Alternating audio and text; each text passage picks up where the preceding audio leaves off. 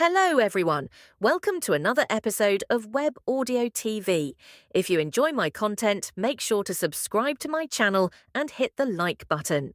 At the moment he heard that ghostly voice, Suhei's scalp tingled, and a chill surged straight to his head. Instinctively, he was about to turn and flee, but in an instant, he stopped himself, standing motionless. This place was 800 meters underground. If the other party had discovered him, they would have attacked immediately. Why waste time with tricks? Suhei waited for a moment, but nothing happened. What a despicable old man, he's trying to trick me. Suhei gritted his teeth. He had no idea what method the person used to project his voice so far. Suhei didn't fall for it. He didn't even probe with his divine sense. Instead, he stayed still, quietly recovering his strength. The gravity here was immense. Suhei had undergone long-term bone tempering and body refinement, making his physical body strong enough to stay here safely. At this moment, beneath the earth, Yehaichuan was 100 meters underground, his body merged with the rock, fully attuned to the underground pulses. Any disturbance, he would sense immediately. Your two demonic beast companions have already been captured by me. If you don't come out, I'll skin them alive. Yehaichuan continued to shout, his voice echoing through the underground, while he sensed for any movements. After a long while, there was no response. Yehaichuan was certain that the other party was hiding deep underground. With the opponent's ability to burrow through rock, they were likely more than 500 meters deep. This gave him a headache. 500 meters. With his abilities, he could go down and search, but he feared the opponent might have set traps underground. At such depths, the pressure was immense, making it hard to maneuver. One wrong move, and he could end up in a dire situation. You little beast, I'll give you the time it takes for a stick of incense to burn to come out and meet me. Otherwise, I'll go out and kill your two companions, then unite all the sects to hunt you down endlessly. Yehaichuan shouted, his voice traveling down through the rock layers. He had made up his mind. If the other party still didn't respond, he would have to give up. But he would never let the other two demonic beasts go. Time ticked by. Yehaichuan wasn't in a hurry. He waited patiently for the other party to reveal themselves. Suddenly, he seemed to hear something. His eyes widened, and without a word, he drilled rapidly into the ground. Humph, you finally showed yourself. Yehaichuan's eyes gleamed with cold light. At unprecedented speed, he rushed towards a certain direction, closing the distance between them. 500 meters, 300 meters, 200 meters, 100 meters. Rock pressure. Yehaichuan clenched his fist in the air. Instantly, the pressure of the rocks multiplied, crazily squeezing towards a central point. Crack, crack, crack. A burst of bloodlight exploded ahead. A large black snake emerged from the rocks, already crushed into a bloody mess, bones broken and tendons snapped. It was Suhei. His body moved slightly. Yehaichuan snorted coldly, and a spike shot out from the rock, piercing Suhei's neck instantly, spraying blood once more. A shrill hiss came from ahead. Suhei struggled desperately, but it was futile, spilling a large amount of blood. Pierce. Yehaichuan didn't dare be careless. He continuously used the earth-piercing spike, 3 spikes shooting out, piercing the large snake over and over, pinning it completely in the rock crevice. Finally, the large black snake twitched and could no longer move. Only then did Yehaichuan reveal a cold smile. 800 meters underground, you really are ruthless, hiding so deep that even I had to be extremely cautious. Yehaichuan's lips curled into a cold smile. A protective light shield rose around him as he passed through the rock layers, approaching the large black snake. Before long, he reached the large black snake. The snake's body was severely deformed, its aura completely gone. This made him slightly regretful. He had hoped to capture it alive, but eliminating such a huge threat and extracting some secrets from the corpse was still worth it. But at that moment, Yehaichuan suddenly felt a sense of alarm. Something's wrong? Wasn't this too easy? As a Foundation Establishment cultivator, killing a spirit communion stage snake demon should have been easy, even easier than this, a mere snap of the fingers. But now, he felt something was off. He couldn't pinpoint the reason, it was purely his intuition from a century of cultivation. As soon as this thought emerged, his hair stood on end, his pupils contracted to a point, and his heart surged with a tidal wave of shock. What did he see? In his divine sense, a large number of black gold scales suddenly appeared behind him without warning, piercing through the rock layers, shooting towards his back. Too close? The distance was too close, less than 15 meters. The opponent was hiding nearby. What is this? At that moment, Yehaichuan finally saw clearly. Not far from him, there was another large black snake, identical to the one he had just killed, covered in blood, its body shattered, swinging its tail fiercely towards him, smashing through the rock, coming down on him with a powerful strike. LB //JNN. It looked exactly like the one he had just killed. Earth shield. Thick earth armor. Earth flow wall. In an instant, Yehaichuan cast 3 defensive spells, activating the inner armor magical treasure on his body. But it was too fast, too close. Just as the gray light appeared on his body, countless scales shot into him. Thud, thud, thud. Blood blossomed. Yehaichuan's physical body was pierced through, all his defenses shattered like paper, leaving him bloodied, his internal organs turned into a sieve. He had tried his best to dodge, but in such deep places, surrounded by heavy rocks, it was hard to move. He barely avoided the vital points. At this moment, Yehaichuan realized he had fallen into a trap. The one he had just killed wasn't the real snake, but a puppet, an almost lifelike puppet identical to the black snake. What shocked him was that the puppet also bled, its skin also tore. Looking at Suhei's wounds, he finally understood. The blood, the flesh, the snake skin, even the internal organs, were all Suhei's doing, merging with the puppet. What a ruthless snake. What a cunning tactic. To achieve his goal, he even harmed himself. What kind of opponent had he provoked? I must escape, I must get away. Yehaichuan took out a talisman, activating it underground. A stream of air shot out from behind, carrying Yehaichuan upwards. Smack. Suhei's tail struck his lower abdomen, instantly smashing half of Yehaichuan's body, his legs exploding into a mist of blood, and his storage bag falling off. The stream of air from the talisman carried half of Yehaichuan's body towards the surface, creating a path through the rock layers, unstoppable. This is my limit. Suhei watched his opponent flee, wanting to chase but unable to move. He had heard from He Huang that it's extremely difficult for cultivators to fight across levels. Some geniuses could do it, but to fight across stages was almost impossible, like defying the heavens. Suhei had reached his limit, yet he still couldn't kill his opponent, just one step short, one step. He had never risked his life for anyone. But this time, he did. For no other reason than the opponent's threat of endless pursuit against him and his companions. From that moment, Suhei knew he had no way out. Some things, even at great risk, had to be done. Suhei almost succeeded. If not for that talisman, Yehaichuan would have been dead.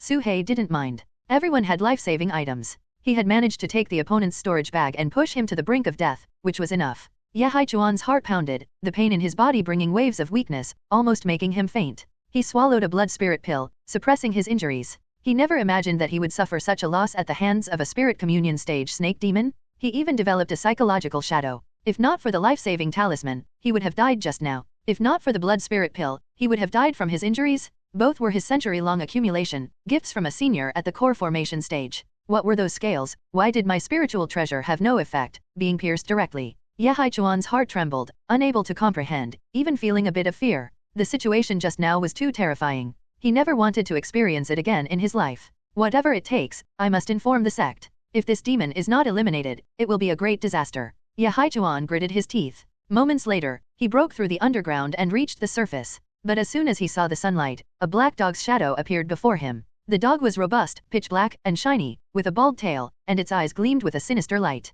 The dog turned its head, looking at him, a ghostly smile curling its lips. Yehaichuan's pupils dilated, his mouth opened wide. Before he could scream, he accidentally crashed into a tree. Boom! The tree collapsed, Yehaichuan spat blood, fell to the ground, and with one last breath, his vision went black, and his body stiffened forever. He Huang was dumbfounded. He swore he hadn't done anything. He just glanced at the man, and the man ran into a tree and died. Upon closer inspection, He Huang realized that this person was actually a Foundation Establishment cultivator. But how could a Foundation Establishment cultivator end up with only half a body and die from crashing into a tree? What happened here? Could it be Xiao Su's doing? But how could he, at the 6th level of the Spirit Communion stage, be so fierce? He Huang took a few steps closer and used his divine sense to investigate. He discovered that this person's spiritual foundation was like a lake, overflowing. This was not an ordinary early-stage Foundation Establishment cultivator but one who was very close to reaching mid-stage. This was an old cultivator who had been at the early stage of Foundation Establishment for a long time, with deep accumulations, far surpassing those who had just broken through.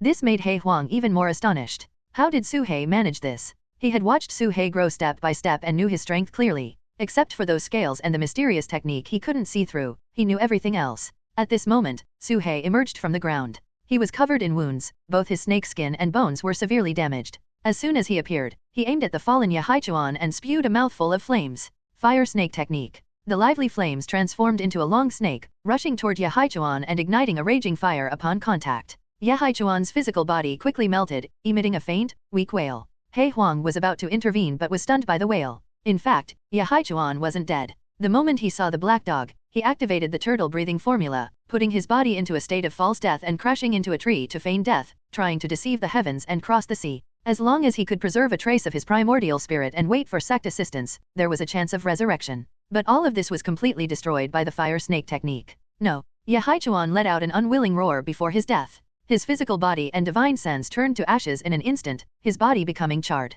He Huang hurriedly went up to absorb Yehaichuan's true qi, but he only managed to extract a little before the latter turned to dust. What a waste. He Huang sighed inwardly. However, this person had used the turtle breathing formula and even deceived him, which was truly unexpected. At this moment, Suhei was already exhausted. Fighting a Foundation establishment cultivator tested not only the physical body and cultivation but also mental willpower. He had to stay focused at all times, trying every possible method, without the slightest underestimation. A single mistake could lead to eternal damnation. He had only been cultivating for a year, while others had been cultivating for decades or even centuries. Why should they be weaker than him? Su-hei never thought he was necessarily stronger than others. Even when dealing with two Qi refining stage disciples before, he gave it his all. If he didn't strike, it was fine, but if he did, it was a kill. The reason he survived was due to his strong will. Otherwise, he wouldn't have thought of self-harming to deceive his opponent. He Huang glanced at Su-hei, his face darkening, and said, "Are all these injuries on you caused by that person?" His voice carried a rare hint of anger. "I did it myself," Su-hei replied.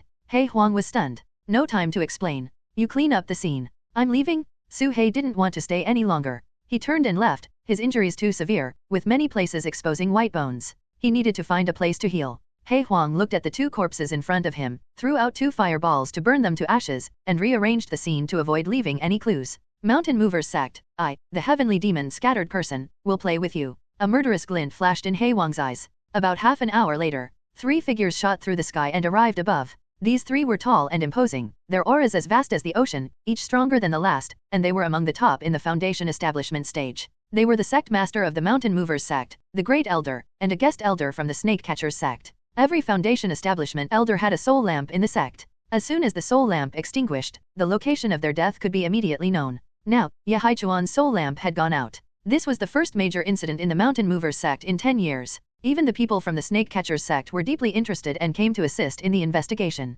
The aura here is chaotic, clearly indicating a fierce battle, but the traces have been deliberately erased. It's impossible to tell who did it. The Great Elder of the Mountain Movers sect, Shi Fengzi, spoke calmly. The elder from the Snake Catchers sect snorted coldly. Our 5 sects entered the mountains and signed a non-aggression pact long ago. Even if there were conflicts, they were between disciples. Now, even elders dare to be killed. This is courting death. Could it have been done by a demonic beast? A demonic beast? This area within a radius of 300 miles has been thoroughly investigated. There are no Foundation establishment stage demonic beasts. Even if there were, with Yeshidi's skills, he wouldn't be unable to escape. And how could a demonic beast erase the traces? Could it be? After a round of discussion, the elder from the Snake Catchers sect suddenly froze, a figure flashing through his mind like lightning. It was the shadow of a snake demon. But he immediately shook his head. A snake demon? What a joke. Ye Haichuan was among the top in the early stage of Foundation establishment. How could he be killed by a little snake demon, unable even to escape? First, find out why Yeshidi came here, whether someone called for help, who that person was, and what the content was. Investigate thoroughly before drawing conclusions. Shi Fengzi spoke calmly. The elder from the Snake Catchers sect had a sudden flash of inspiration and said, "I suddenly remembered, 2 months ago, Senior Xianyang's avatar was destroyed, and his storage bag was taken. The culprit has not been found, and it also happened in this forest."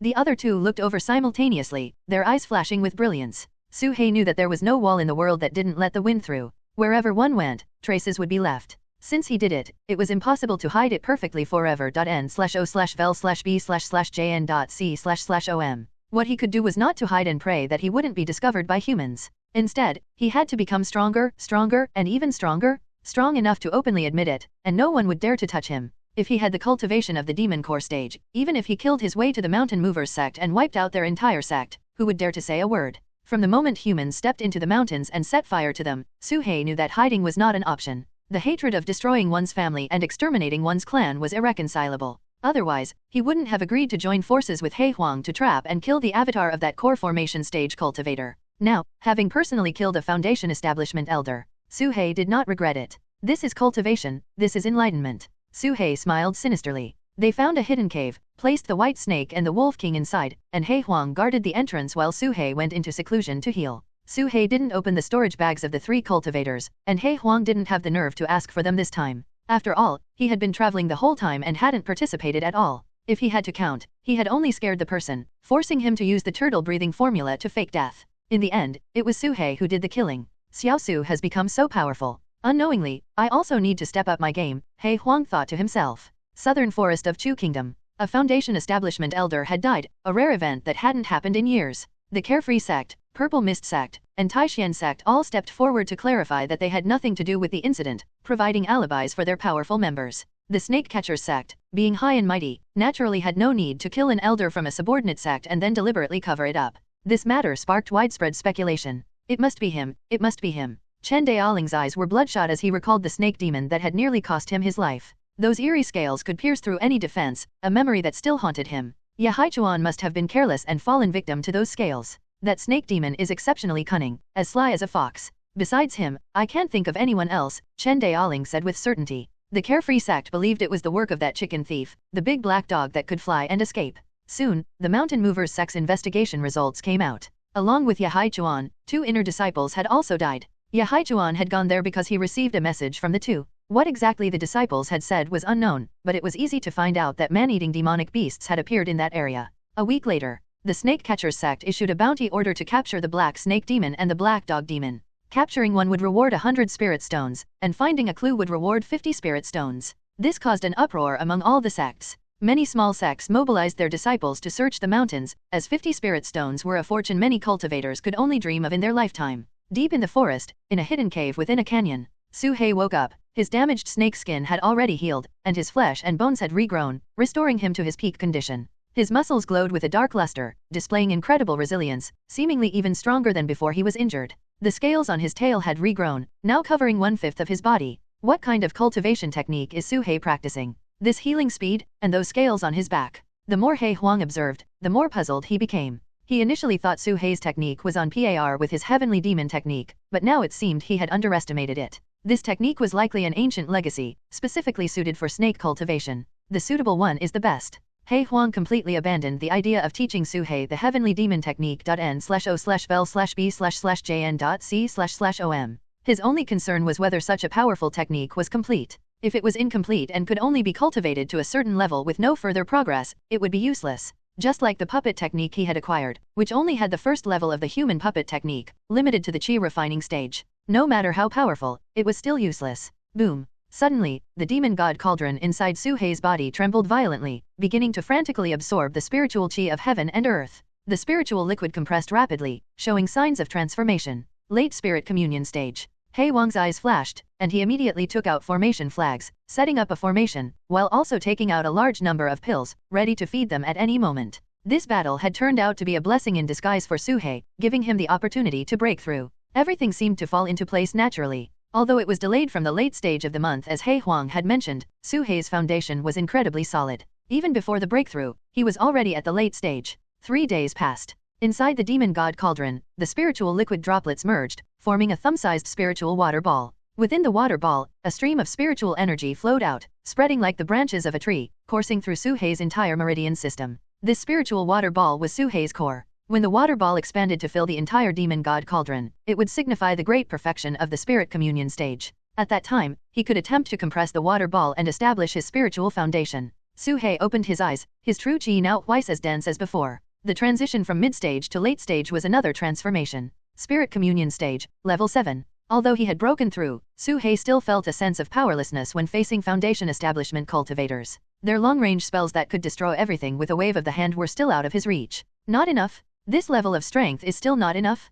Killing Ye Haichuan was purely a stroke of luck and coincidence. If Su He had to do it again, he wouldn't be confident in replicating such a miracle. This big snake is fixed for you. He Huang tossed in a large snake puppet, the same one from before, now fully repaired. Su He glanced at it and nodded. Thank you. He stored the snake away. If it weren't for He Huang's invisibility talisman and the snake puppet, he wouldn't have been able to kill that cultivator. Su He took out 3 storage bags and placed them on the ground. He Huang glanced at them and obediently left. I'll go for a walk. No need, there's a share for you, Su He said. He Huang's eyes lit up, and he immediately scampered back, sitting on the ground with a cheeky grin. And you too, come in as well, Su He called out to the cave entrance. The white snake and the wolf king excitedly ran in, sitting obediently by the side. Both of them had long since recovered from their injuries and had made significant progress in their strength. The wolf king was now at the 3rd level of the spirit communion stage. The white snake, surprisingly, had reached the 4th level of the spirit communion stage. This was the mid-stage, and such rapid progress without many resources astonished Su He. It was much faster than his own progress back in the day. The little white snake looked at Su He with starry eyes, hesitating for a moment before timidly asking, "What should I call you? Great King, Senior Brother, or..." "Stop. Just call me Su He." Su He quickly interrupted her, stopping her from continuing. He Huang grinned mischievously. "Little Su, let her finish. Could it be that you two have some unspeakable relationship?" Su He's face remained expressionless as he said, "I was planning to share with everyone, but forget it.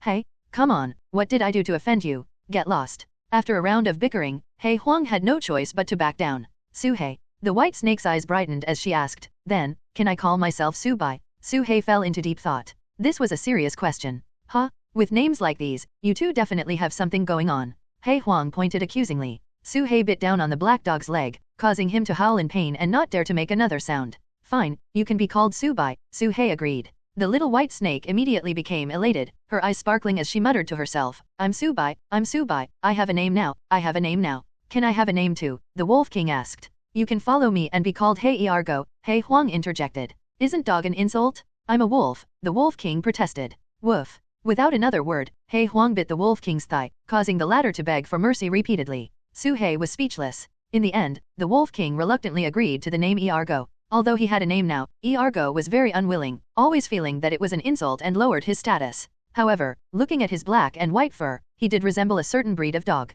Next came the exciting moment of dividing the spoils. Su-hei opened the first 2 storage bags at once. These belonged to 2 inner disciples and contained nothing special, just common items. The most numerous were demonic beast corpses and inner cores. Don't be polite, take whatever you like, Su-hei said. Su-hei was already in the late spirit communion stage, and these low-level items were of little use to him. Before long, Iargo and Su-bai had picked out what they needed. Then came the main event. Su-hei took out Ye Haichuan's storage bag. The divine sense imprint on it had been broken 3 days ago. With a flash of light, a dozen or so treasures appeared scattered on the ground. 300 spirit stones, 2 bottles of pills, 3 talismans, and several jade slips. 2 flying swords, a soul flag, and a pill furnace, all of Foundation Establishment level spiritual treasures. As for spirit medicines, beast materials, and metal materials, they filled a large bag. Additionally, there was a crystal ball for testing spiritual roots. Is that all? Su-hei was somewhat surprised. He had thought that a Foundation Establishment cultivator should have a wealth of treasures, but the reality was quite different. It might not even be as valuable as Xiao Yu Duo's 1,000 spirit stones.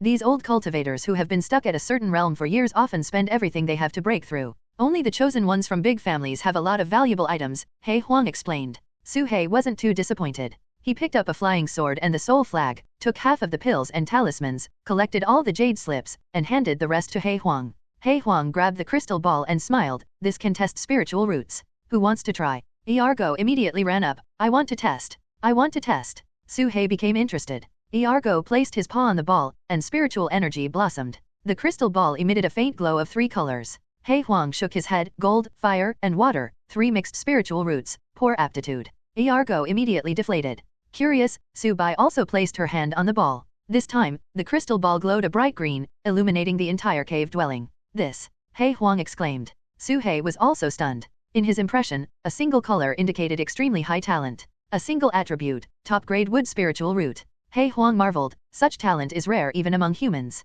No wonder this serpent has such a keen sense. Su-bai, however, had no concept of this and was instead frightened by the bright light, shrinking back. Su-hei thought for a moment, took out some jade slips on wood element spells, and handed them to her, instructing her to practice diligently. Su-bai accepted them seriously. Hei Huang glanced at Su-hei and smiled meaningfully. A single wood spiritual root in a human woman would mean unparalleled beauty. If she could transform, who knows how many male cultivators she would enchant. Su-hei remained silent. Finally, it was Su-hei's turn. Su-hei climbed up and placed his hand on the crystal ball, releasing his spiritual energy. The crystal ball lit up with a myriad of colors, starting with earthy yellow, then red, blue, gold, and purple. Mixed spiritual roots? 7 mixed spiritual roots. Hei Huang was a bit stunned. N/O/vel/b/jn.c//om. No, if they were mixed spiritual roots, how could Su-hei cultivate so quickly? But soon, the multicolored light grew brighter and more dazzling, especially the earthy yellow light, which was almost blinding. Even the crystal ball showed a crack, as if it was about to explode. Su-hei quickly withdrew his spiritual energy, and the crystal ball calmed down. What is going on? Su-hei asked in surprise. Hei Huang pondered for a long time before saying, you do have multiple spiritual roots, but their quality is very high. I've never seen such a situation. Normally, the more spiritual roots one had, the lower their quality. But Su-hei had many spiritual roots, and their quality was high. Especially his earth spiritual root, which was beyond top grade. This was quite extraordinary. No wonder Su-hei could master any spell quickly and with great power. It turned out he had all kinds of spiritual roots, and none of them were low grade. Su-hei didn't dwell on it. Since his earth spiritual root was the best, he decided to focus on earth element spells. After all the demonic beasts had left, Hei Huang placed his paw on the crystal ball, which emitted a black glow, like a black hole that could swallow all light. Hei Huang immediately withdrew his hand. It's time to visit the Mountain Movers sect, Hei Huang said coldly. Outside the canyon, in a yellow-brown area, Su-hei took out a jade slip and quickly scanned it with his divine sense. There are a total of 16 earth element spells. I need to learn 2 for now, thick earth armor and earth spike. 1 for attack and 1 for defense. If I master these 2, I should be able to escape even if I can't defeat a foundation establishment cultivator. Suhei thought to himself. Both spells were top tier for the chi refining stage, and many foundation establishment cultivators used them. With Suhei's top grade earth spiritual root, their power would be even greater. Thick earth armor. Suhei focused his mind. A yellow-brown layer of light immediately appeared on his body, gradually covering his skin, making it look petrified, with a halo surrounding him from head to toe. But the glow dissipated after just a breath. Suhei exhaled. He had succeeded on his first try, confirming his exceptional talent in earth element spells. Days passed in a flash. Suhei spent his days doing breathing exercises in the cave dwelling and went out at night to practice earth element spells. In terms of spells, he progressed rapidly. He had already achieved minor success in both earth element spells, and their power was indeed much greater than other spells. However, his cultivation level showed almost no progress. The Shaoyang powder for body tempering was useless to him, and the qi condensation pills had lost their effect. He had also run out of high-level demonic beast meat. While he could capture more demonic beast meat, the biggest problem was the pills. I don't lack spirit stones, but I lack effective pills. Ordinary pills have lost their effect, partly because my cultivation is too high and partly due to resistance. Only the top-tier qi refining stage pill, the minor essence nurturing pill, has any effect, Suhei thought. He had found half a bottle of minor essence nurturing pills in Yahaichuan's storage bag and had consumed them, increasing his spiritual energy by about 30%. Additionally, Yahaichuan had a bottle of major essence nurturing pills, but only foundation establishment cultivators could take them. Suhei had tried licking one and nearly had his meridians burst, so he didn't dare try again. There are plenty of ingredients to make minor essence nurturing pills, like the serpent tree, but I don't know how to refine pills, Suhei frowned. Pill refining, one of the 6 arts of cultivation, was extremely taxing to learn. Suhei had already learned puppet techniques and had no energy to learn pill refining. Besides, his wood spiritual root wasn't high, so he might not have the talent for it. Suddenly, Suhei had a flash of inspiration. Wood spiritual root? Wood spiritual root? Isn't Subai a top-grade wood spiritual root? Suhei's eyes widened. Thinking carefully, Subai was practically a natural pill refining genius, born for it. How had he not thought of this before? Coincidentally, Suhei had a high-level pill furnace that he could give her. Suhei immediately took action, carrying the pill furnace into Subai's cave dwelling. As soon as he entered, he saw her already fiddling with herbs, with a mortar in front of her, forming a ball of herbs. During the division of spoils, she had taken the most spirit medicines and plants. Suhei. Subai's eyes lit up when she saw Suhei, and she quickly crawled over. Are you refining pills? Suhei asked, looking at the ball of herbs in the mortar, somewhat stunned. What kind of pill refining was this? A new concept? Yes, I'm a top-grade wood spiritual root, perfect for pill refining. I even got Iargo to help me test the pills. Iargo was so happy after eating them. Subai said with a smile. Suhei listened and then noticed that Iargo was also in the cave dwelling. However, Iargo's face was dark, his eyes lifeless, and he stood there like a wooden statue, but his mouth was constantly grinning foolishly. Iargo, aren't my pills amazing? Subai asked Iargo with a smile. Iargo just kept grinning foolishly, drool dripping from the corner of his mouth. Looking at the nearly dazed Iargo, Suhei's throat moved convulsively. Suhei really wanted to ask a question. Who let her refine pills? By the way, Suhei, did you come to see me for something? Whatever you need, I'll definitely get it done. Subai looked at Suhei, her eyes sparkling, waiting for his response. Suhei was taken aback. He remembered he came to ask Subai for help with pill refining, but seeing Iargo's state, could he dare to eat the pills she made? Right, what was I here for? I seem to have forgotten. Wait, let me think outside. Suhei laughed awkwardly and turned to leave. Hey, is that pill furnace on your back for me? Did you come to ask me to refine pills? Subai's eyes lit up, staring at the pill furnace on Suhei's back. Suhei's body stiffened, his face turning alternately blue and white. Whatever? With my physical body, as tough as iron and steel, what pills can't I eat? I can't compare myself to Iargo. Suhei thought to himself, deciding to go all out. He took out the pill furnace, placing it carefully in front of Subai, then brought out the serpent tree and a large amount of high-grade medicinal herbs, piling them up beside it. At the same time, he took out all the jade slips containing his pill refining insights, discussions on spirit medicines, and pill recipes, laying them out in a row. These are the experiences I've gathered on pill refining, including the recipe for the minor essence nurturing pill. You can give it a try, but don't force yourself if it doesn't work. Suhei said tactfully. I won't let you down. Subai said excitedly, putting away the jade slips. Suhei took a deep breath and quickly left the cave dwelling. Anyway, the task was handed over. When the time comes, whether the pills can be eaten or not, let He Huang try one first, then himself. She's just refining pills for the first time, it's inevitable to make mistakes. She'll get better with practice. Suhei thought optimistically. He indeed needed a companion who could refine pills. Otherwise, going to human cities to buy them every time was too risky. If Subai could consistently produce pills, being a tool snake would be perfect. Inside the cave dwelling, Subai glanced at Iargo and said, Iargo, Suhei has given me a task, and I must complete it. The job of testing the pills will be yours. Iargo's silly smile froze instantly, a primal fear appearing in his eyes. Southern Chu Kingdom, Mountain Movers sect.n/o/vel/b/in.c//om. As a one-star sect in the south, Mountain Movers sect was under the Snake Catchers sect, with a history of 500 years. The mountain-moving patriarch of that year was considered a legendary figure. Humph, dare to bully little Su? Today marks the end of your Mountain Movers sect. He Huang sneered sinisterly, his figure disappearing into the back mountain. Who knows how much time passed? In the back mountain of the Mountain Movers sect, a steward was passing by, performing routine patrol and maintenance. Suddenly, the steward stopped, his eyes widening, staring at a certain spot with an incredulous expression. Moments later, a piercing scream echoed throughout the Mountain Movers sect. Something terrible has happened? The ancestor's tomb has been dug up. The news spread, causing an uproar in the entire sect. The sect master, the grand elder, the guest elders from the Snake Catchers sect. All the high-ranking members gathered in the back mountain, only to see a large pit dug out of the ancestor's tomb, the third-tier formation above it rendered useless, completely ignored. No! Grand Elder Shi Fengzi screamed, almost fainting. Others hurriedly said, quick, go inside and check the ancestor's body. Shi Fengzi snapped back to reality, rushing into the tomb. The coffin inside was empty, not only were the burial items gone, but the remains were also missing. The formations and restrictions were all in an inactive state. In other words, the grave robber had ignored the formations? Who did this? Shi Fengzi roared in anger. The mountain-moving patriarch was his most revered master. His master's reputation was more important to him than his own life, and now the body was stolen, crossing his bottom line. The mountain-moving patriarch was a core formation stage powerhouse back in the day. To dare steal his body, the culprit must also be a core formation cultivator. Impossible. If it were a core formation cultivator, why do such a despicable act? If not a core formation stage, how could they ignore the third-tier formation?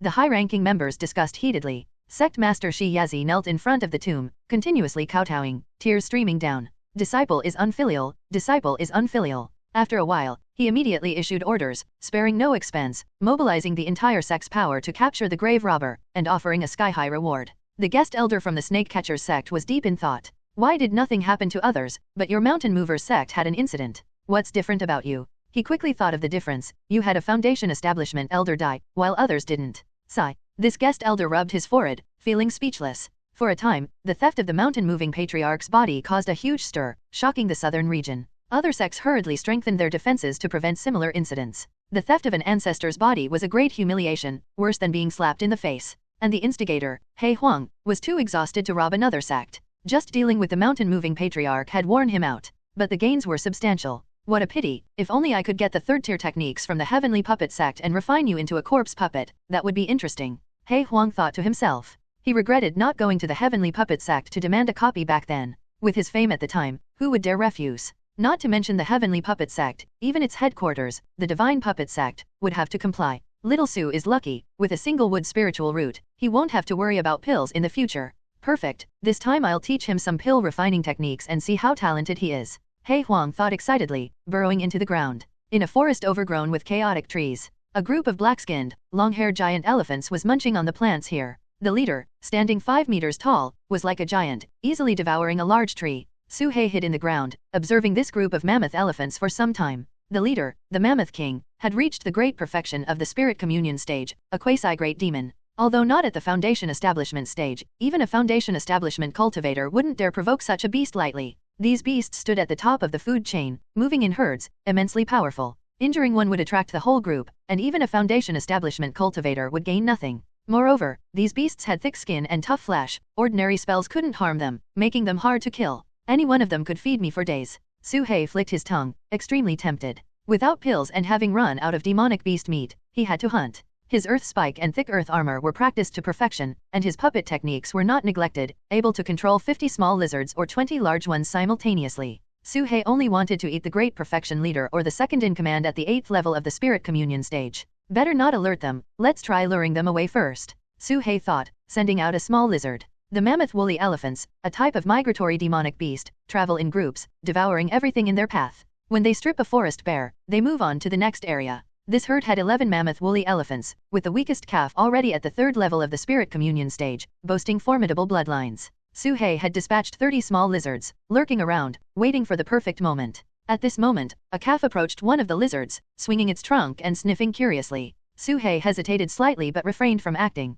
The calf was too weak, he feared that a single strike might kill it and completely enrage the herd. His targets were only the two largest ones. Killing one of them would suffice. Suhei was well aware of his own capabilities. Whoosh, whoosh, whoosh. Suddenly, the sound of something cutting through the air came from afar. Suhei was taken aback and directed the lizard's gaze towards the source. In the distance, a large group of figures emerged, at least 10 people, each using a swift wind talisman, flying and escaping, landing on nearby mounds and treetops. Within just a few breaths, the group had taken their positions, surrounding the elephant herd. They were uniformly dressed, adorned with carvings of green mountains and white clouds, all disciples of the Carefree sect, with cultivation levels ranging from mid to late chi refining stage. Leading them was a snake catcher in a python robe. This person was very young, around 16 or 17 years old, tall and slender, with a slightly youthful appearance, but his cultivation had reached the foundation establishment stage, the highest in the group. His name was Hua Yuntian, one of Xian Yang's true disciples, the least experienced but exceptionally talented, possessing a rare single superior grade water spiritual root, achieving foundation establishment at 15.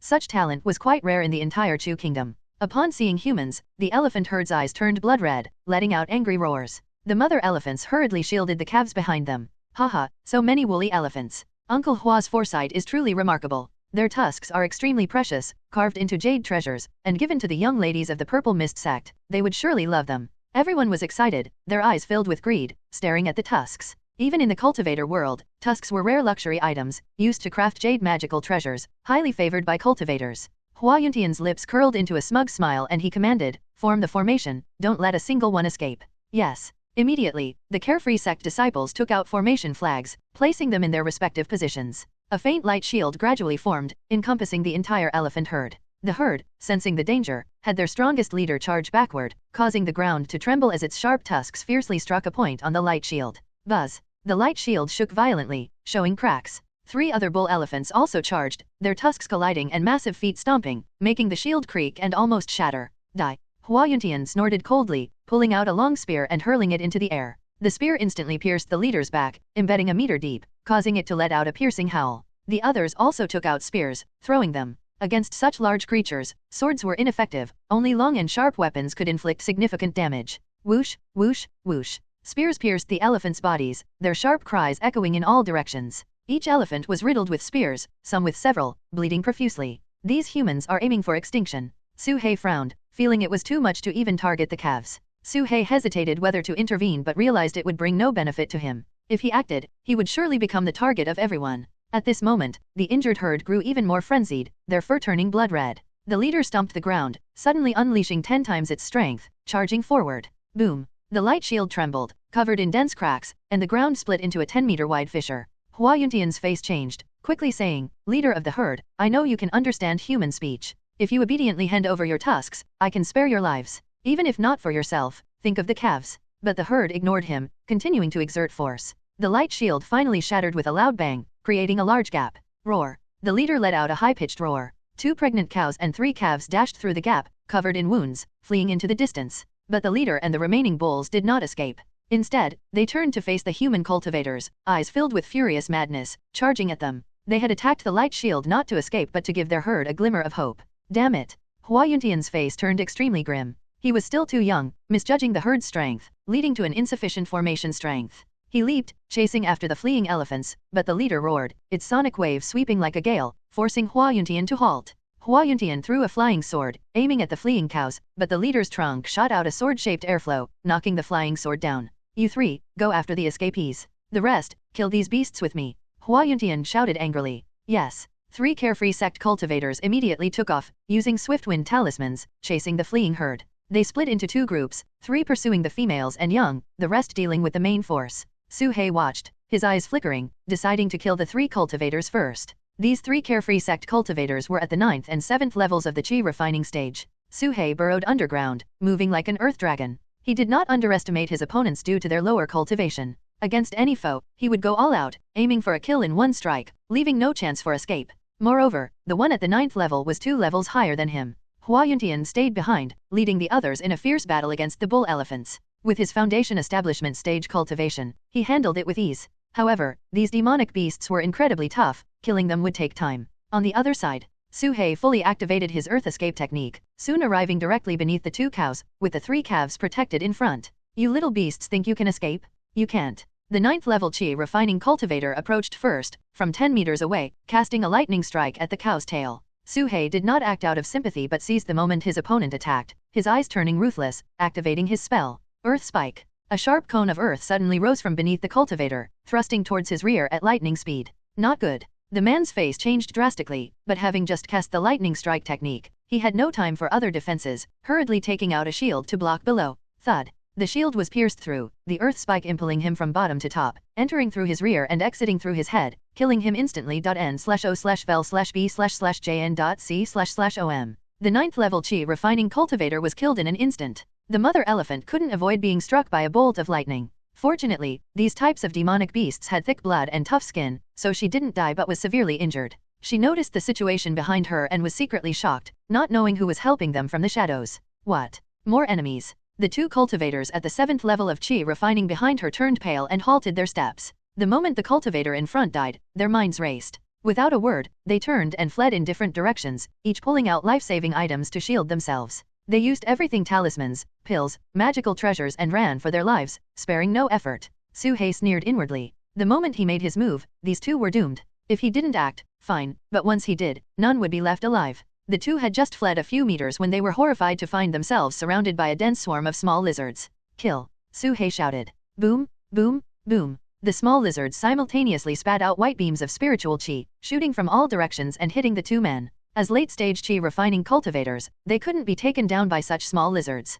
Their magical treasures glowed, blocking all attacks, though they looked a bit disheveled. The 2 cursed inwardly. They were clearly ambushed, but as long as they could reach Hua Yuntian, they would be saved. But at that moment, they suddenly noticed several small lizards flying out from the barrage, each carrying a burning talisman. Is that top-grade fire explosion talismans? Not good. Retreat. The 2 screamed shrilly. Retreat? There was nowhere to retreat. The lizards carrying talismans were not just 1 or 2 but a whole swarm, coming from all directions. Boom, boom, boom. The fire explosion talismans detonated, shattering their protective barriers. The white beams from behind surged forward, leaving bloody holes in their bodies. Screams echoed continuously. In just a few breaths, the 2 were blasted into meat paste. Su-hei quickly collected the storage bags of the 3 and had the small lizards burn their bodies with fireball talismans. Low-grade talismans were of no use to Su-hei, but they were good for destroying bodies. These small lizards have 2 simple attack methods. They must carry talismans. But top-grade talismans are limited and too wasteful. Next time, I need stronger puppet beasts, like that giant frog or that big snake.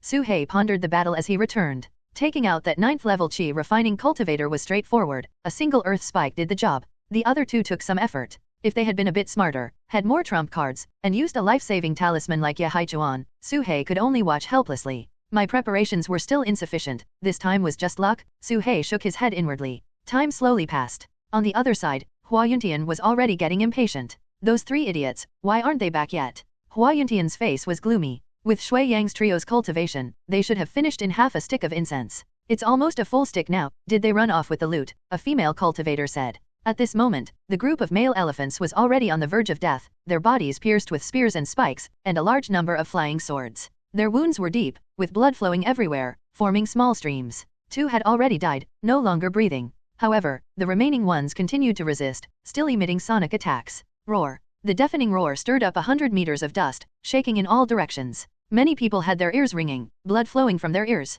I'll go take a look. The female cultivator who had just spoken leaped towards the direction the 3 had chased. Hua Yuntian didn't stop her. After such a long time, it was indeed necessary to check. Whoosh. Suddenly, not far from where the female cultivator flew, an earth spike shot up from below, aiming at her lower body. Not good. Hua Yuntian's face changed drastically. He threw out a flying sword, slashing at the earth spike with lightning speed. But Su-hei had already calculated the timing. How could it be so easily blocked? The earth spike was cut into 2, but the front half still soared, piercing through the female cultivator's body from back to front. She fell from 15 meters high, crashing to the ground, dead. The speed was so fast that she couldn't even react, not having time to activate her defensive magical treasure, dying instantly. Everyone froze. Hua Yuntian stared for a few seconds, his eyes bulging with extreme anger. Earth spike? Mountain movers sect? Impossible? Who is it? Get out here. Hua Yuntian roared in fury, his divine sense sweeping out, covering a radius of 300 meters, but finding nothing. The severely injured male elephants also looked puzzled. After using that move, Su-hei immediately activated an invisibility talisman, hiding underground, motionless.n/o/vel/b/in.c//om. This person's divine sense doesn't seem as strong as Yehaichuan's. Su-hei was puzzled. From previous observations, although Hua Yuntian was also in the foundation establishment stage, he was on a completely different level compared to Yahaichuan. The latter's spells, magical treasures, flying swords, and divine sense were all far superior to Hua Yuntian. Even his cunning and scheming were several levels above Hua Yuntian. In comparison, the person before him seemed like a reckless fool, failing to control the situation from the start and letting a few elephants escape. It seems that even foundation establishment cultivators vary in strength. I can't be careless whether this person is truly weak or just pretending. Su He remained vigilant, always giving his all against any opponent. Moreover, this person had reached foundation establishment at a young age, surely a genius with many life-saving items. Get out, get out. After a bout of hysterical roaring, Hua Yuntian panted heavily, his eyes bloodshot. He stopped attacking the giant elephants and stared ahead, his face gloomy. What is your purpose?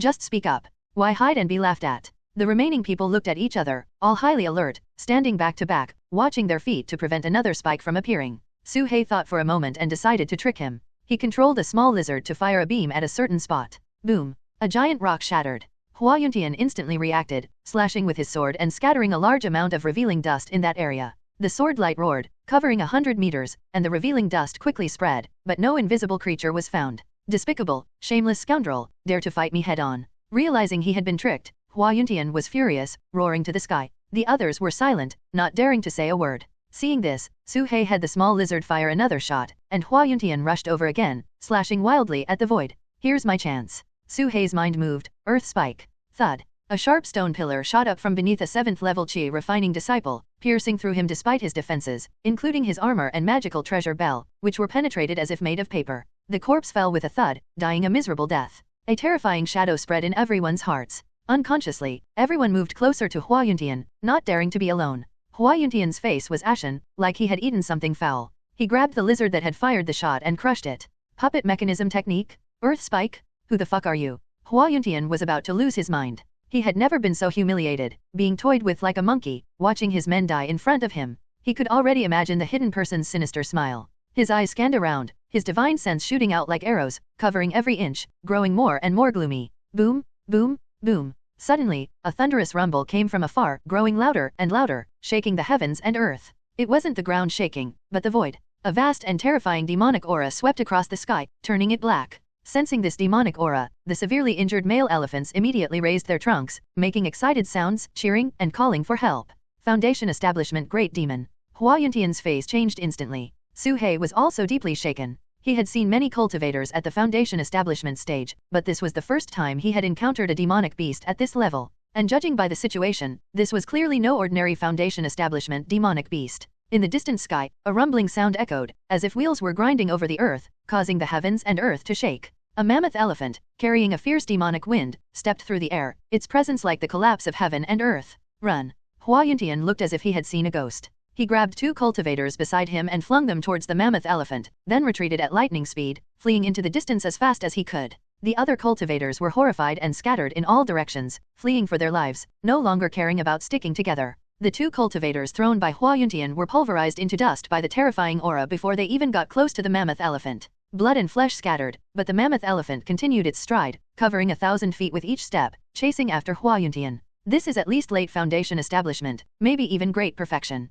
Su He judged roughly in his heart after observing through his small lizard. He never expected that this group of seemingly ordinary mammoth elephants would attract the help of such a terrifying mammoth elephant. It was too frightening. What kind of creatures were hidden in this forest? Su He had no idea. Let's slow you down. Su He certainly wouldn't let Hua Yuntian escape so easily. With a thought, he activated the earth spike, aiming it at Hua Yuntian's path. Hua Yuntian sensed something, his face twitching as he quickly veered to the side. In the instant he dodged, a sharp stone pillar shot up, almost grazing his face. Although it didn't harm him, it slowed him down. Earth spike. Su He cast the spell again, mimicking Yahaichuan's method, aiming at Hua Yuntian's path to block his escape. Thud, thud, thud. Stone pillars shot up one after another, always appearing in Hua Yuntian's path whenever he tried to move. In just a moment, the distance between him and the mammoth elephant closed rapidly. You despicable scoundrel. Hua Yuntian was nearly driven mad with rage. Under normal circumstances, this spell couldn't possibly hit him. He could even track the caster's location and launch a thunderous counterattack. But now, he didn't dare.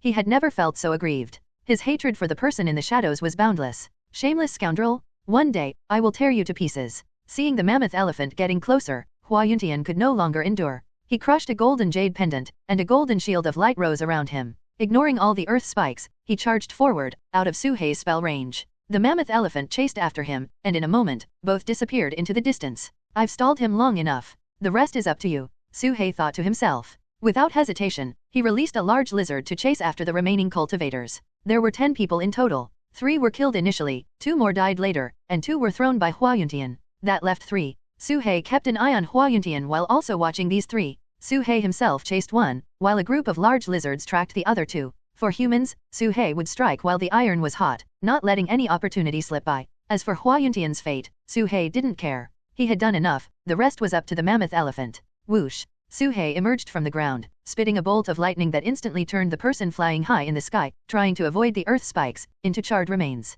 Elsewhere, the 2 who had split up were caught by the group of large lizards. One was killed in a chaotic attack, while the other escaped. Su-hei arrived shortly after and, after a 10-breath chase, successfully dealt with the escapee. These mechanical beasts are still not good enough. Su-hei shook his head. He needed to hurry and control his large snake and giant frog better, as they could rival puppets at the great perfection of the chi refining stage. He didn't dare covet the mammoth elephant's corpse, but killing a group of human cultivators and collecting a pile of storage bags was enough. Su-hei returned the way he came, passing the battlefield and having his small lizard retrieve the storage bags of the cultivators. Most of the male elephants were dead, mostly from severe injuries, with only 2 barely clinging to life. Su-hei thought for a moment and decided to help them to the end. He took out 2 healing pills from a storage bag and had the small lizard deliver them. The 2 elephants, showing intelligence, used their long trunks to roll up the pills and swallow them, trumpeting at the small lizard in gratitude. Su-hei sighed inwardly, deciding not to show himself. If they wanted to thank someone, they could thank the small lizard. Seeing you so pitiful, I'll help you out.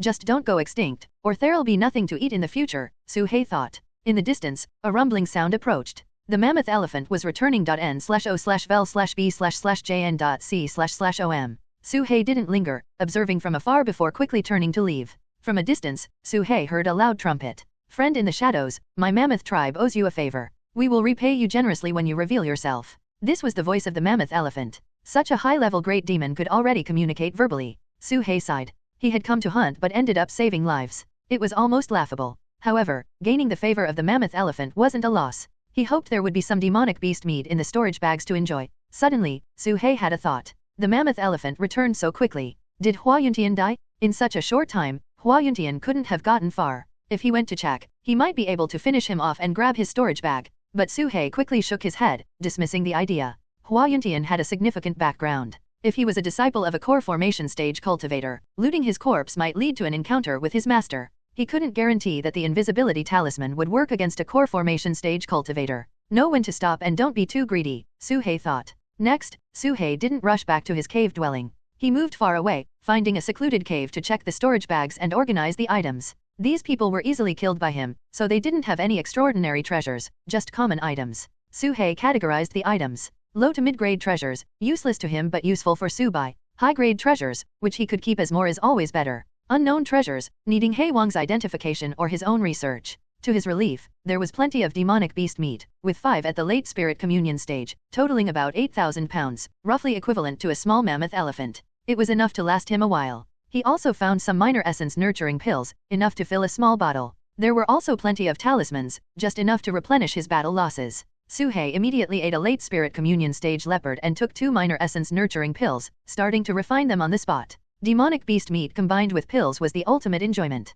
Su-hei could feel his hungry body rapidly absorbing the energy, his spiritual chi growing quickly, especially after the battle. In the demon god cauldron, the spiritual chi water ball kept expanding, growing to about the size of a fist, with the spiritual chi stream becoming even thicker. This seclusion lasted for 3 days. After 3 days, the minor essence nurturing pills were gone, but there was still plenty of demonic beast meat left. The spiritual chi water ball had grown to its limit. Su-hei had reached the great perfection of the 7th layer of the spirit communion stage, but he was still a bit short of the 8th layer. Su-hei sighed. 9 storage bags yielded only half a bottle of minor essence nurturing pills. These pills were extremely precious to human cultivators, who would usually consume them immediately, rarely storing them in their storage bags, leading to limited gains. If Su-hei were in the human world, he could buy them with spirit stones or exchange them for contribution points in a sect. But as a wild demonic beast, his opportunities to obtain pills were too few. The black jade stone contained nearly 2,000 spirit stones, a considerable fortune, but he couldn't trade with humans. The last time Hei Huang traded, he killed a disciple of the Heavenly Puppet sect, causing a huge trouble. I wonder how Su-bai's pill refining is going. Su-hei was full of anticipation and decided to go back and check. In a distant forest, A corpse, crushed into a pulp, lay quietly. Upon closer inspection, it was Hua Yuntian, with his storage bag lying untouched beside him. No one knew how long had passed. Suddenly, the long-dead Hua Yuntian opened his eyes and coughed violently. His flattened body gradually swelled, and the scattered flesh began to heal. "You're awake," said a calm voice. In the sky, a faint shadow of a middle-aged scholar appeared. "Master, did that despicable person show up?" Hua Yuntian asked urgently as soon as he woke, but he immediately coughed violently, spitting blood, his breath weak. "Since your feigned death 3 days ago, he has not appeared," the middle-aged scholar said. Hua Yuntian's severely injured body trembled violently upon hearing this, and he fainted again in a fit of rage. The middle-aged scholar frowned deeply, shaking his head in silence. Crossing several mountains, Su He returned to his cave dwelling. He first checked the surroundings, finding no signs of human or demonic beast activity, and the markers he left were untouched. Only then did he approach the cave. 3 days should be enough to refine 1 or 2 batches of minor essence nurturing pills, Su He thought. From a distance, he suddenly heard a thunderous explosion from the cave. The sound was intense, shaking the entire mountain, with faint sounds of collapse. An enemy attack. Su He's heart jolted. He rushed forward, spreading his divine sense to stay alert. As he got closer, he saw black smoke billowing from the cave. A large black dog, covered in dust, ran out, coughing and looking miserable. Seeing it was He Huang, Su He sighed in relief. But seeing the ruined cave, mostly collapsed, Su He's heart sank again. He quickly appeared and asked, "What happened?" He Huang, seeing Su He return, gritted his teeth and said with a dark face, "Who let her learn pill refining? Who got her into alchemy?" Su He's heart sank when he heard this. From the collapsed cave dwelling, a pitch-black white snake slithered out, carrying a cracked pill furnace on its back. Behind her, she dragged Argo, whose eyelids were flipped, tongue lolling out, and completely unconscious. I didn't tell her to refine pills." Su He quickly shook his head. "Isn't that pill furnace yours? Stop lying." He Huang fumed. Su He glanced guiltily at the pill furnace. It was originally a spiritual treasure at the Foundation establishment level, but now it was covered in fine cracks. A few more attempts and it might just explode. Su He's mouth fell open. "How many times has the furnace exploded?" "This is the 5th time today. If you count the past few days, I've lost track," He Huang cursed. In his entire life, he had never encountered such a talent. Every time she refined pills, the furnace would explode. Even with hands-on guidance, it was useless. Whenever he personally refined pills, if the white snake was involved in even a small step, it would go boom and explode. She was like an automatic furnace exploding machine. "Then why didn't you stop her? Why blame me?" Su He retorted. He Huang was momentarily speechless. After he returned, he saw that Su Bai had an exceptional wood spiritual root, loved pill refining, and was determined, so he wanted to guide her. But the more he guided, the more she failed. It was unstoppable. He was naturally stubborn, never giving up until he achieved his goal. Even if it was a piece of deadwood, he believed he could carve it into something beautiful. But this time, he had hit a major snag. I succeeded this time. I refined a pill," Su Bai said, feeling wronged as she saw the two arguing. He Huang's eyes lit up. The furnace exploded, but she still managed to make a pill? That was unexpected. Su He also looked over curiously. Su Bai lifted the pill furnace, turned it upside down, and shook it. A pitch-black pill rolled out and fell to the ground. The pill was uneven, surrounded by a layer of black mist, and emitted a faint, pungent smell. He Huang's eyes widened. "What kind of pill is this?" "A minor essence nurturing pill. Su He taught me to refine it. This is my first successful product," Su Bai said. Su He's mouth twitched as he stared at the black, shriveled pill. He couldn't see how it had any relation to a minor essence nurturing pill. He Huang stared at it for a while, then suddenly picked up the pill, looked at Su He, and smiled slightly. "Since you taught her to refine it, you should eat it. Don't waste her effort." Su He shook his head vigorously and stepped back repeatedly. No, I'm always humble as a snake. You should have it." "Hey, no need to be so polite. We're all brothers here. You should have it." "I can't handle it." "You eat it. You eat it." He Huang pushed the pill towards Su He, who pushed it back. The two demons kept pushing it back and forth. Su Bai watched for a while, then blinked and said, "You don't have to be so polite. I can refine another one. Everyone can have a share. No need." This time, both demons spoke in unison, their voices particularly loud. In the end, they had no choice. Su He and He Huang simultaneously turned their gaze to Argo, who lay on the ground, his fate uncertain. They exchanged a glance and nodded. They took the pill and walked towards Argo. Argo seemed to sense danger. Though unconscious, he suddenly sprang up and let out a series of sharp barks. Woof, woof, woof. The sound was extremely shrill. Like a dog with its tail caught, he frantically retreated, barking as he backed into a corner. Su He swallowed hard. Had this pill caused such a physiological reflex? Was it really that terrifying? Su He regretted it. If he had known, he wouldn't have killed all those cultivators. He should have kept one alive to test the pill. It wouldn't have come to this. "I'll go catch a demonic beast," Su He said, turning to leave. He Huang stared at the pill in his hand, brought it to his nose for a sniff, and a layer of black mist spread over his face. His fur showed signs of falling off, so he quickly sealed the pill in a jade box.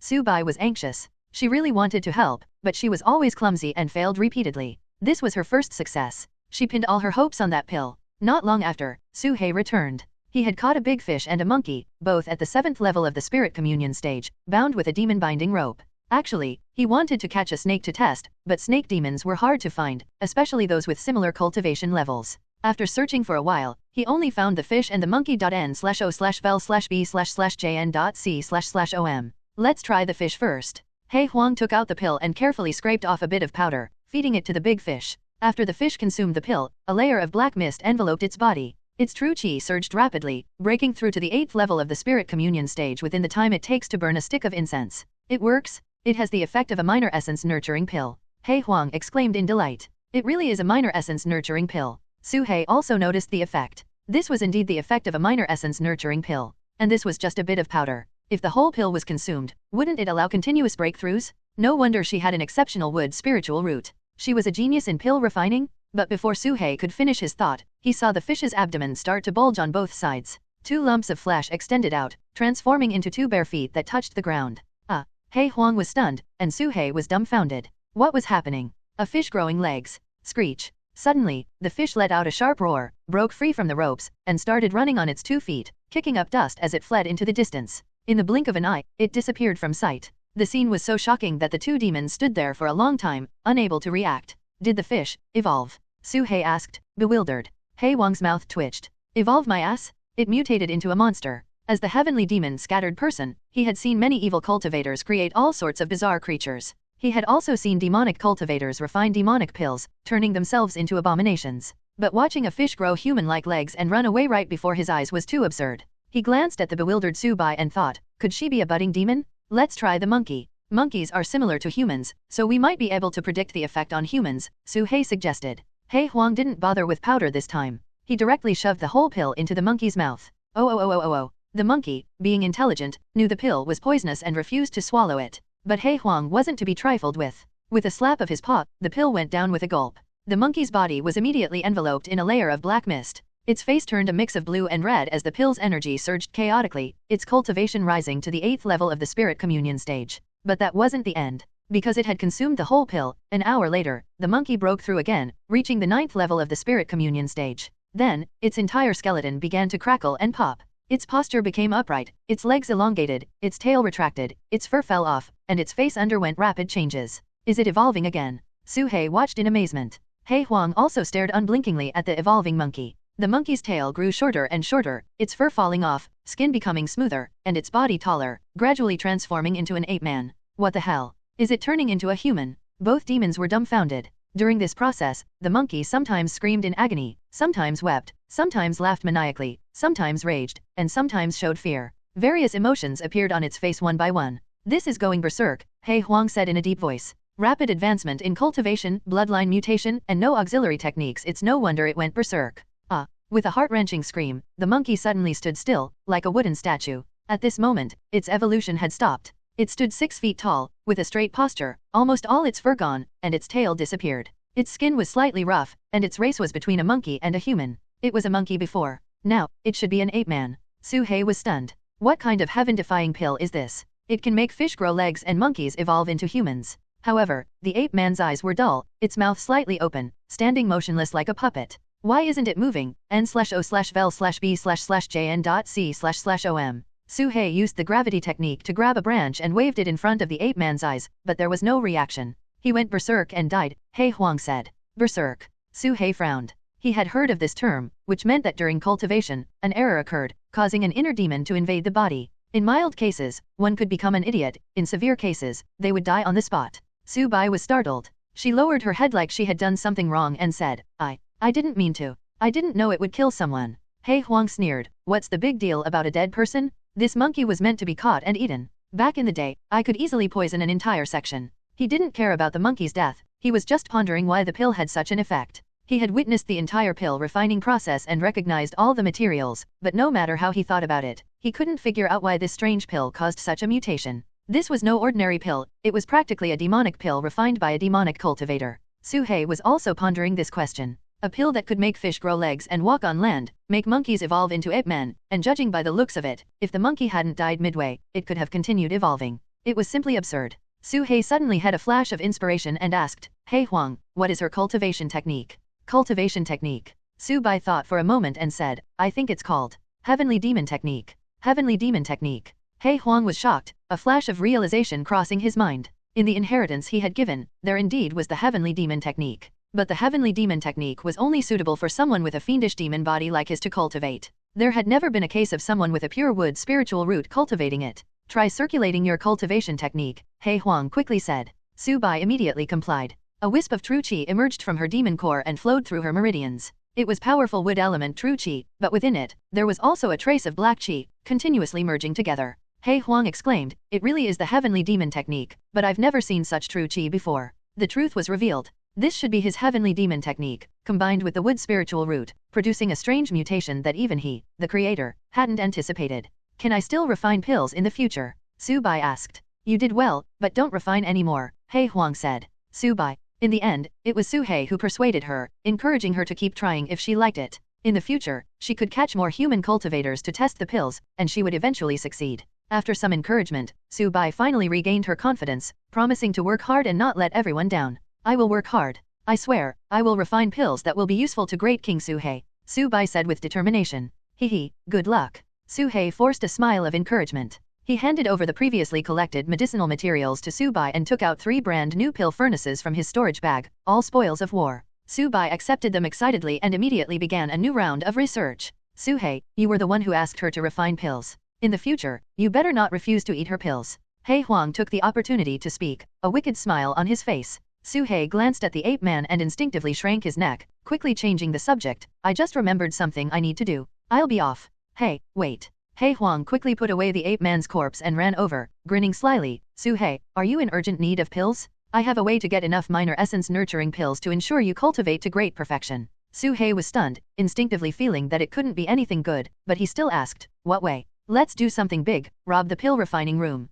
He Huang took out a map and said excitedly, "This is the layout of the Purple Mist sect. Don't ask me how I got it. The pill refining room is right here." "Hey, don't go, I haven't finished talking." Su He cursed, "If you want to go, go yourself. I'm not stopping you." Su He just wanted to cultivate in peace. He really didn't want to stir up trouble. He had just fought a big battle with humans and hadn't even digested it yet, and now he had to fight again. When would it end? He Huang's eyes rolled, and he caught up, saying, "We're going to steal, not rob openly. What are you afraid of? The Purple Mist sect is full of female cultivators, all of them simple-minded and easy to deal with. The Purple Mist sect is also a major pill refining sect. Don't mention minor essence nurturing pills, we might even get foundation establishment pills. When have I ever tricked you? Su He, humans are so wicked. We can't sit idly by, we need to teach them a lesson."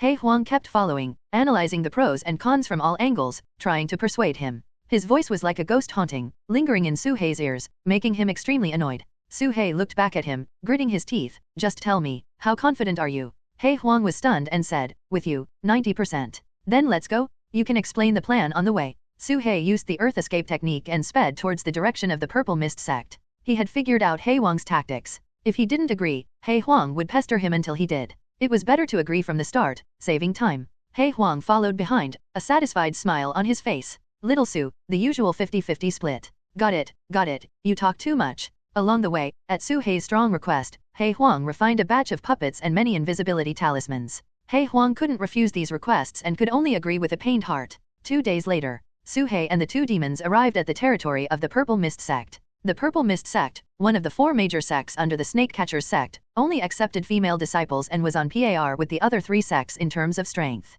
But this sect had one major characteristic: it was overly pampered. From disciples to elders, there was an air of mortal ignorance and arrogance. The reason was simple: the female cultivators of the Purple Mist sect were all stunningly beautiful, and with the Purple Mist technique, a dual cultivation technique, anyone who dual cultivated with them could improve their cultivation. This led to them having a large number of admirers. Various rare magical treasures and spirit beasts would be offered to them as long as they asked. Even disciples of the Snake Catchers sect often tried to curry favor with them. Because the Purple Mist technique required both parties to be willing for the best effect, if the female cultivator harbored resentment, it could cause the male cultivator to go berserk. This was the domineering aspect of the Purple Mist technique. Additionally, the sect master of the Purple Mist sect was a Deo companion of a significant figure in the Snake Catchers sect, who was a notorious wife protector. Under his authority, no one dared to provoke the sect. Hehe, this is why we encountered so few female disciples of the Purple Mist sect on our way here. As long as they ask, treasures are delivered to their doorsteps. Why would they need to risk their lives in the mountains? He Huang sneered. The creator of the Purple Mist technique was truly a genius, benefiting the entire sect. Su He sighed. Forgot to tell you, the creator was a man. What? Su He was stunned. He was originally a man, but somehow turned into a female cultivator. I won't go into the details, it might ruin your state of mind. He Huang chuckled mischievously. Su He swallowed hard and instinctively decided not to ask further. He Huang, if the plan fails and we get discovered, how do we escape? Su He asked, wanting to prepare for the worst-case scenario. It wasn't a lack of confidence, just a precaution to ensure everything was covered. Don't worry, once I bring out that thing, the women of the Purple Mist sect won't dare to make a move. He Huang said confidently. Su He didn't press further. Revealing all secrets wasn't good either, some basic trust was necessary. Ahead, they entered the territory of the Purple Mist sect, Purple Mist Mountain. This mountain was home to many spirit beasts. Su He scanned with his divine sense and found numerous spirit cats, spirit dogs, and spirit rabbits, all fluffy creatures. However, there were only these 3 types of creatures, nothing else was left. Not even plants, which had been almost entirely eaten, leaving Purple Mist Mountain barren. Are you sure your method will work? Su He remained skeptical. Just watch, it'll definitely work. He Huang took out a pile of white powder and covered himself with it, turning snow white and shiny. Then he swallowed a pill, and his body shrank. In just a few breaths, he transformed from a big black dog into a small white dog. Even his demeanor changed. He no longer looked sinister but rather like an ordinary puppy, with watery eyes and a pitiful expression. Su He was stunned. Damn, this is blinding. Su He exclaimed, unable to bear the sight. He Huang ran ahead and suddenly let out a cry of pain. A wound appeared on his hind leg, bleeding profusely, deep enough to see the bone.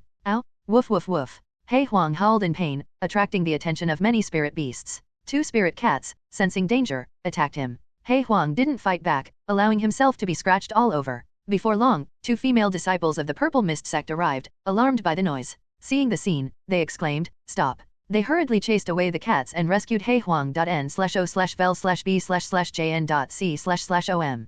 Poor little dog, it's so badly injured. Let's take it back and treat it. After a brief discussion, one of them carried He Huang away without further thought. Su He watched from underground, dumbfounded. Damn, this works too? These 2 were mid-stage chi refining cultivators, yet they were so easily fooled? Su He couldn't understand but had to admire He Huang's acting skills and shamelessness. Truly, he was too brazen and despicable. The remaining female disciple scolded the fighting spirit cats and then fed them. All the spirit beasts in the mountain rushed over, frantically grabbing the food, which was quickly devoured. Su He realized that these 2 female cultivators were responsible for the spirit beasts' welfare and were friendly towards animals. Su He didn't dislike such people. Who would hate someone who posed no threat to them? Thinking for a moment, Su He released a small mechanical snake, cutting a wound on its body to expose the bone, making it look pitiful. This mechanical snake was crafted by He Huang during their journey. It had the appearance of a snake and was at the first level of the spirit communion stage, but it was very fast, used for scouting. Su He did this purely out of curiosity. If he were injured, would this woman save him?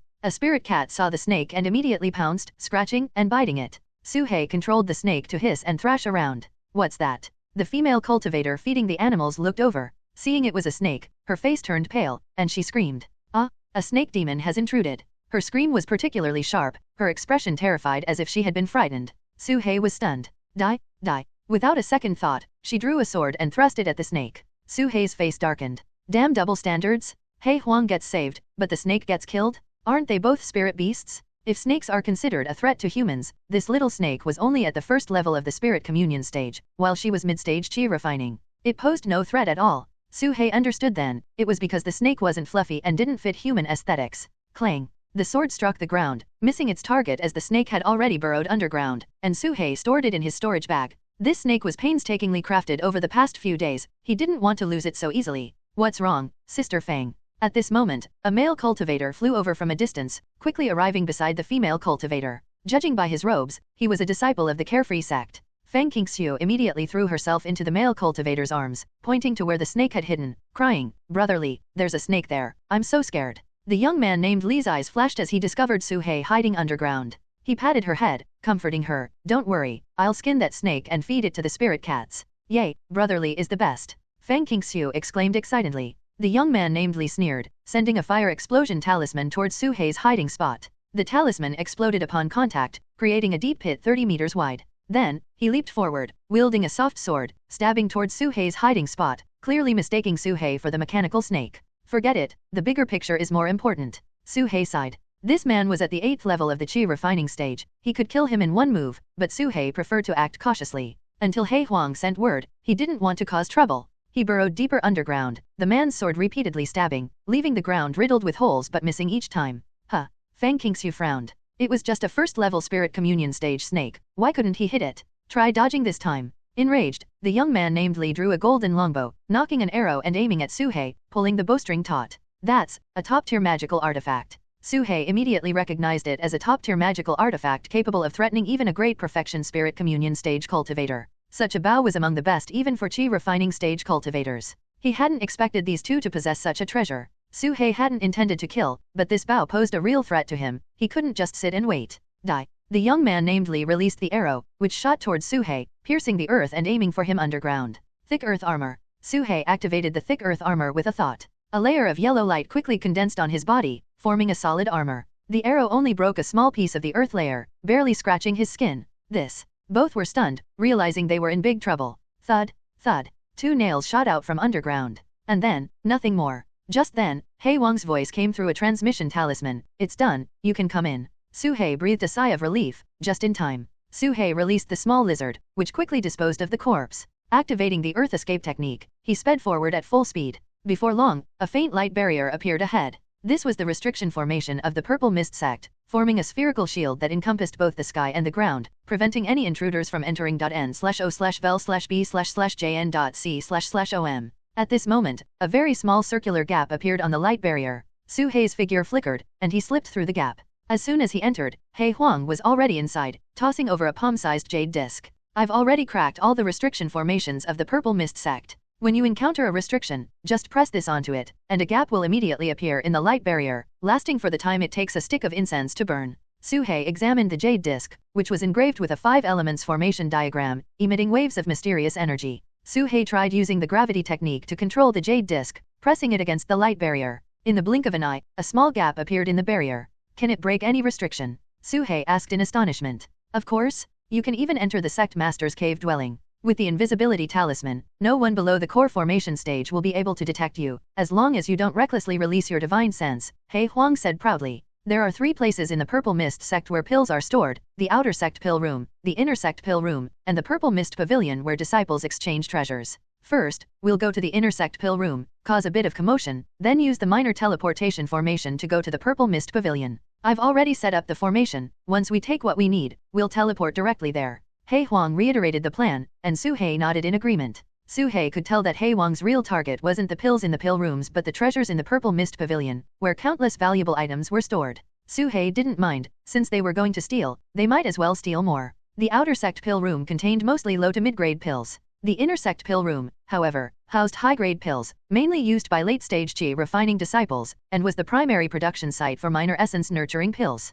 There, 2 pill refining elders and many pill refining disciples resided, making it heavily guarded and difficult for ordinary people to approach. He Huang pressed the formation disc, breaking through the light barrier to the inner sect. Both of them stuck on invisibility talismans and used the earth escape technique to infiltrate, heading towards the pill room. Along the way, Su He saw not only female cultivators of the Purple Mist sect but also many male disciples from other sects. These male disciples often flattered and fawned over the female cultivators, offering various courtesies. From some of the disciples' residences, peculiar sounds could be heard, making Su He secretly click his tongue. Su He, simps never have a good ending. Just wait and see, once these male cultivators are drained of their value, they'll be discarded immediately, He Huang chuckled. Simp. Su He stared at him in confusion. Why are you looking at me? I'm not a simp. Woof. He Huang said. Although Su He didn't understand, seeing the infatuated looks on these male cultivators' faces, he gained a deep understanding of the power of the Purple Mist technique. In the pill refining area, inside a pill refining disciple's residence, Hua Yuntian lay on the bed, his face pale.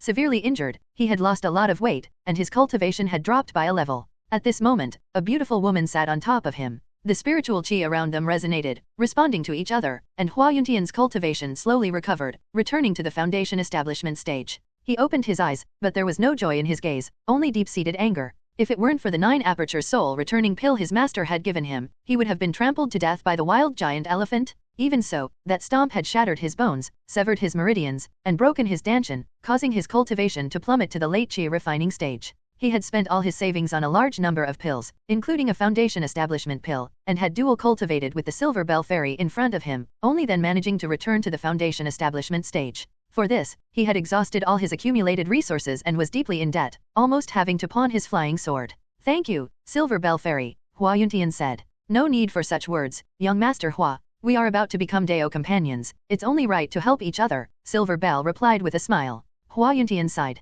If it weren't for Silver Bell giving him a large sum of spirit stones and helping him obtain the foundation establishment pill, he wouldn't have recovered his cultivation so quickly. It was said that the foundation establishment pill had been obtained from a simp.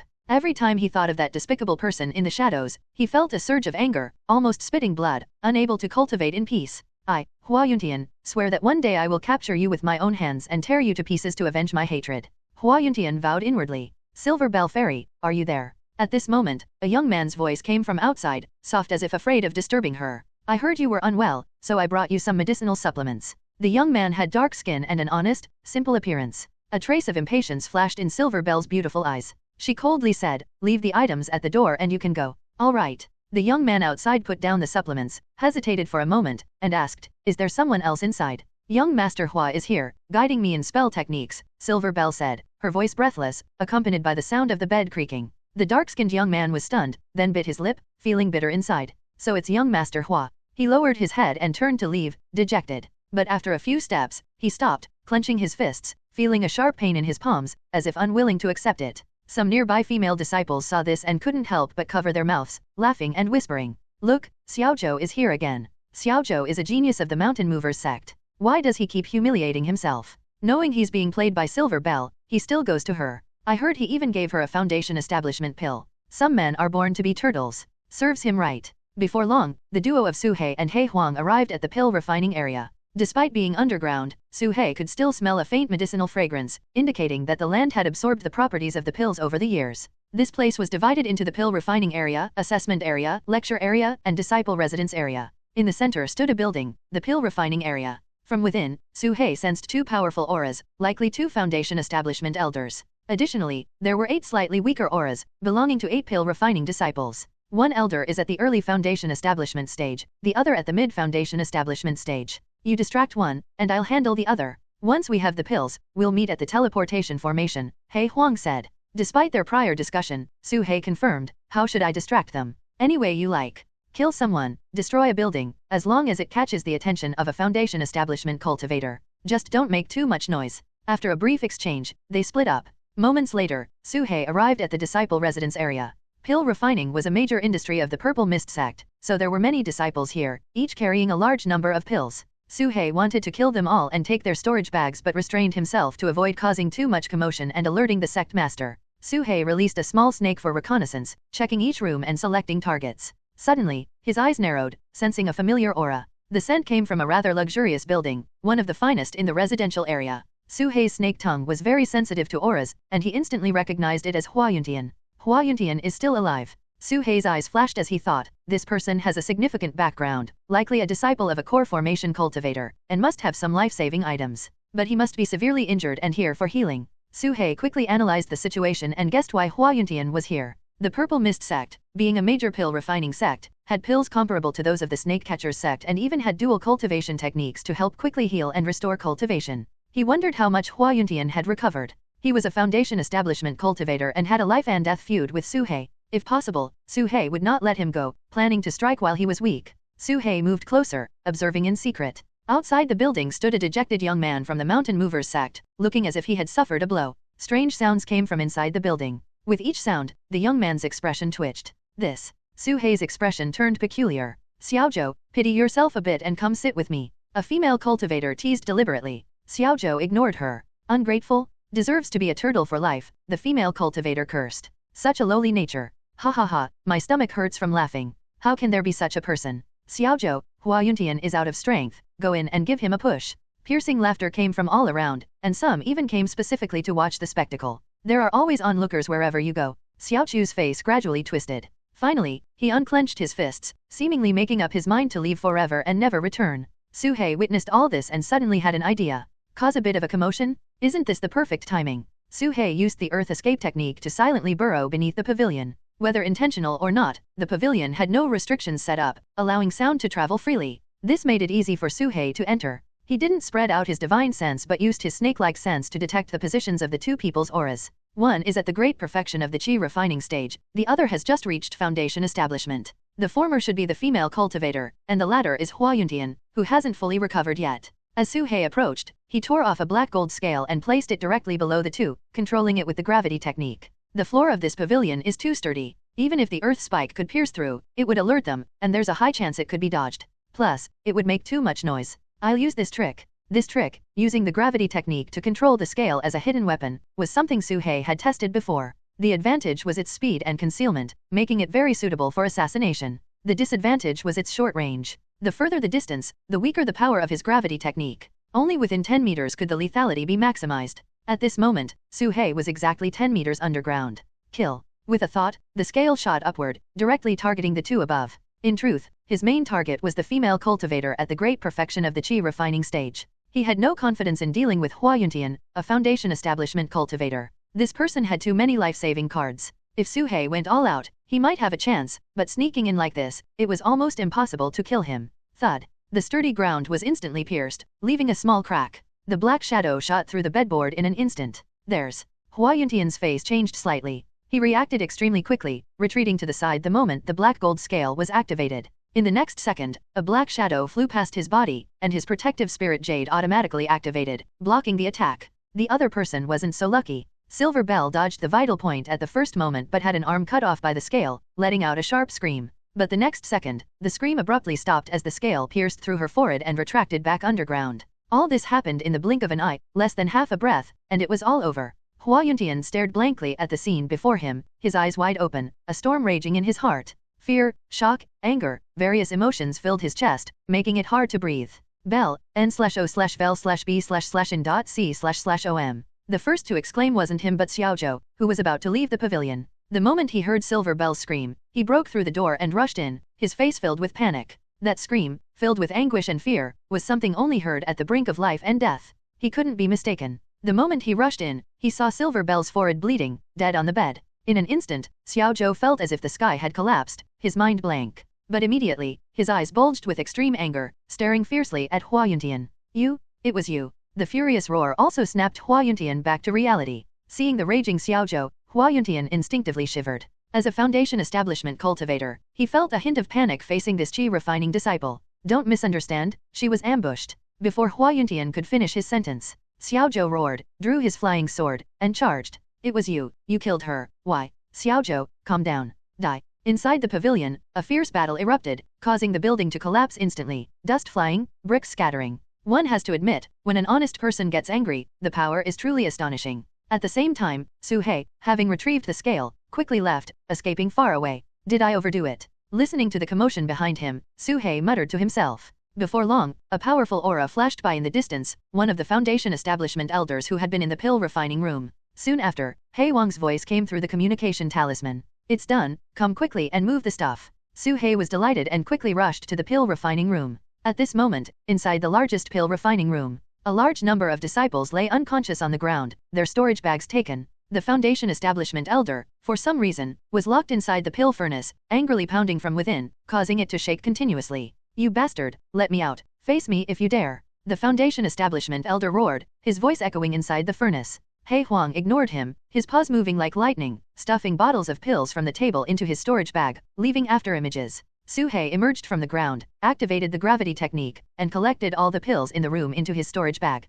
A box emitted a medicinal fragrance. Suhei used a scale to open the lock and took all the herbs inside. These herbs looked top grade, possibly even materials for refining foundation establishment pills. We've struck it rich, ha ha ha. Even someone like Suhei couldn't help but laugh out loud. You little beast, I will kill you. Let me out if you dare. Suhei glanced at the shaking pill furnace and shot a fire snake technique at it, adding more fire. Instantly, the angry voice grew even louder. Old dog, how did you get her in there? Suhei asked curiously. Hey, don't blame me, she crawled in herself. Hei Huang quickly defended.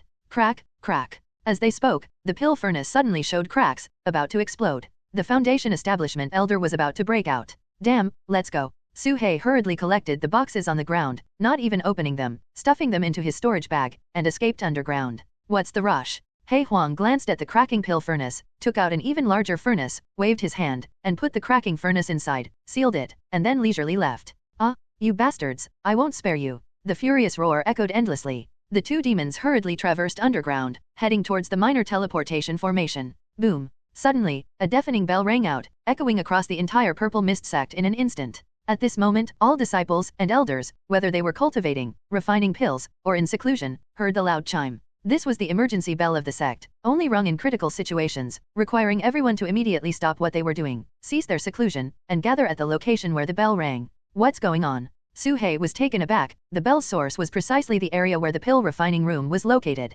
Why so fast? He Huang had anticipated the bell, knowing that the theft of the pill refining room would be a major event, alarming all the high-ranking members. He just didn't expect the news to spread so quickly. Did you make too much noise, causing the bell to ring prematurely? He Huang looked at Su He, his face full of suspicion. No, I just killed someone. Su He replied. That's strange. He Huang couldn't figure it out but then said, no matter, this was part of the plan. While everyone rushes to the pill refining room, we'll head to the Purple Mist Pavilion and empty it of treasures. Shortly after, they arrived at the location of the minor teleportation formation. As the name suggests, the minor teleportation formation allows for short-distance teleportation. The Purple Mist Pavilion, being the repository of the sect's most valuable treasures, was protected by formations and restrictions, and guarded by an elder. Without an identity token, it was impossible to enter, unless one used the teleportation formation to silently teleport inside, avoiding any alarms. This formation had taken He Huang an hour to set up in advance, and now it was time to put it to use. Just as the two blacks entered the formation and were about to activate it, Su He suddenly had a bad feeling and said, He Huang, let's quit while we're ahead.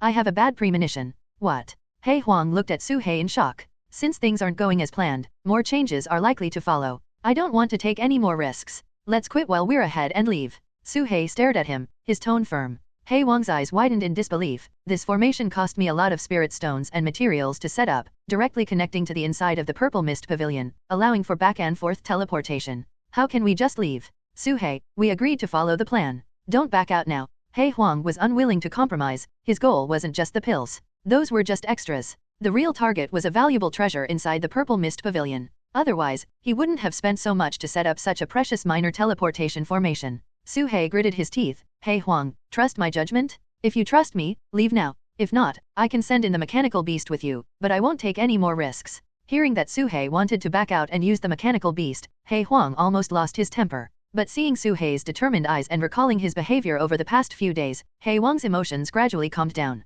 Su He, why do you think there will be changes? Do you have any evidence, or is it just a gut feeling? He Huang stared at Su He, speaking each word clearly. Su He was speechless, just quietly looking at him. He Huang stared back, silent for a while, then sighed helplessly. He knew that everything had risks. Without risks, what was the point of robbery? Without risks, why cultivate immortality? Even if they left now, there was no absolute guarantee they could escape. He Huang loved taking risks, enjoying the perilous path of cultivation. Even with a 30% chance, he would take a gamble. It was this trait that allowed He Huang to rise from a mere mortal to one of the top beings on this planet. It was also this trait that led to his physical body being destroyed, reducing the once feared heavenly demon scattered person to his current state. Sigh, I'll trust you this once. But since the formation is set up, it shouldn't go to waste. You use the mechanical beast, and I'll use mine. He Huang cursed, taking out a big black dog identical to him, a puppet mechanical beast. Su He also took out a large snake. After 2 days of practice, although he hadn't fully mastered it, he could control it well enough. The dog and snake rushed onto the formation.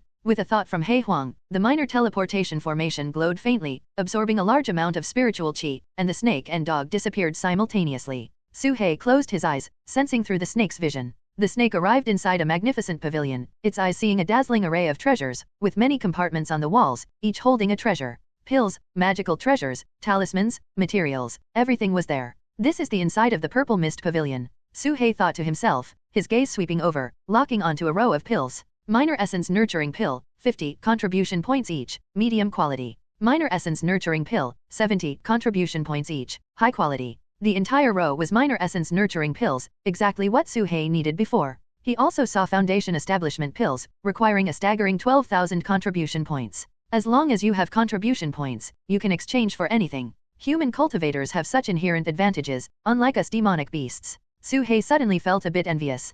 He Huang's gaze, however, wasn't on the pills but locked onto a compartment at the top, where a purple mirror with an ancient and mysterious aura lay, marked at 50,000 contribution points. My old possession, it's really here. He Huang's eyes gleamed, and he leaped towards the mirror. Su He didn't waste time either, flashing to the most expensive earth element spell Jade Slip. This spell, named Mountain Severing Abyss, was the highest valued earth element spell, requiring 30,000 contribution points. Without hesitation, Su He took out the analysis disc given by He Huang, pressed it against the light circle, and the light circle disappeared. Su He took out the jade slip and quickly read its contents. At the same time, He Huang reached the vicinity of the purple mirror, about to grab it. Suddenly, he changed direction, bypassing the mirror, and grabbed the most expensive item, a gourd worth 200,000 contribution points, a core formation stage magical treasure. The protective light circle on the compartment was sliced open, and He Huang's claw reached in, grabbing the gourd. At that moment, an invisible formation instantly activated, encompassing the purple mist pavilion in an oval shape, like an overturned egg.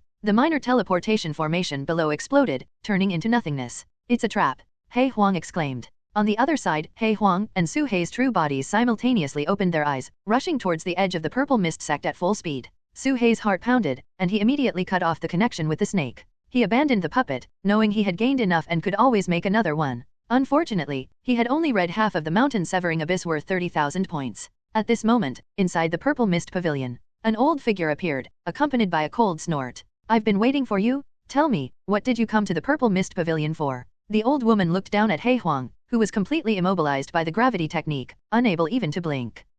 The old woman sensed something was wrong and clenched her fist, causing He Huang's body to explode into a pile of metal scraps. N/O/vel/B/C//OM. The nearby snake was also a puppet. Both were mechanical beasts. The old woman's face darkened immediately. She had discovered the minor teleportation formation early on, knowing it targeted the purple mist pavilion. She had set a trap, laying down a ceiling formation, ready to ensure that anyone who entered would never leave. Who would have thought that the intruders were puppets? She had been tricked. The old woman couldn't understand. Had her trap been discovered? How could the other party have such an ability to detect a core formation stage cultivator? She believed she had calculated everything perfectly. Today, no one will leave. She took out a large bell, striking it heavily, and a loud voice spread throughout the purple mist sect. From now on, seal all exits of the purple mist sect. No one is allowed in or out, not even a mosquito. The old woman's voice, along with the bell, echoed in the ears of every disciple and elder. The mountain protection array of the purple mist sect instantly activated, with the outer light circle becoming 3 times thicker than before, a super array enhanced by a core formation stage cultivator. Moreover, the structure of the formation was completely updated, rendering previous analyses ineffective. Damn it, we miscalculated? There's really an ambush. Su He, how did you find out? He Huang cursed while running frantically. I guessed. Su He's face was also full of shock and anger. Didn't you say that core formation stage cultivators wouldn't make a move? How would I know? The purple mist sect has gone mad. Stealing a pill brought out their ancestor. We're really out of luck.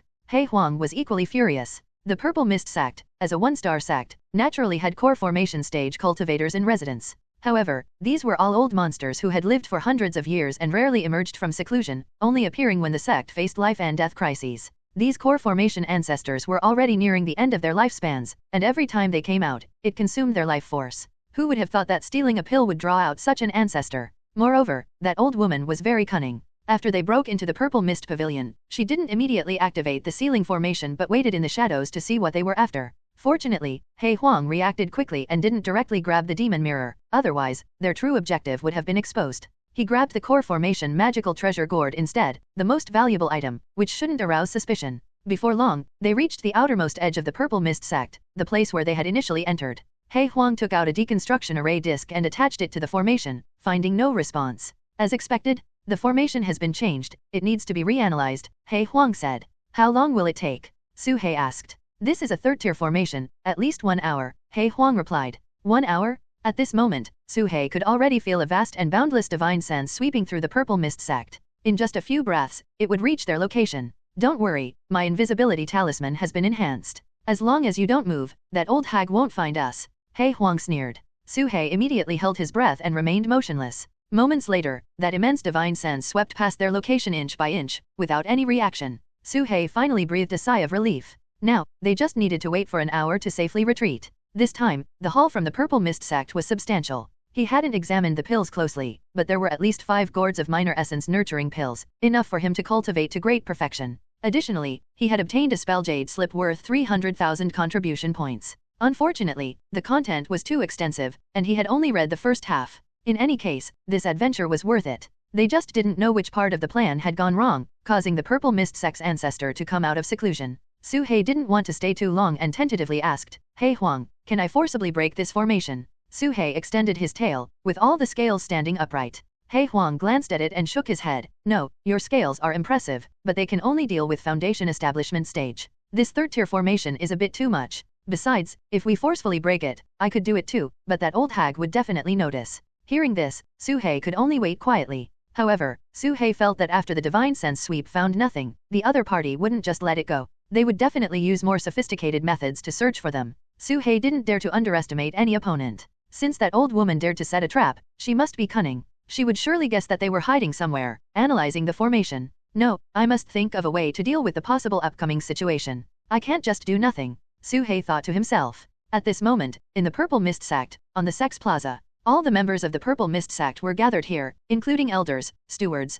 true disciples, inner disciples, outer disciples, and even the servants. Even the outer sect disciples with Deo companions were no exception, all standing in the Sect Plaza. These were the people who were within the Purple Mist Sect when the formation was activated, totaling 500. They looked at each other, not understanding what had happened. Above the plaza, a purple-robed old woman floated in the air. This was the 5th-generation sect master of the Purple Mist Sect, He Luahua. The once fairy he was now immortal he. Seeing this ancestor-level figure appear, everyone lowered their heads, not daring to make a sound. "Everyone, because our Purple Mist Sect has been infiltrated by thieves, the entire sect is now sealed to capture the demons. Until the demons are found, no one is allowed to enter or leave, including the sect master. I hope you all understand." He Luahua spoke calmly, her voice spreading throughout the plaza. JNN. Upon hearing this, everyone's expressions changed. In the past 100 years, the Purple Mist Sect had never experienced such a major event as sealing the sect. The incident happened too suddenly. When the sect was sealed, even the sect master was caught outside.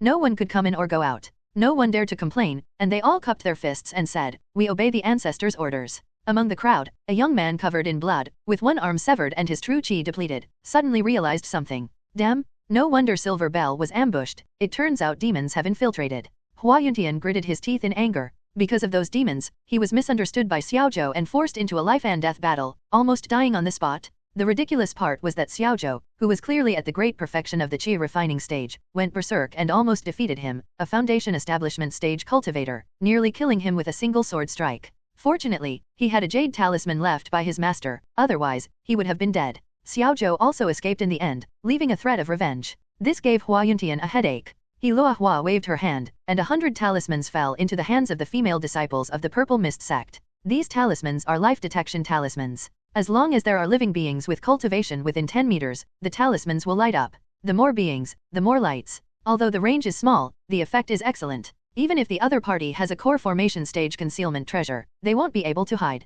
He Luahua said slowly, "Go, find the location of those demons, and crush the talismans immediately. I will reward 30,000 contribution points." Hearing the 30,000 contribution points, all the female disciples' breaths became rapid. 30,000 was a huge sum. It could exchange for 20 foundation establishment pills and even the top-tier spiritual artifacts for the foundation establishment stage. Yes. The female disciples, after receiving the detection talismans, immediately dispersed and began searching. As for the others, to prevent the talismans from misjudging, they had to stay put and not leave. After arranging everything, He Luahua sat cross-legged in the plaza, ready to act at any moment. Because the talismans were limited, only 100 people participated. 6 foundation establishment stage elders and 94 female disciples. Except for the elders who acted alone, most of the female disciples moved in groups of 3 to 5. It was said that this gave them a sense of security. Many of them had never experienced a life and death crisis, and now, investigating the hidden demons, they were all cautious and slow in their actions. However, among them were also those who were bold and meticulous, willing to take risks for the contribution points.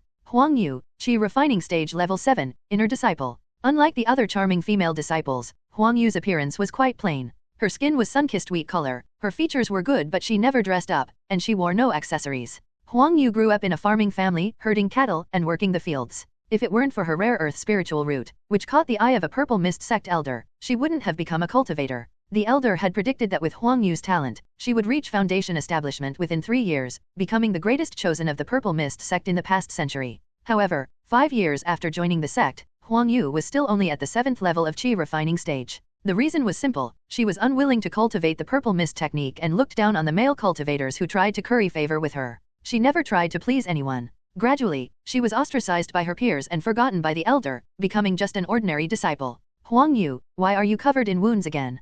Huang Yu, you work so hard to hunt demonic beasts and obtain inner cores, wouldn't it be easier to dual cultivate with me? Such great talent, completely wasted. Every time she returned from hunting demonic beasts, battered and bruised, she would be mocked by some of the other female disciples. They banded together, constantly discussing how to gain benefits from the male disciples and how to attract the chosen from other sects. Huang Yu, however, was always alone, silently shouldering her weapon and heading to the mountains. From being exceptionally talented and highly regarded to being misunderstood and unappreciated, to becoming ordinary, it only took Huang Yu 5 years. Now, no one paid attention to her rare earth spiritual root anymore. The once greatest chosen was now just a joke. But today, Huang Yu's eyes were unusually bright. 300,000 contribution points. As long as I get these points, I can reach foundation establishment within a year. Then, after accumulating for another 2 years, I can exchange for the mountain severing abyss technique and leave the purple mist sect. This is my chance, perhaps the only one in my life. I must find that demon. Huang Yu held a life detection talisman, moving through the outskirts at the fastest speed, even more diligently than the foundation establishment elders.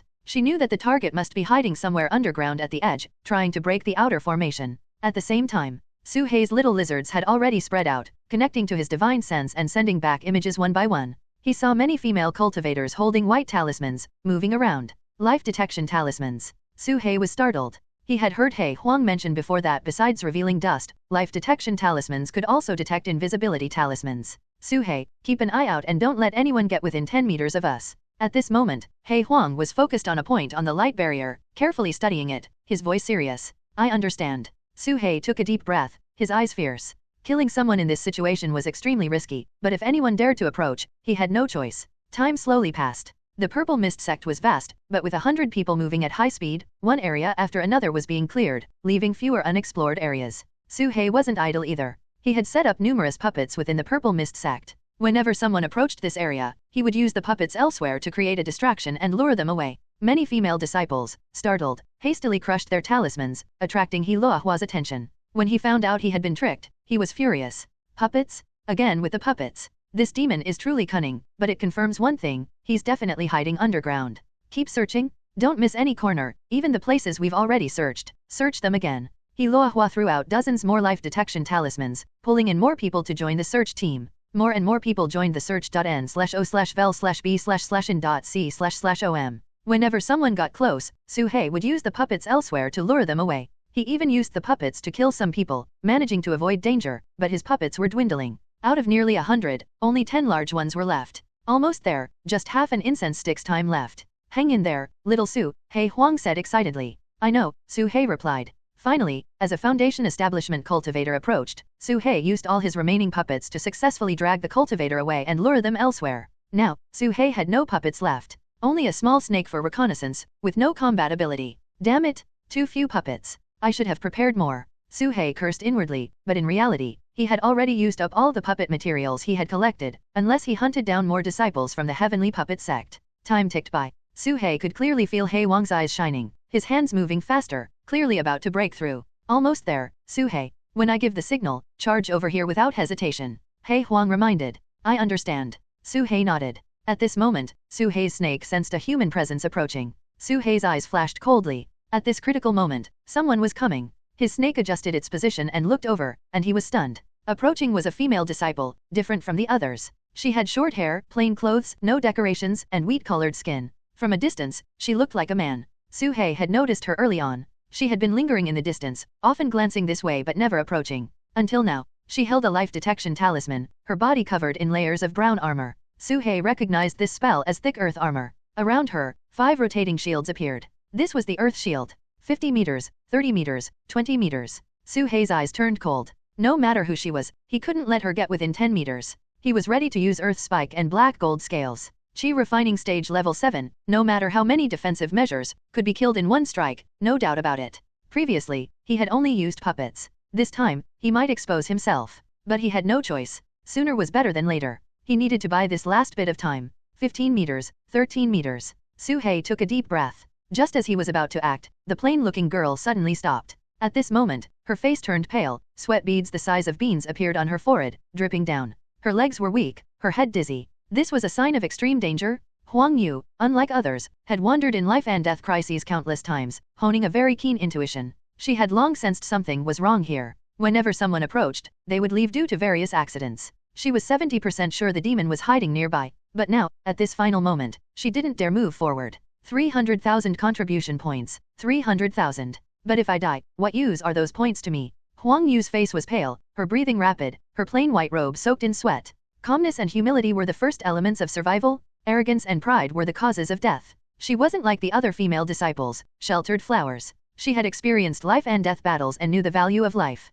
Huang Yu took a deep breath and stepped back. At that moment, the Foundation establishment female cultivator, who had just been lured away by 10 puppets, flew over on her sword. She glanced at Huang Yu and said, "Huang Yu, have you searched over there?" The newcomer wasn't alone. Behind her was a weathered old woman, the Grand Elder of the Purple Mist Sect, a late-stage Foundation establishment powerhouse. She was also the strongest in the search team. Huang Yu glanced at the two people, her fear slightly dissipating, but she still didn't change her mind. She raised the unresponsive sensing talisman in her hand and said, "We've already searched ahead, there's nothing." The Foundation establishment female cultivator nodded and muttered, "TCH. Where did that demon go? It's really strange. I guess the demon's location keeps changing. Otherwise, why would we have searched every corner and still found nothing?" the old woman said. The two turned and left without suspicion. The Purple Mist Sect was too large. If the demon kept moving to avoid detection, there really wasn't much they could do. However, it was strange that the demon hadn't released any divine sense yet managed to perfectly avoid everyone. Huang Yu let out a sigh of relief, took a deep look at the void and the ground ahead, bowed slightly, and retreated slowly, step by step.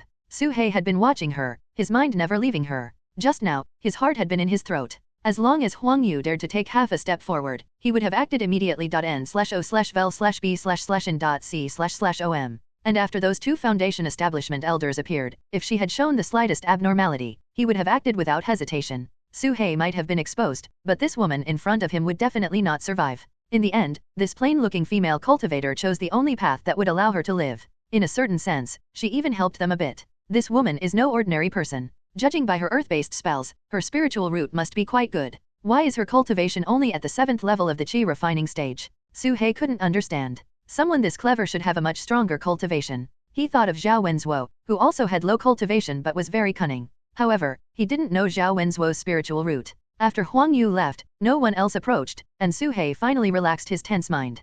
He Huang also smoothly completed the final step.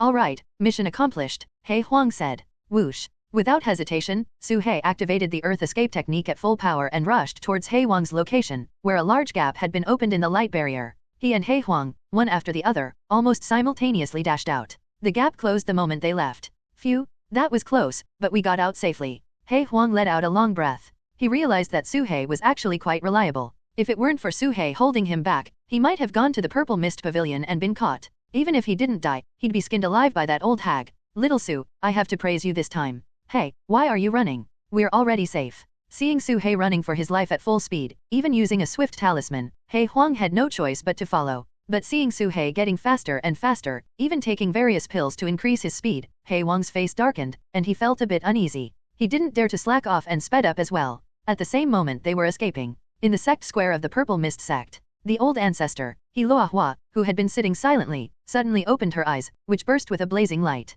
"Humph, they really escaped? I don't believe you can escape from my grasp."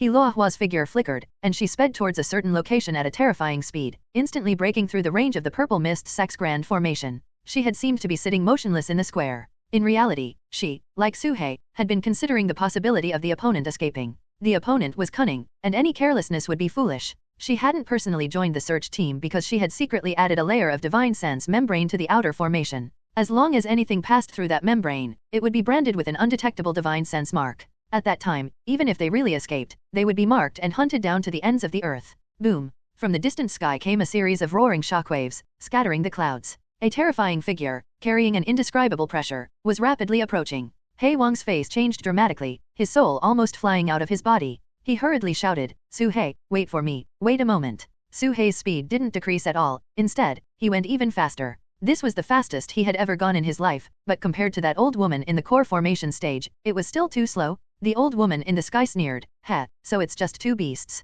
Don't worry, neither of you will escape." Heloa Hua waved her hand, and a golden bowl flew out, inverting to cover the sky. In an instant, a golden light circle rapidly descended from the bowl, blocking Su He's path. Within 1,000 feet, everything was covered. "Great Golden Bowl, capture!" Heloa Hua shouted, and an immense suction force erupted from the golden bowl, pulling at Su He and He Huang, trying to drag them out of the earth and into the bowl. Su He cursed, "Old dog, bring out your trump card now, or we're done for." The old dog had previously said that if he brought out that thing, the people of the Purple Mist sect wouldn't dare to act. Now he was still dawdling. "Su He, I don't have any trump card. I'm about to be sucked away," He Huang wailed. "Damn it! If I ever go out with you again, I'll be worse than a pig or dog," Su He cursed. The old woman looked disdainful. She had thought it was some formidable demon, but it was just this. Soon, the two demons were pulled out of the earth, uncontrollably rising into the air. At this moment, He Huang sighed helplessly. "Fine, I wanted to wait until that old hag got closer, but since she's using a magical treasure to capture us, I have no choice but to go all out."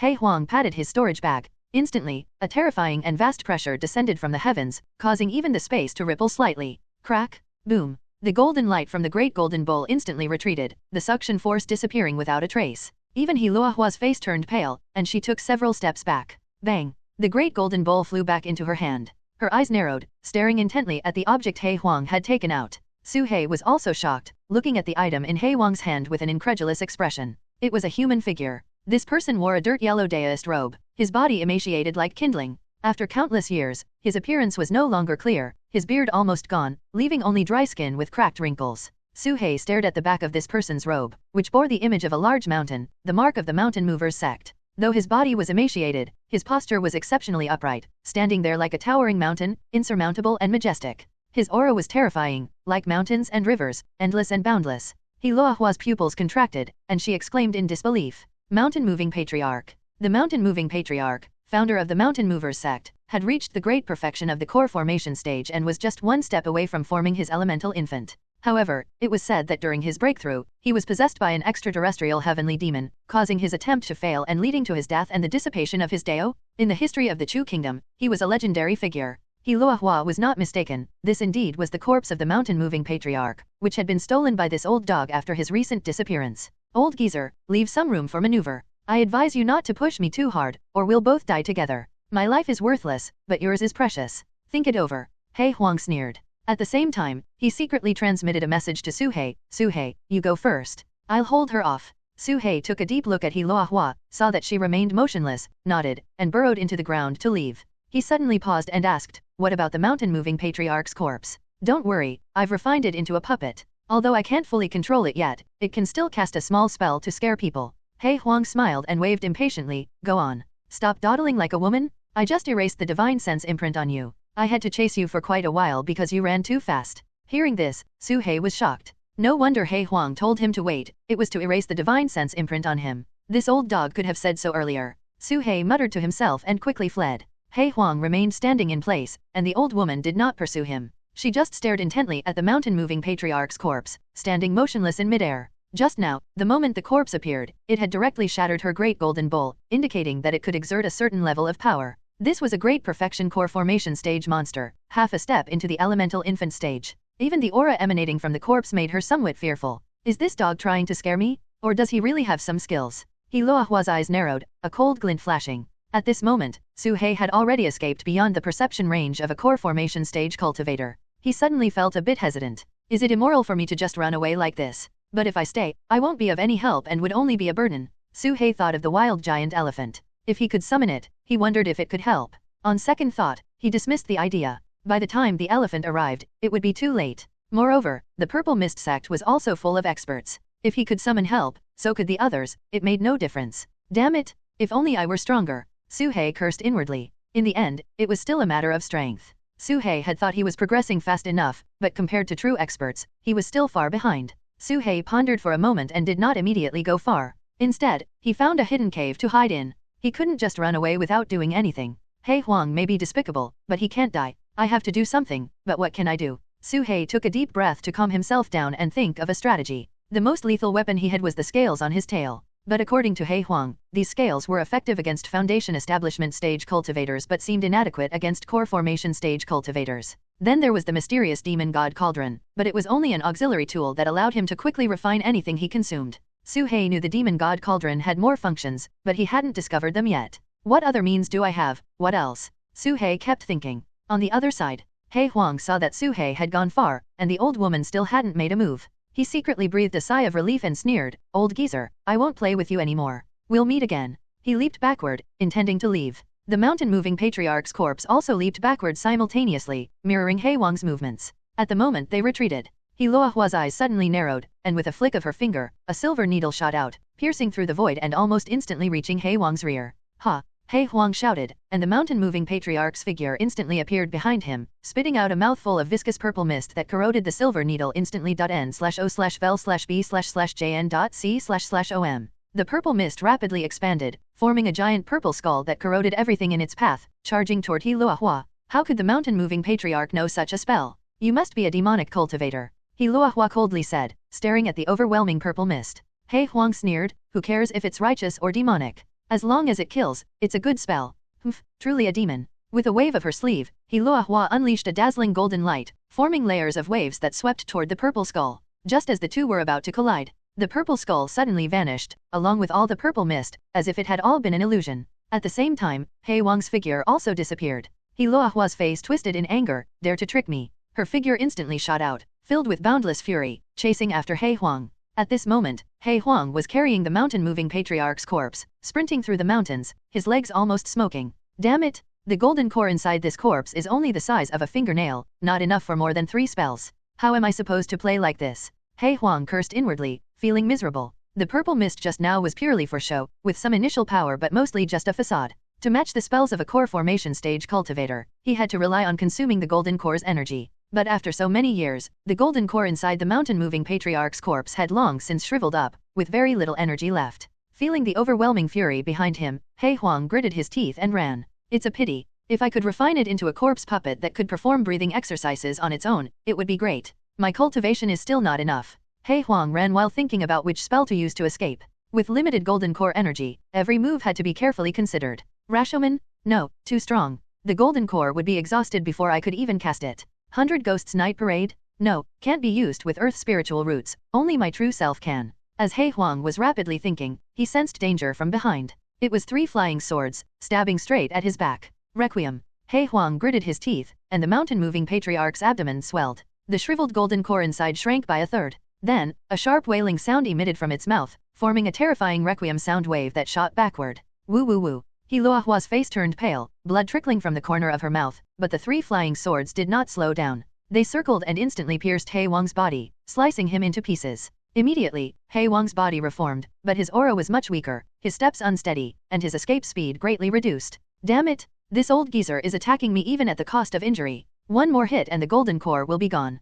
He Huang's face was grim. Even more precarious was that he was also seriously injured. A few more attacks like that, and he would be finished. Even if his primordial spirit escaped, it would take 1,000 years of slumber to recover. He Luohua's eyes were filled with killing intent. This old dog posed too much of a threat and had to be eliminated. Die. She pointed forward, and the 3 flying swords rose again, stabbing toward He Huang's back. At this moment, He Luohua's face suddenly changed, and the 3 flying swords quickly turned back. From the ground below, countless tiny scales shot out, 30 in total. The timing was extremely tricky, right after she was hit by the requiem. Clang clang clang. The flying swords blocked in midair, sparks flying, deflecting all the black gold scales. But to He Luohua's shock, her flying swords were covered in countless tiny nicks. What kind of hidden weapon is this? He Luohua stared in disbelief at the scales scattered on the ground. He Huang was also startled. He could see that these scales were all fired by Su He. I told you to run, why did you come back? He Huang roared angrily. At this moment, Su He was hiding underground. His tail was already half bald and bleeding profusely.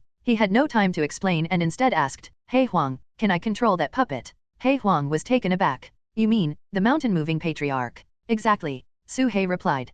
He Huang thought for a moment and quickly said, you've practiced puppet techniques, so you can control it. But with your divine sense strength, you might collapse before you can even control it for a moment. A golden core stage puppet was not an ordinary puppet. Without a powerful divine sense to support it, it couldn't even move, let alone cast spells. Su He's eyes were resolute. I want to try this. He Huang was stunned. He had considered letting Su He control the mountain-moving patriarch. They both had earth spiritual roots. If Su He could really control it, it might work wonders. However, Su He was only at the 7th level of the spirit communion stage. His divine sense was limited and couldn't possibly control a golden core stage puppet. But in this critical moment, He Huang couldn't think too much. He nodded heavily. All right, I can assist you, but you must cooperate well. If the control isn't coordinated, we'll both be doomed. He Huang thought of a compromise, both of them controlling it together. Su He quickly approached the mountain-moving patriarch and imprinted his divine sense. At this moment, he could feel a faint connection with the physical body. But this faint connection felt as heavy as a mountain. Even lifting his hand was difficult, as if a mountain was pressing down on him, making it hard to breathe.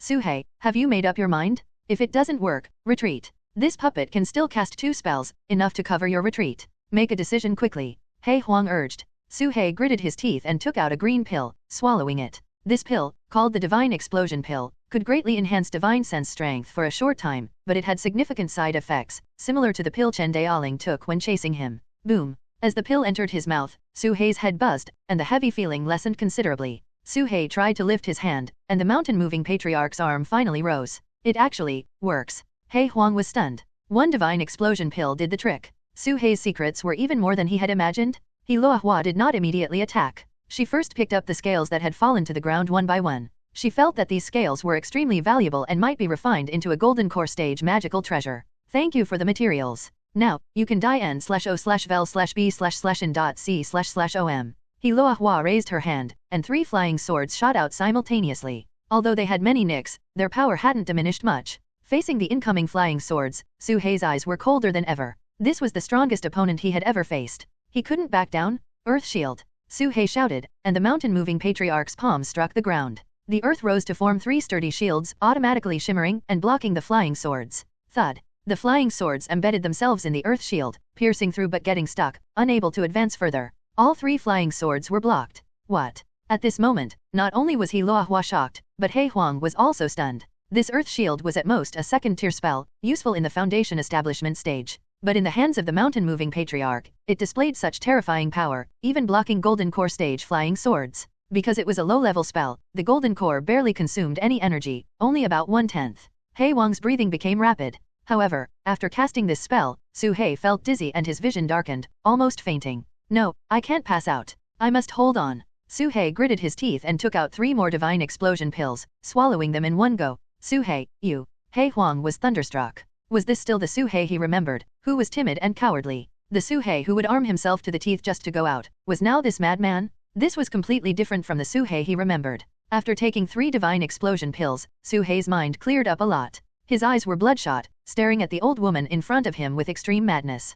He Huang, I don't know why, but this is my instinct, my instinct. Suhei focused his mind. The mountain-moving patriarch pressed his palms on the ground and shouted, Earth Spike. He Luohua's face changed dramatically, feeling a sense of crisis. Not good. She flashed backward, only to see a sharp stone pillar shooting up from the ground, almost grazing her face as it soared into the sky. Even with her reaction speed, her face was scratched, her nose broken, and blood spurted out. Is this the Earth Spike? He Luohua stared at the stone pillar in front of her. No, this couldn't be called a stone pillar anymore. It was practically a mountain, reaching a height of 100 feet. Could the Earth Spike be this terrifying? Boom. Before she could think further, another stone pillar shot out, straight into the clouds. He Luohua kept retreating, and the Earth Spikes kept emerging. In just a few breaths, over a dozen stone pillars had shot out. Her arm was hit once, blood flowing, and she had more scratches on her body. One of her magical treasures was even destroyed. He Luohua decisively crushed a golden shield talisman, blocking an attack, then took out a wind sail. Riding the wind, she flew up to 500 meters in the air. At such a height, the Earth Spikes couldn't exert their power. He Luohua panted heavily. She had underestimated her opponent, ending up in such a sorry state. But now, it was time to end this. Rain of pear blossoms. He Luohua took out a handful of flying needles and scattered them in the air, like a torrential downpour, shooting towards Suhei and He Huang. Suhei immediately raised a shield to block the flying needles. Let's see how long you can hold out. The mountain-moving patriarch's golden core must be nearly exhausted by now. He Luohua sneered coldly. She could see the opponent's weakness clearly. These 2 demonic beasts had been able to entangle with her for so long only because they relied on the mountain-moving patriarch's corpse. Any spell would consume spiritual chi, and the source of this spiritual chi, to match her, could only be the corpse's golden core. A golden core that had been dead for countless years and was already shriveled. How could it compare to her? He Luohua was right. Although earth element spells consumed less, the golden core had shrunk by another third in just a short while and couldn't hold out much longer. Suhei, what do we do? At this moment, He Huang actually asked Suhei. Unknowingly, he no longer saw Suhei as a junior but as an equal.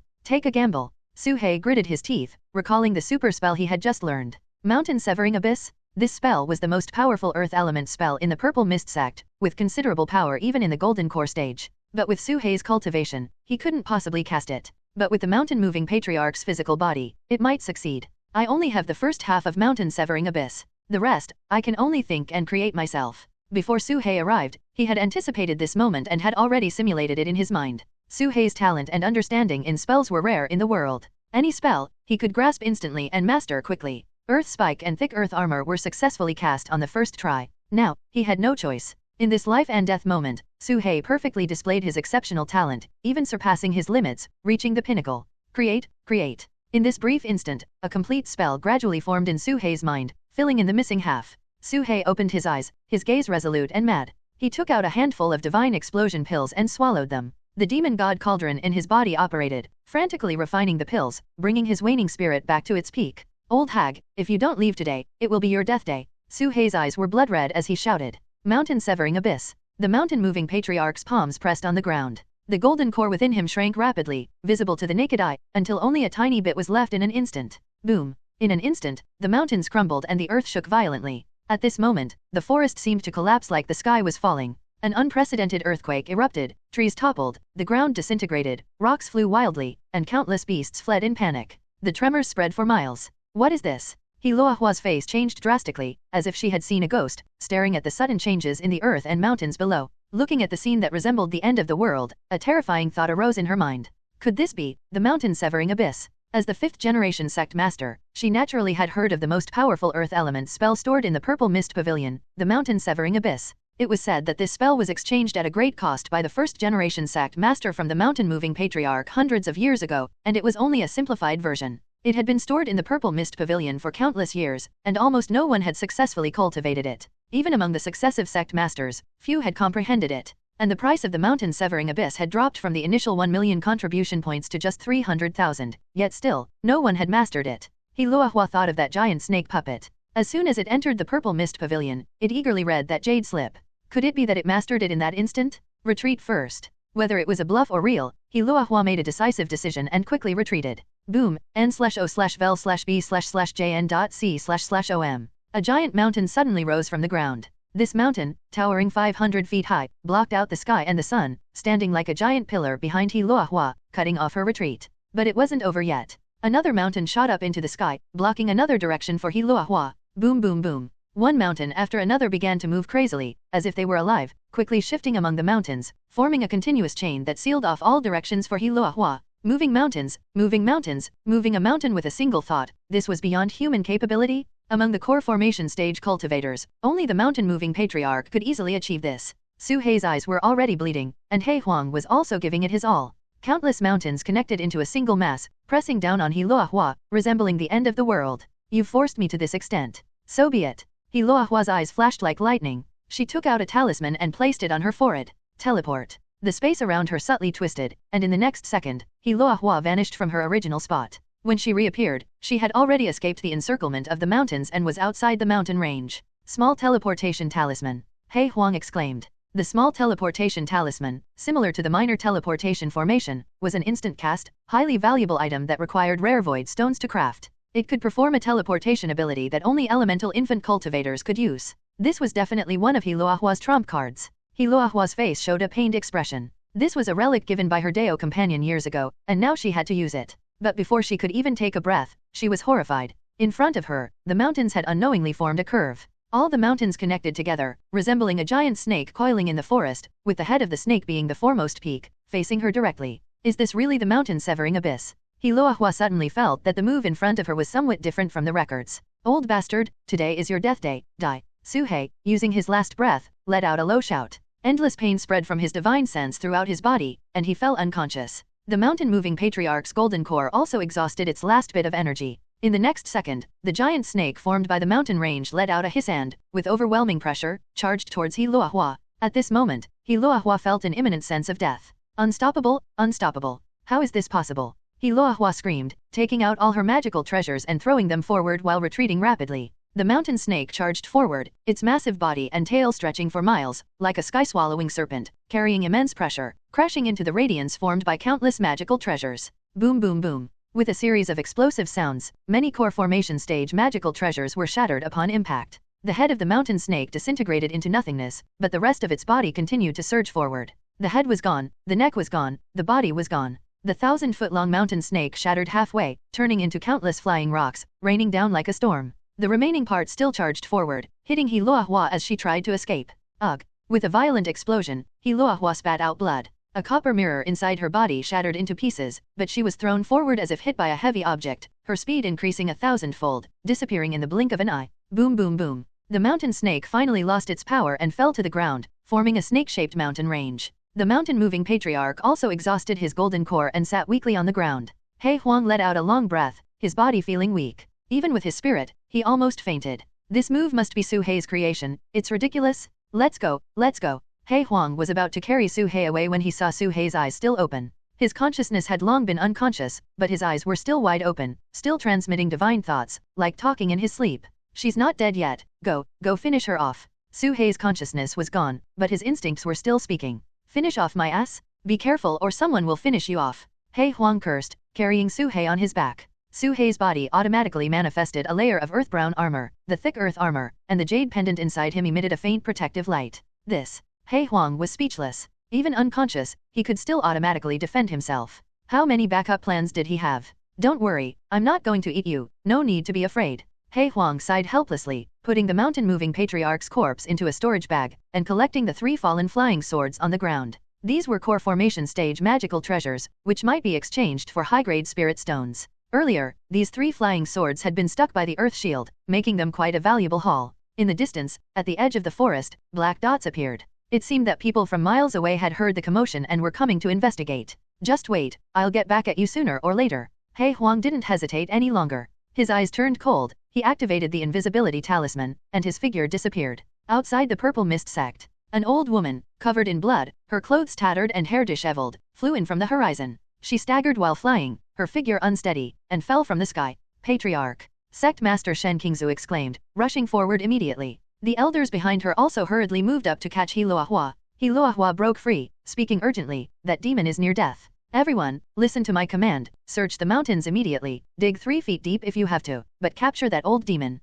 He Luohua waved her hand, drawing portraits of Su Hei and He Huang, then spat out a mouthful of blood and collapsed, surrounded by a chorus of urgent cries. The sect leader, Shen Qingzu, immediately issued an order, all elders and disciples, heed my command. Search the mountain and find that old demon, dead or alive. Everyone accepted the order and entered the deep mountains. However, although they entered the mountain, their minds were filled with different thoughts, and there was a hint of fear in their eyes. That demon almost killed an ancestor in the core formation stage. If we go, isn't it just courting death? No way, this demon is too terrifying. We can't provoke it. The sect leader's order cannot be disobeyed, so let's just put on a show. The Purple Mist sect was different from other sects. Most of its disciples had never experienced life and death battles. After practicing the Purple Mist technique, they had a more relaxed cultivation method. Why risk their lives outside? Especially in such an environment, if you risk your life, you are seen as not fitting in, pretending to be aloof, and you will be ostracized. This led to very few people truly willing to search for that old demon. From elders to disciples, they all behaved the same.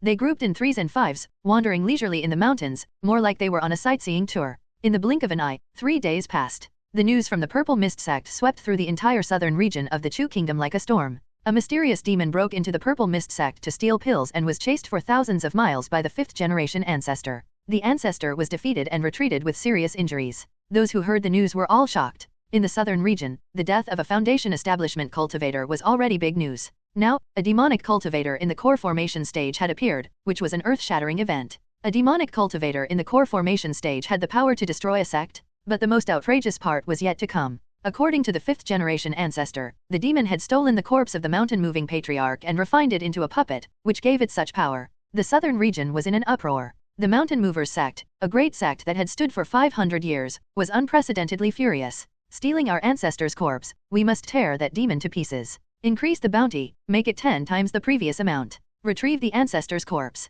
The Mountain Movers sect made searching for the demon their top priority. Elders and disciples were all dispatched, patrolling the southern forests, capturing all dogs and snakes they encountered. The Carefree sect, also a 300-year-old great sect. Last time, they lost 10 disciples while hunting a herd of mammoths. According to Hua Yuntian, it was caused by the demon who could use the earth spike. Kill, avenge our 10 fallen disciples. Kill, hunt down the demon. The Carefree sect also mobilized on a large scale, making the task their top priority. The remaining Taishian sect also issued the highest level mission to track down the demon. The Snake Catchers sect, as the leading sect in the southern region. Xian Yangzi finally understood who had killed his avatar. A dog and a snake, interesting. The Snake Catchers sect issued a bounty. Providing clues would reward 200 spirit stones and 100,000 contribution points. Killing the demon would reward 500 spirit stones and 300,000 contribution points. This was an unprecedentedly high bounty, not only tempting all cultivators in the southern region but also attracting many outsiders. This was a grand hunt, reaching an unprecedented peak in the fervor for hunting demonic beasts.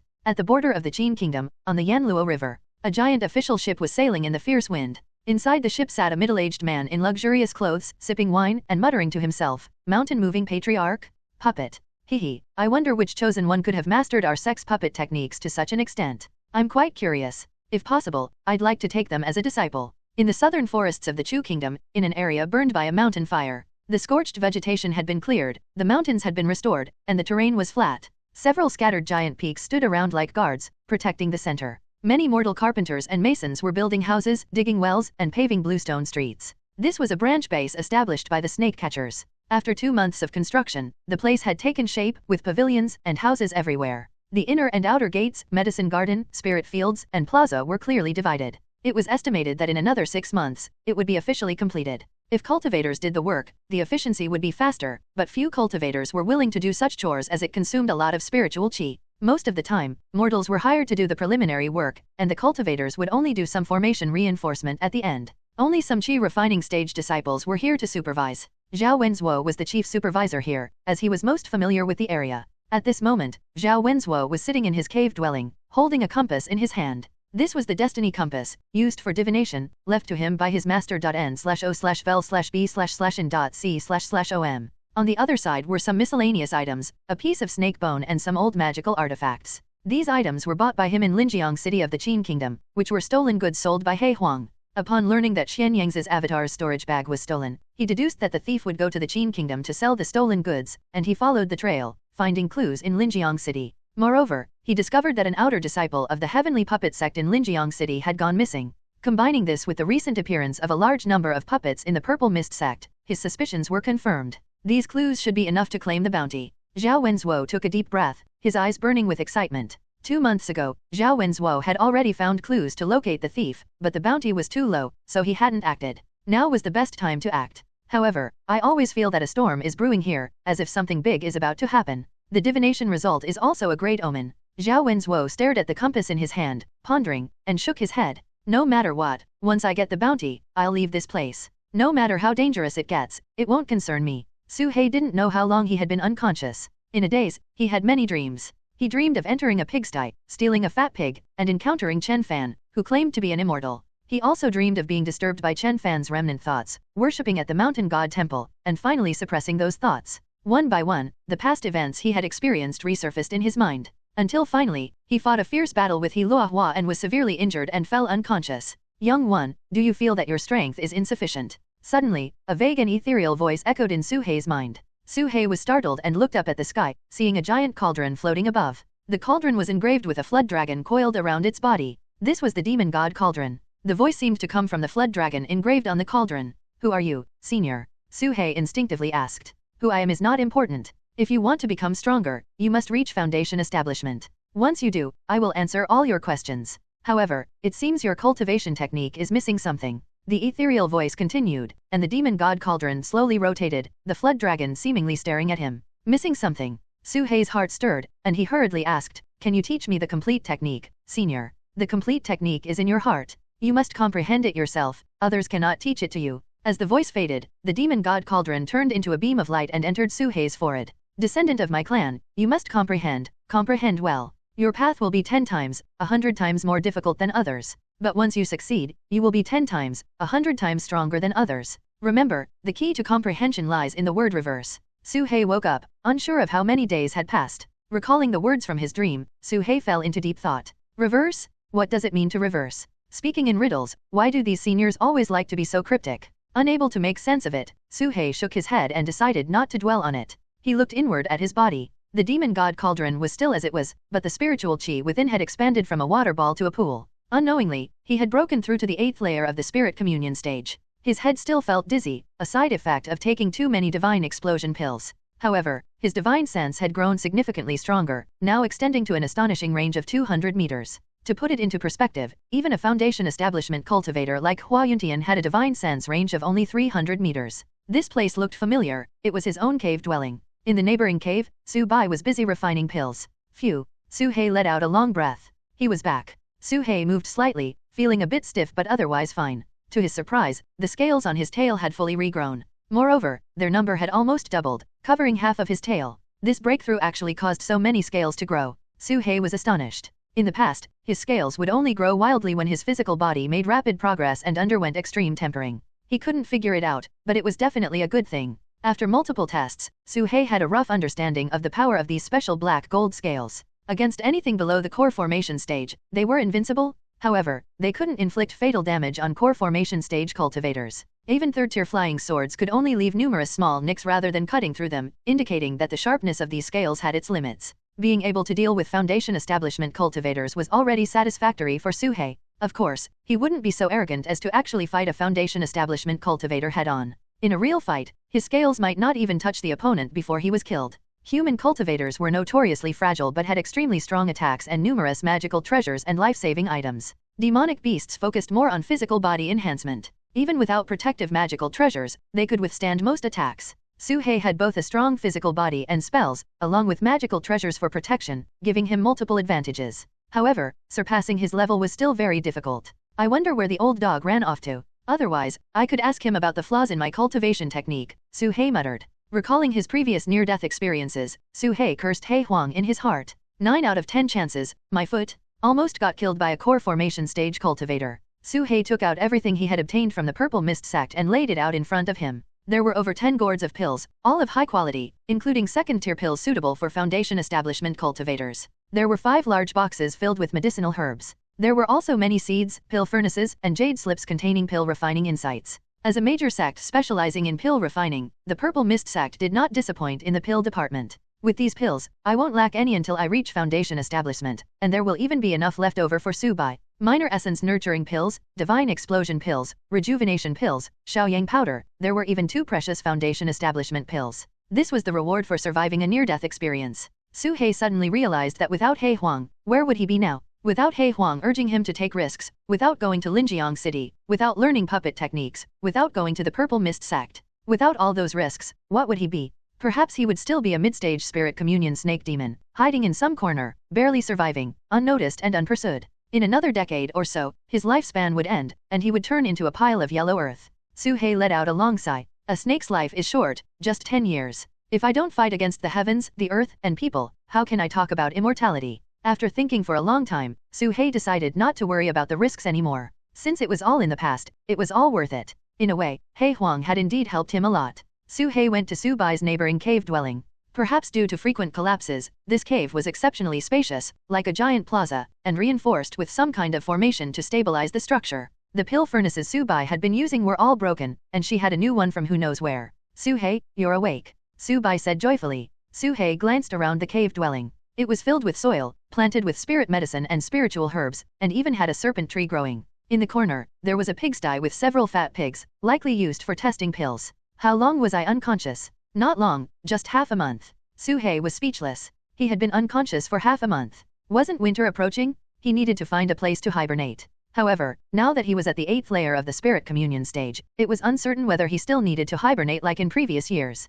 This pill refining cave of yours is quite impressive. Su-hei smiled, taking out a large pile of pill furnaces, medicinal herbs, and jade slips on pill refining, and handed them over. He had already examined these items. They were of little use to him but were invaluable treasures for Su-bai, who was dedicated to pill refining. Su-bai's eyes immediately lit up, and she rushed over, delighted by the sight of so many treasures. Are all these for me? Yes, they're useless to me. Study them well, Su-hei said. Su-bai was so excited she could hardly speak, her body trembling. She quickly took out a few gourds of pills and said excitedly, Su-hei, I'll give you these pills as a reward. No, I can't accept that. Su-hei's forehead darkened. Don't underestimate a snake. The pills I refine now are really useful, even dogs praise them. Su-bai said proudly, her head held high. Dogs praise them. Su-hei thought to himself, could that dog be Argo? However, since Su-bai had a talent for pill refining, the pills shouldn't be as deadly as before. Su-hei opened the first gourd and sniffed it. It had the scent of a strength pill. A common body tempering pill that Su-hei had taken before. Better test it on a pig first. Su-hei thought for a moment and then crawled over to the pigsty in the corner, where Su-bai kept several fat pigs. Are these pigs for testing pills? Su-hei asked. Pigs. Su-bai was puzzled for a moment and then said, look closely. These are all rats, not pigs n/o/vel/b/in.c//om. Rats. Su-hei was shocked and looked closely. In the pigsty, there were indeed a bunch of fat, white creatures. On closer inspection, they were actually giant rats. Because they were so large and covered in greasy fat, Su-hei hadn't looked carefully. Su-hei was so shocked he took several steps back, trembling. These. Why has this white mouse grown so big? Su-hei hurriedly asked. It's quite simple. Su-bai activated the gravity technique, grabbed a strength pill from her gourd, and took a small white mouse out of her spirit beast bag. Then, she tossed the strength pill into the mouse's mouth. She put the mouse down, and its body began to swell, its bones crackling, flesh growing wildly, and its tail curling up. In the time it takes to burn a stick of incense, the mouse had transformed into a fat, plump pig. Because it was so fat, Su-hei couldn't tell if it was a mouse or a pig.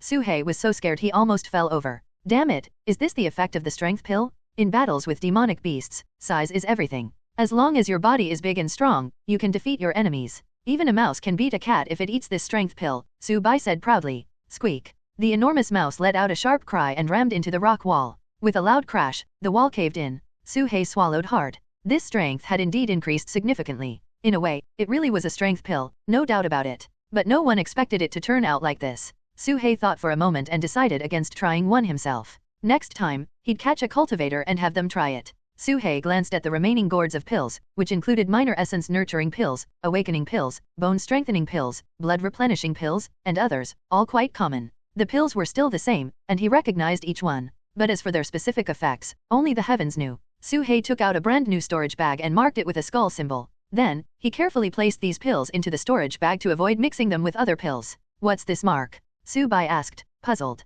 It's a bottom of the chest mark, indicating that precious items are stored inside and shouldn't be shown to others lightly, Su-hei explained seriously. Oh, I see. Su-bai nodded heavily. Su-hei immediately left the cave dwelling. He didn't know what Hei Huang would think when he saw these pills, but he didn't want to care. At that moment, Su-hei had a sudden inspiration and came up with an idea. Since Su-bai couldn't refine proper pills, what if she tried making poison instead? But this thought quickly vanished, and Su-hei shook his head. No way, if she turns proper pills into this, making poison might end up killing herself. Su-hei shook his head vigorously, abandoning the terrifying thought. He had heard of the risks of being a poison master. One wrong move, and you could poison yourself and the whole village, leaving nothing alive for miles around. As a mildly venomous snake, Su-hei had never used poison to attack his opponents. He couldn't rely on her for pills in the future, he'd have to rely on himself. Fortunately, this trip had yielded enough, so Su-hei didn't have to worry about pills for now. The only problem was that all his puppets were gone. The materials for making puppets had long been exhausted, and only the heavenly puppet sect had them.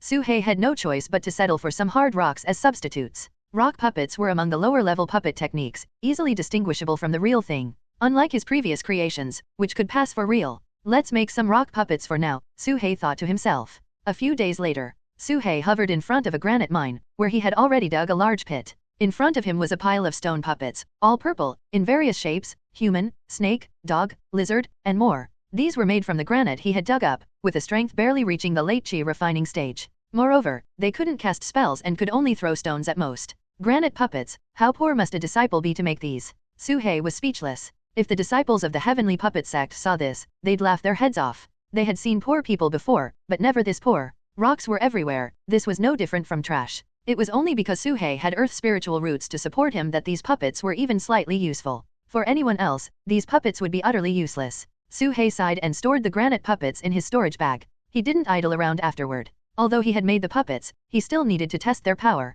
Su-hei found a flat, open area and had the puppets try to concentrate their attacks on a target. Whoosh, whoosh, whoosh, n/o/vel/b/jn.c//om. The puppets received the command and simultaneously launched a barrage of stones at the target, riddling it with holes. This was the granite puppet's attack method, using earth element spells, specifically the flying stone technique. To put it bluntly, they just threw stones. However, with so many stones thrown at once, the scene was quite spectacular. It might even be enough to crush a cultivator to death, given the power of the granite. I wonder where that old dog has gone. I hope he brings back some materials. Su-hei thought to himself. Then, Su-hei had a sudden idea. Could he increase the number of puppets? If individual strength wasn't enough, he could use numbers. If 30 weren't enough, then 50, 100, 200, 300. Su-hei's divine sense was now much stronger, so he might be able to control a massive army of granite puppets. Let's do it and see how many I can control, Su-hei thought excitedly. Hundreds of miles away, in the mountains, a bloodied figure was running frantically into the depths of the forest. If Su-hei were here, he would recognize this person as Xiaozhou, the disciple of the Mountain Movers sect, often cursed as a bastard. 10 miles behind Xiaozhou, 2 snake catchers were chasing him, both at the foundation establishment stage. One of them was Hua Yuntian. Xiaozhou, you little bastard, How dare you attack me? Today is your death day, not even the gods can save you. Hua Yuntian's vicious voice echoed as he touched his severed arm, the anger in his eyes growing fiercer. One of the snake catchers beside him said, to be able to hold us off at the peak of the chi refining stage, this kid is no simpleton. Both of them sped up, searching through the dense forest. In the following days, Su He entered a long period of secluded cultivation. With plenty of pills, his daily routine consisted of taking pills, cultivating, taking more pills, and tempering his body. He also practiced his puppet techniques. Su He found that he could control up to 100 granite puppets, but to be safe, he prepared a total of 500 puppets. He had already hollowed out the entire granite mine. It was only because Su He had enough pills that he dared to dig so recklessly. With so many puppets, his storage bag couldn't hold them all, so Su He stored them in a pitch-black jade stone, which had a huge space, more than enough to fit them all. Additionally, Su He spent some time each day patrolling the area to check for any signs of human activity.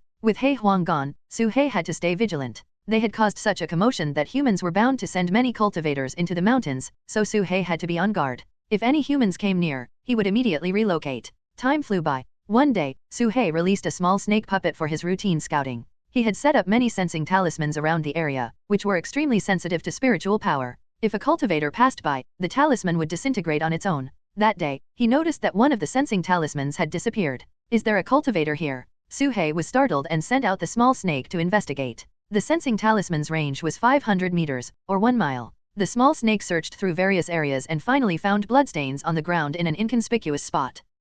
This person is injured. Su He frowned and followed the blood trail, eventually finding a severely injured young man by a mountain spring. Su He had seen this person before. It was Xiaozhou, the dark-skinned, honest-looking disciple of the Mountain Movers sect. Su He didn't know him personally, but he had heard plenty about him from the gossipy women of the Purple Mist sect. It was said that this guy had formed a Dao companionship with Silver Bell but hadn't even held her hand. He had even given away his hard-earned Foundation establishment pills. Calling him a weirdo was an understatement. Seeing you in such pain, I'll send you to reunite with that girl. Su He was about to finish him off but then stopped. Wait a minute, aren't I in need of a pill tester? Isn't this a perfect opportunity? Su He's eyes lit up. He didn't dare try Su Bai's pills himself and needed someone to test them. This was perfect. However, this guy had managed to hold his own against Hua Yuntian, so he wasn't easy to control. Su He didn't want to risk capturing a dangerous individual. Poof. Just as Su He was hesitating, Xiaozhou spat out a mouthful of blood and collapsed by the spring, unconscious. Dead. Su He controlled the small snake to approach and found that he wasn't dead. The guy was barely alive, severely injured, and poisoned by snake venom, which prevented his wounds from clotting. He would bleed to death within half an hour. If Su He still worried about being hurt by this half-dead person, he might as well give up.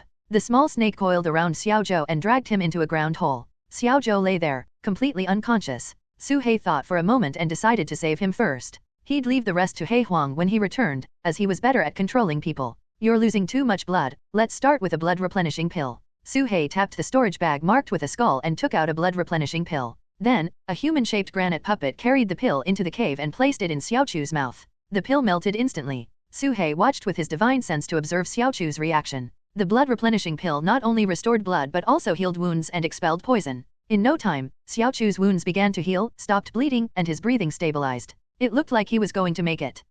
This is my first time saving someone, I guess I'm doing a good deed. Su He chuckled to himself. He took out a magical rope, intending to tie Xiaozhou up. Suddenly, Xiaochu's abdomen heaved, and waves of powerful blood energy surged from his body, inflating his blood vessels.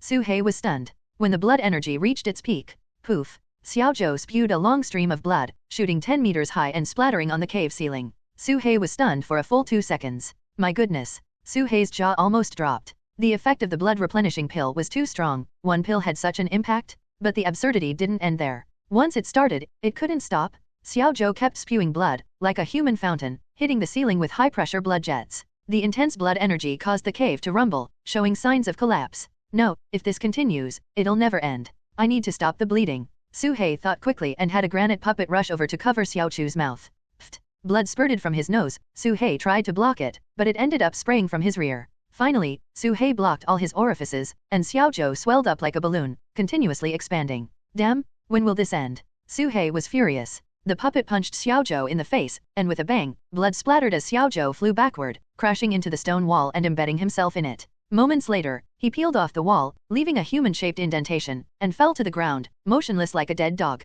Su He waited for a while and noticed that Xiaozhou finally stopped bleeding, letting out a sigh of relief. Fists are still the most effective. This blood-replenishing pill's recovery effect is too strong, it needs to be countered with some attacks. Su He nodded to himself. He checked and found that Xiao Chu's complexion was rosy, significantly improved. It showed that the blood-replenishing pill was indeed effective. However, Xiao Chu's face was twisted, looking like a mask of pain. Hey, where are you uncomfortable? You need to tell me, Su He hurriedly said. Su He thought for a moment, manipulated the puppet, and grabbed Xiao Chu's leg, lifting him upside down. Su He shook him and made the puppet speak in a human voice. Hey, wake up, speak. He swung Xiao Zhou around a few times in midair but found that he still didn't wake up, his expression only becoming more contorted. Strange, what does that expression mean? Su He looked puzzled. His gaze swept over to Xiao Chu's storage bag at his waist. Su He immediately smiled. Not talking, huh?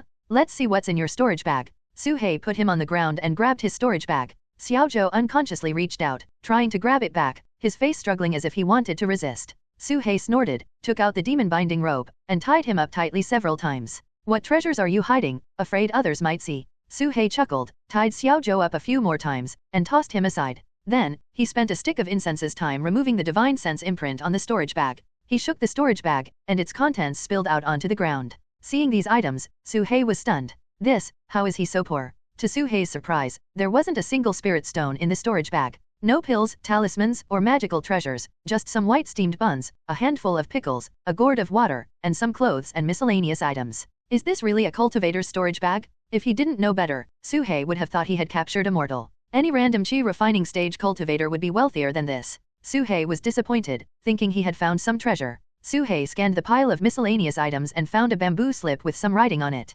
Curious, Su He started to read its contents. The content was quite peculiar, like a diary. Yesterday, I spent 30 spirit stones to buy Silver Bell Fairy's clothes. She said she wouldn't sell them to anyone else for 100 spirit stones, only to me, which means she has feelings for me. Just got beaten up by young Master Hua. I wanted to resist, but I didn't because you said you liked honest people. Reading aloud in front of Xiao Zhou, Su He noticed Xiao Chu's expression becoming increasingly pained and twisted. Su He schemed through a few more lines and couldn't bear to read any further. There were even more bizarre entries like Silver Bell gave him a strand of hair, and he gave her a foundation establishment pill in return, thinking he made a profit, which left Su He speechless. This guy must have gone mad. Su He muttered to himself, unable to understand Xiao Chu's thought process. If he wanted to mate, he should just knock her out. Why go through all this trouble? No wonder he's so poor. It's a miracle if he had any money. Su He glanced at Xiao Zhou, who was still unconscious, which wasn't good. His expressions were rich, indicating his body still had sensation, but he just couldn't wake up. Seeing you so pitiful, I'll be a good person to the end and wake you up. Su He patted the skeleton's storage bag and took out a light yellow pill. Awakening pills, essential for refreshing the mind during cultivation. Without hesitation, he stuffed the pill into Xiao Chu's mouth. Ugh. Unexpectedly, Xiao Zhou coughed violently, spitting the pill out. Hey, you dare not eat it. Su He's eyes widened, about to force-feed him again, but saw a wisp of smoke emanating from the awakening pill, its medicinal properties starting to disperse, instantly filling the entire cave dwelling. At this moment, Su He's puppet was operating, while his main body was outside the cave dwelling. Even so, Su He's main body smelled an indescribable stench seeping out from the cave dwelling. The odor permeated the stone walls, the soil layers, and could be smelled from hundreds of meters away. What is this smell? Su He's face changed dramatically. He retreated several meters, the stench growing stronger, continuously seeping out from the cave dwelling, so foul it almost made him vomit. Ugh. Nov. L. B/JNN. The unconscious Xiao Zhou suddenly sprang up, clutching his throat and vomiting violently, expelling all the food in his stomach, even bile. The stench was unimaginably strong. Even the puppet felt its eyes burning, and the stone surface seemed to be corroding. Ah! Su He screamed and fled in panic. He burrowed 100 meters underground and used a golden shield talisman to seal the space, barely escaping the smell. Is this really an awakening pill? Su He was dumbfounded. Xiao Zhou was also dizzy from the stench, unable to sleep any longer. He actually woke up slowly. Xiao Zhou lay on the ground, weak and trembling, speaking to the stone puppet, "Senior, please." Su He was stunned, quickly controlling the puppet to approach, saying in a muffled voice, "Speak, I'm listening." Xiao Chu's expression was extremely pained, seemingly holding his breath, but the smell kept invading, making his face turn blue and purple. "Senior, can you give me a quick death?" A trembling voice came out. Xiao Zhou had never wanted to die so strongly in his life. Previously, when being chased by those two, he had fought desperately to escape, not wanting to die. But now, in the hands of this stone puppet, it felt like he had fallen into hell, enduring the greatest torment of his life. Both physically and mentally, he was tortured beyond endurance. He was tired, he didn't want to live anymore, just wanted a quick release. Su He shook his head at these words. "How can that be? I saved you with great effort, how can you just die like that?" Su He couldn't understand why anyone would want to die. "Senior, I really..." Xiaochu's tears flowed down. Hey, you're a grown man, why are you crying? Su He was even more puzzled. At this moment, several kilometers away, Hua Yuntian and another companion were following the trail, searching through the forest. Along the way, they found many traces of blood. Ha, that kid was poisoned by 1,000 snakes and ran this far. He's probably dead by now, Hua Yuntian sneered. I heard he spent all his wealth on Foundation establishment pills and has no life-saving items. He's most likely dead, the other person nodded in agreement. Hua Yuntian smirked, following the blood trail. Even if he's dead, I want to see his corpse. As he walked forward, he suddenly stopped. Hua Yuntian's nose twitched, his face contorting slightly. He suddenly rushed to a nearby tree and started vomiting. Ugh. The other person was puzzled, but within 5 seconds, he too was retching on the ground. What is this smell? I can't take it, I've never smelled anything this foul in my life. I can't even open my eyes. Awakening pills were originally meant to act on the primordial spirit, clearing the mind. But now, they still act on the primordial spirit, making one equally clear-headed. Just in a different way. Hua Yuntian kept retching, he couldn't stand it and had to retreat, and the other person was the same.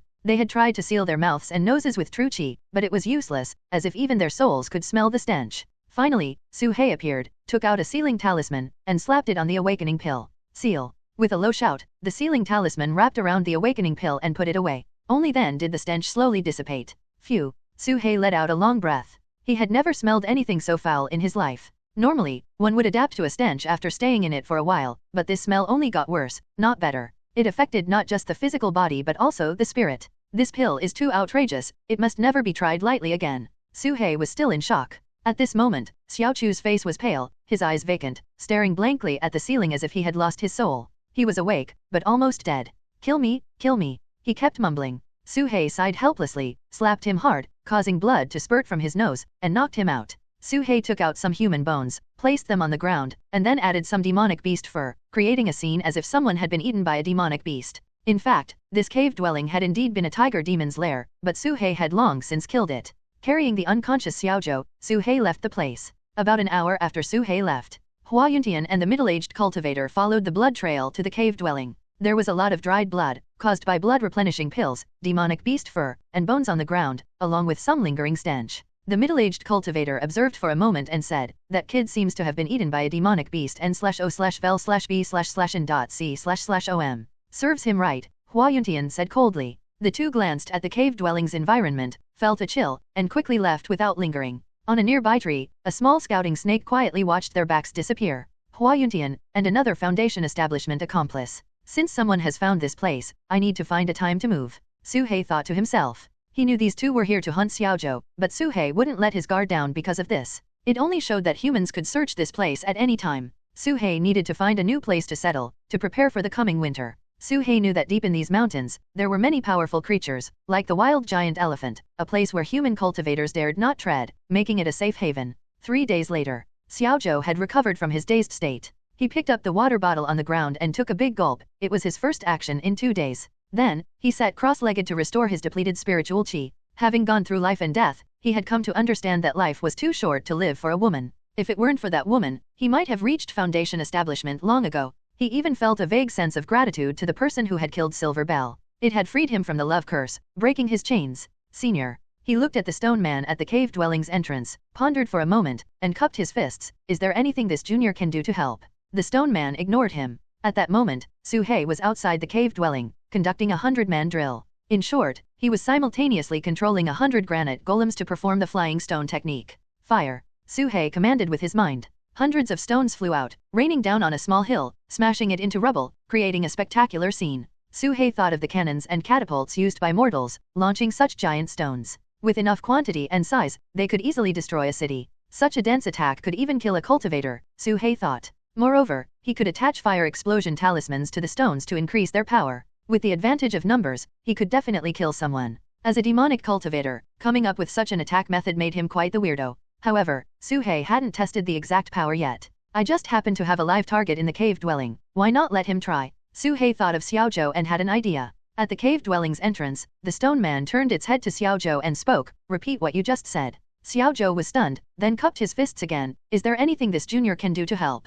There is. The stone man nodded, revealing an ugly smile. Xiaozhou couldn't help but shiver, feeling he shouldn't have asked that question. A stick of incense later, Xiaozhou was tied up with ropes, standing in an open area. In front and behind him stood 10 stone men, holding giant stones, glaring at him menacingly. Xiaozhou, this is a test. Defend yourself against the attack of 10 stone men with all your might and see if you can survive. Su Hei's voice rang out. Xiaochu's mouth twitched violently. Damn it, at least untie me first. Suppressing the urge to curse, he trembled and asked, what if I survive? Then we'll increase the number of stone men to 20, Su Hei replied. Xiaochu's face turned black. Moments later, Xiaozhou was carried back to the cave dwelling, heavily injured. He had withstood the attack of 33 giant stones. But Su Hei felt that Xiaozhou hadn't given his all. He could rival Hua Yuntian, so why could he only withstand so few stones? He seemed too weak. Afterward, Su Hei put away the stone men and left the place to conduct his daily inspection. After a round of inspection, Su Hei's face turned grim. Today, 5 sensing talismans were missing.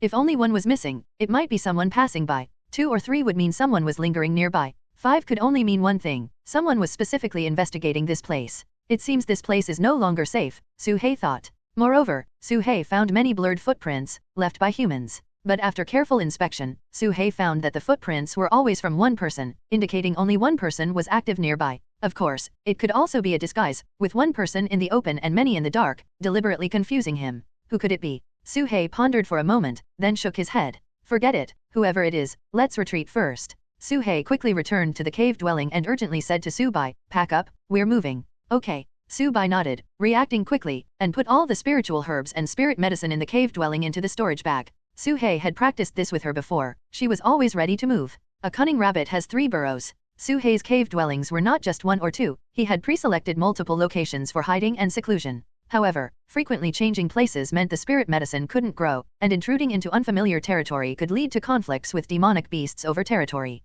Unless necessary, Su Hei didn't want to move. Now that humans had intruded, he had no choice. One thing was certain, he was being watched, although he didn't know by whom. Purple mist sect. In a secluded cave dwelling in the back mountain, an old woman with a withered figure opened her eyes. Between her brows, a deathly aura loomed a sign that her end was near. It seems my time is running out, He Luahua sighed deeply. As a nascent soul ancestor, she rarely left seclusion, knowing that each time she did, it consumed her lifespan. How could she not understand? That battle had left her gravely injured, depleting what little life force she had left. Now, she had at most half a year to live and was too weak to take action again. She could only arrange her final affairs. But thinking about the current state of the Purple Mist sect filled her with melancholy. Both disciples and elders were of dubious character, unfit for great responsibilities. Her only hope was to capture that demon and hand it over to the Snake Catchers sect, ensuring their continued protection of the Purple Mist sect. I obtained a scale from that demon snake. Perhaps I can use it as a medium to cast a soul-chasing spell and find it. He Luahua's eyes flickered with determination.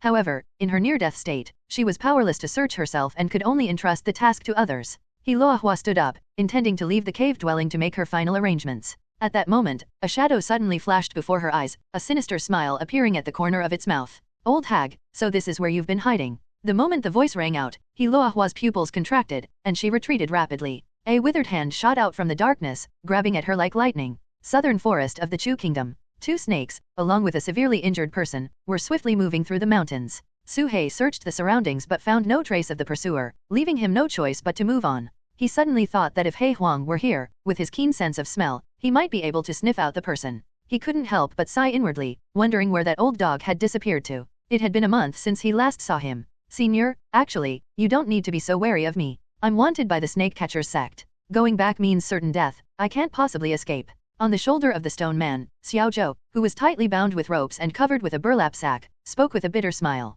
Oh, you can still talk. Su Hei was surprised. This person was bruised and battered, with broken bones, barely clinging to life, yet he still had the strength to speak. Senior, that healing pill you gave me was quite potent. I only refined a bit of its residual power, and my injuries have already healed by half, Xiaozhou said with a wry smile. Su Hei was taken aback and glanced at Su Bai, who was walking beside him. I told you, my pills are amazing. Everyone praises them, Su Bai said proudly. Su Hei remained non-committal. Xiaozhou seemed honest and straightforward, not the type to lie, but Su Hei still didn't let him down, planning to observe him for a few more days. I don't know if the person behind us will continue to follow. I need to be cautious. Su Hei didn't head directly to their destination. Instead, he led Su Bai and Xiaozhou through the mountains, taking winding paths and lingering in dangerous areas to leave misleading traces before moving on. This series of maneuvers left the others puzzled. Su Hei didn't explain and continued to circle the mountains, deliberately heading towards areas thick with demonic aura. He was no longer the reckless youth who only knew how to run in a straight line. Now, he left false information to lead pursuers astray, guiding them to dangerous places.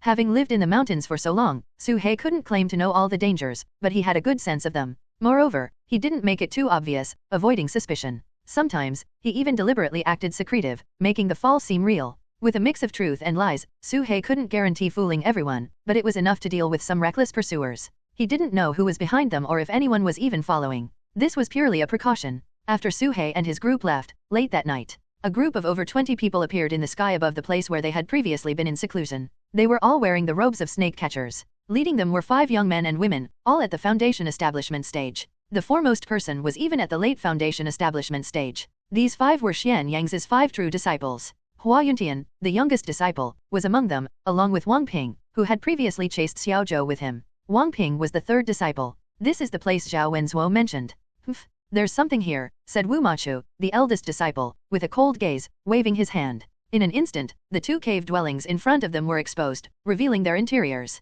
Although Su-hei had deliberately destroyed the traces before leaving, it was still evident that someone had been in seclusion here, with faint spiritual power fluctuations. Is this really the demon's hiding place? Hua Yuntian was incredulous. He had been here just a few days ago and had missed it. Indeed, Zhao Wenzuo is skilled in divination. There's some truth to it, Wu Machu said solemnly. But we are still a step too late. The demon left earlier, a young woman beside him sighed. Why not have Zhao Wenzuo divine again? Wang Ping suggested. Wu Machu said nothing, descending to carefully sense the spiritual power fluctuations. His eyes narrowed, a cold light flashing. The demon should have left less than half a day ago. We 5 will each lead a team and search separately. If anyone finds anything, notify everyone immediately. Yes. The group dispersed, searching the nearby areas. In half a day's time, if it were an ordinary demonic beast, their tracking experience might have allowed them to catch up. However, they were dealing with Su-hei. Hua Yuntian's team headed east. After a while, using the snake catcher's sex secret techniques, they indeed sensed a trace of snake aura. Could it be that I've stumbled upon it?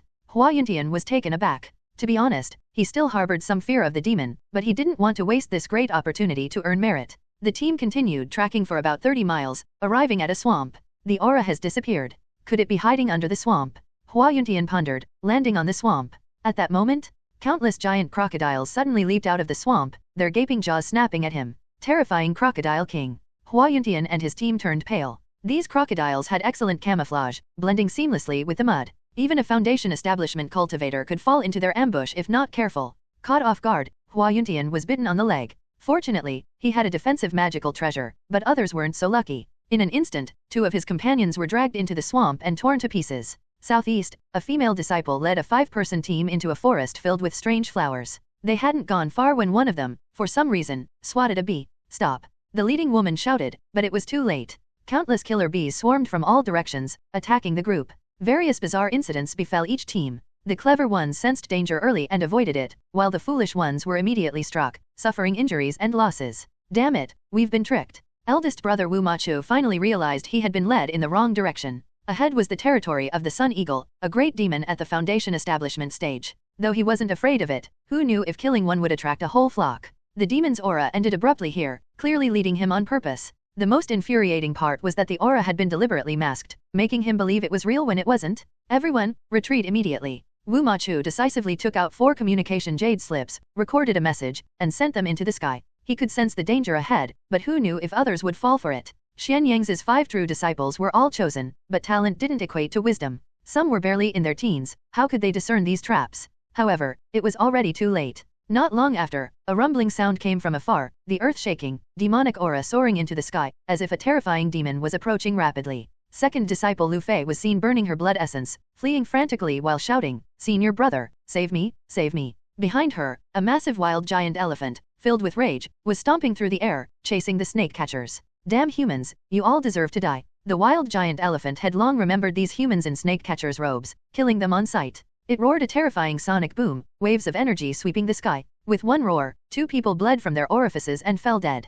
Great perfection of Foundation establishment. Wu Machu's face turned black. Along the way, Su-hei had set up no fewer than 10 false routes as lures, in all directions. These misleading routes were insignificant to true great cultivators, but they could work wonders on some people. N/O/vel/b/in.c//om. Let's leave it at that. Buying some time is better than nothing, Su-hei thought to himself. Xiao Zhou was dumbfounded, having witnessed Su-hei's cunning maneuvers, unsure how to react. How devious must one be to do such things? The most absurd part was that Su-hei wasn't even sure if anyone was following them, it was purely a precaution. The snake catchers are really out of luck to run into such a jinx, Xiao Zhou thought. Actually, Su-hei had held back. The dangerous places he led them to could be survived with enough life-saving means and Foundation establishment cultivation. If he were truly ruthless, he could have led them to that abandoned mine and unleashed the spirit-eating ants. No one would have survived. Of course, Su-hei didn't want to expose that abandoned mine to outsiders. He believed it might hold secrets. In a clearing within the forest, about a dozen figures sat there, panting heavily, their faces smeared with dirt and their hair disheveled, looking extremely bedraggled.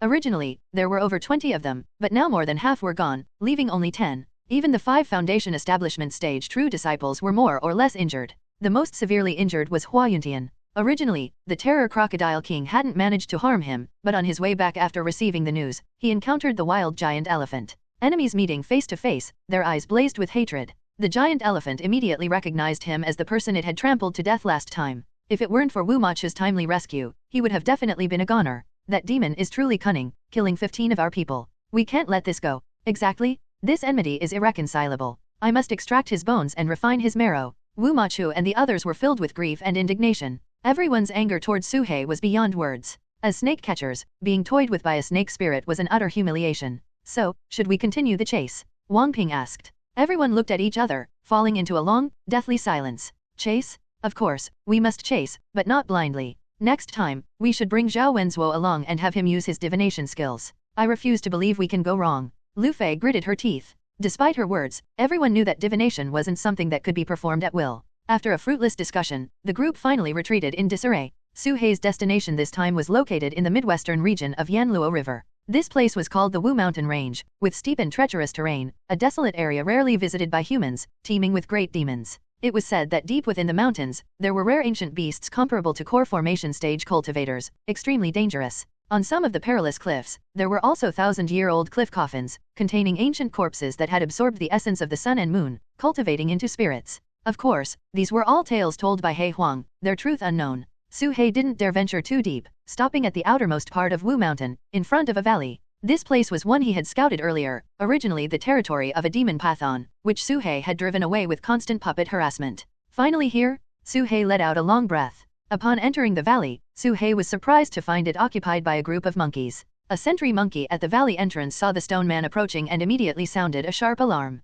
Squeak, squeak. The monkey troop, hearing the alarm, gathered around, perching on the trees on both sides, baring their teeth and making threatening gestures at Su-hei and his group. Su-hei ignored them and walked straight into the valley. The monkeys quickly retreated, not daring to obstruct him. Su-hei arrived at the demon python's former cave dwelling and threw Xiao Zhou inside. Then, he used an earth element spell to create a new cave dwelling next door for Su-bai. He took out formation flags and planted them at the entrances of both caves, raising a protective light shield for basic defense. Seeing their lair occupied by a snake, the monkeys were furious but didn't dare to fight, only glaring from a distance and screaming. Some monkeys threw stones at Su-hei. Su-hei sneered inwardly at the sight. He patted his storage bag and took out a sealed awakening pill, opening a small gap. Instantly, an extremely pungent odor spread out, quickly permeating the area within a few hundred meters. This was a stench that penetrated the soul. Squeak, squeak, squeak. The monkeys screamed, vomiting on the spot and fleeing in all directions, disappearing without a trace in an instant. The valley, which was teeming with monkeys just moments ago, was cleared within 2 breaths. This is killing 1,000 enemies at the cost of 800 of our own. Su-hei suppressed his nausea, Ressel led the pill, and put it back into his storage bag. If he weren't new here and unwilling to cause a massacre to avoid attracting great demons, he wouldn't have used such a biochemical weapon. That night, at Su-hei's previous seclusion spot, a big black dog emerged from the ground, looked around, and muttered to itself, "Little Su actually ran off without telling me. That's so inconsiderate." It sniffed around, intending to track the scent. However, it unexpectedly found that the scent had split into multiple trails. Damn it! This beast is up to no good, learning all these sneaky tricks. He Huang was speechless. The scent trails were like a maze, winding around, and he had no idea who taught him this. Forget it, there's nothing in this world that can stump me, the heavenly demon scattered person. I'll just try every path. He Huang sneered and burrowed into the ground. The next day, the monkey troop returned, bringing along an old white-haired ape, seemingly their ancestor, to seek revenge. The ape was hunched, with dry skin and white hair and beard, its age unknown. Its intelligence was on par with humans, and its cultivation had reached the great perfection of the spirit communion stage.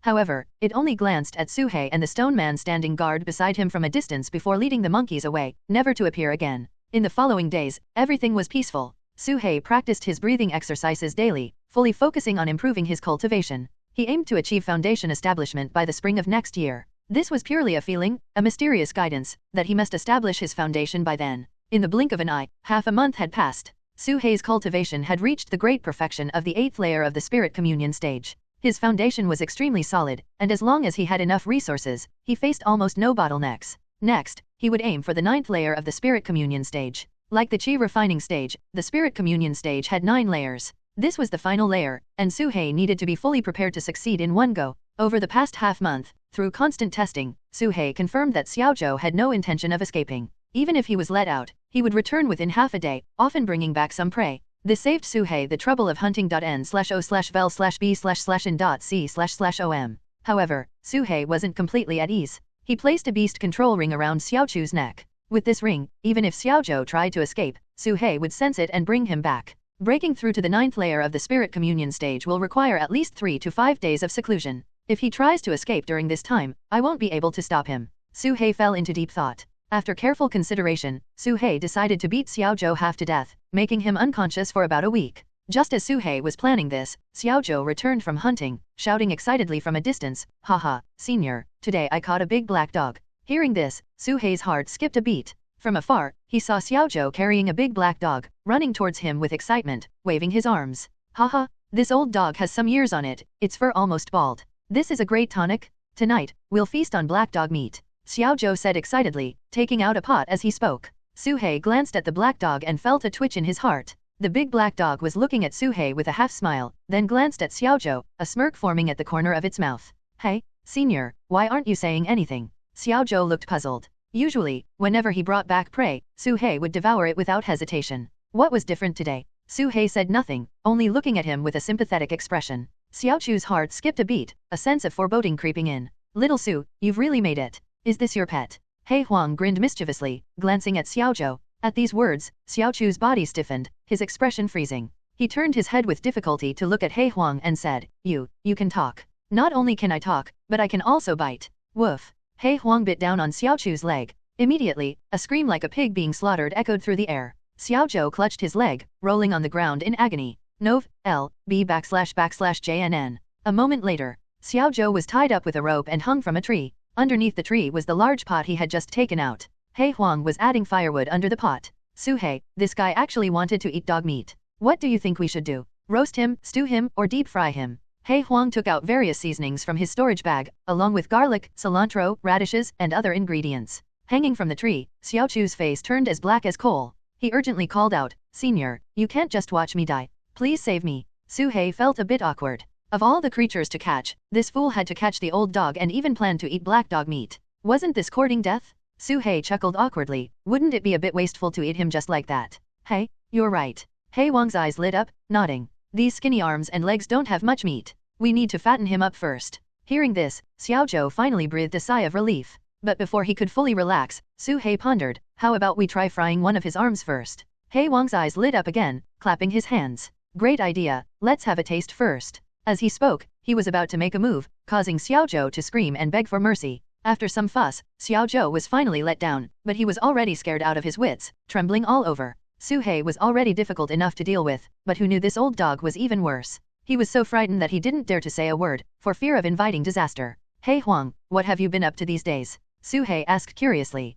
Su-bai also poked her head out from the cave dwelling, watching curiously. He Huang sighed, spreading his hands. "What else? Digging graves. Those sects are all heavily guarded, only the Purple Mist sect let me barely succeed. It wore me out. Oh right, I took care of that old hag while I was at it. Here are your scales." As he spoke, He Huang took out a pile of black gold scales and placed them on the ground, a total of 52 pieces. These were the scales Su-hei had shot out that day, which He Luohua had picked up. This. Su-hei was stunned. He looked carefully at He Huang, finding that he didn't seem to be joking. Is this for real? He Luohua was a core formation stage cultivator. Although that strike had severely injured her, combined with her old age and weakened strength, she was far from her peak. But He Huang had casually mentioned taking her out? "Haha, what are you so surprised about? That old hag was on her last breath. That battle exhausted her lifespan. Even if I hadn't acted, she would have died within 6 months. But the Purple Mist sect really should fall. The ancestor died for half a day, and no one noticed. It's ridiculous." He Huang sneered. Su-hei nodded in agreement.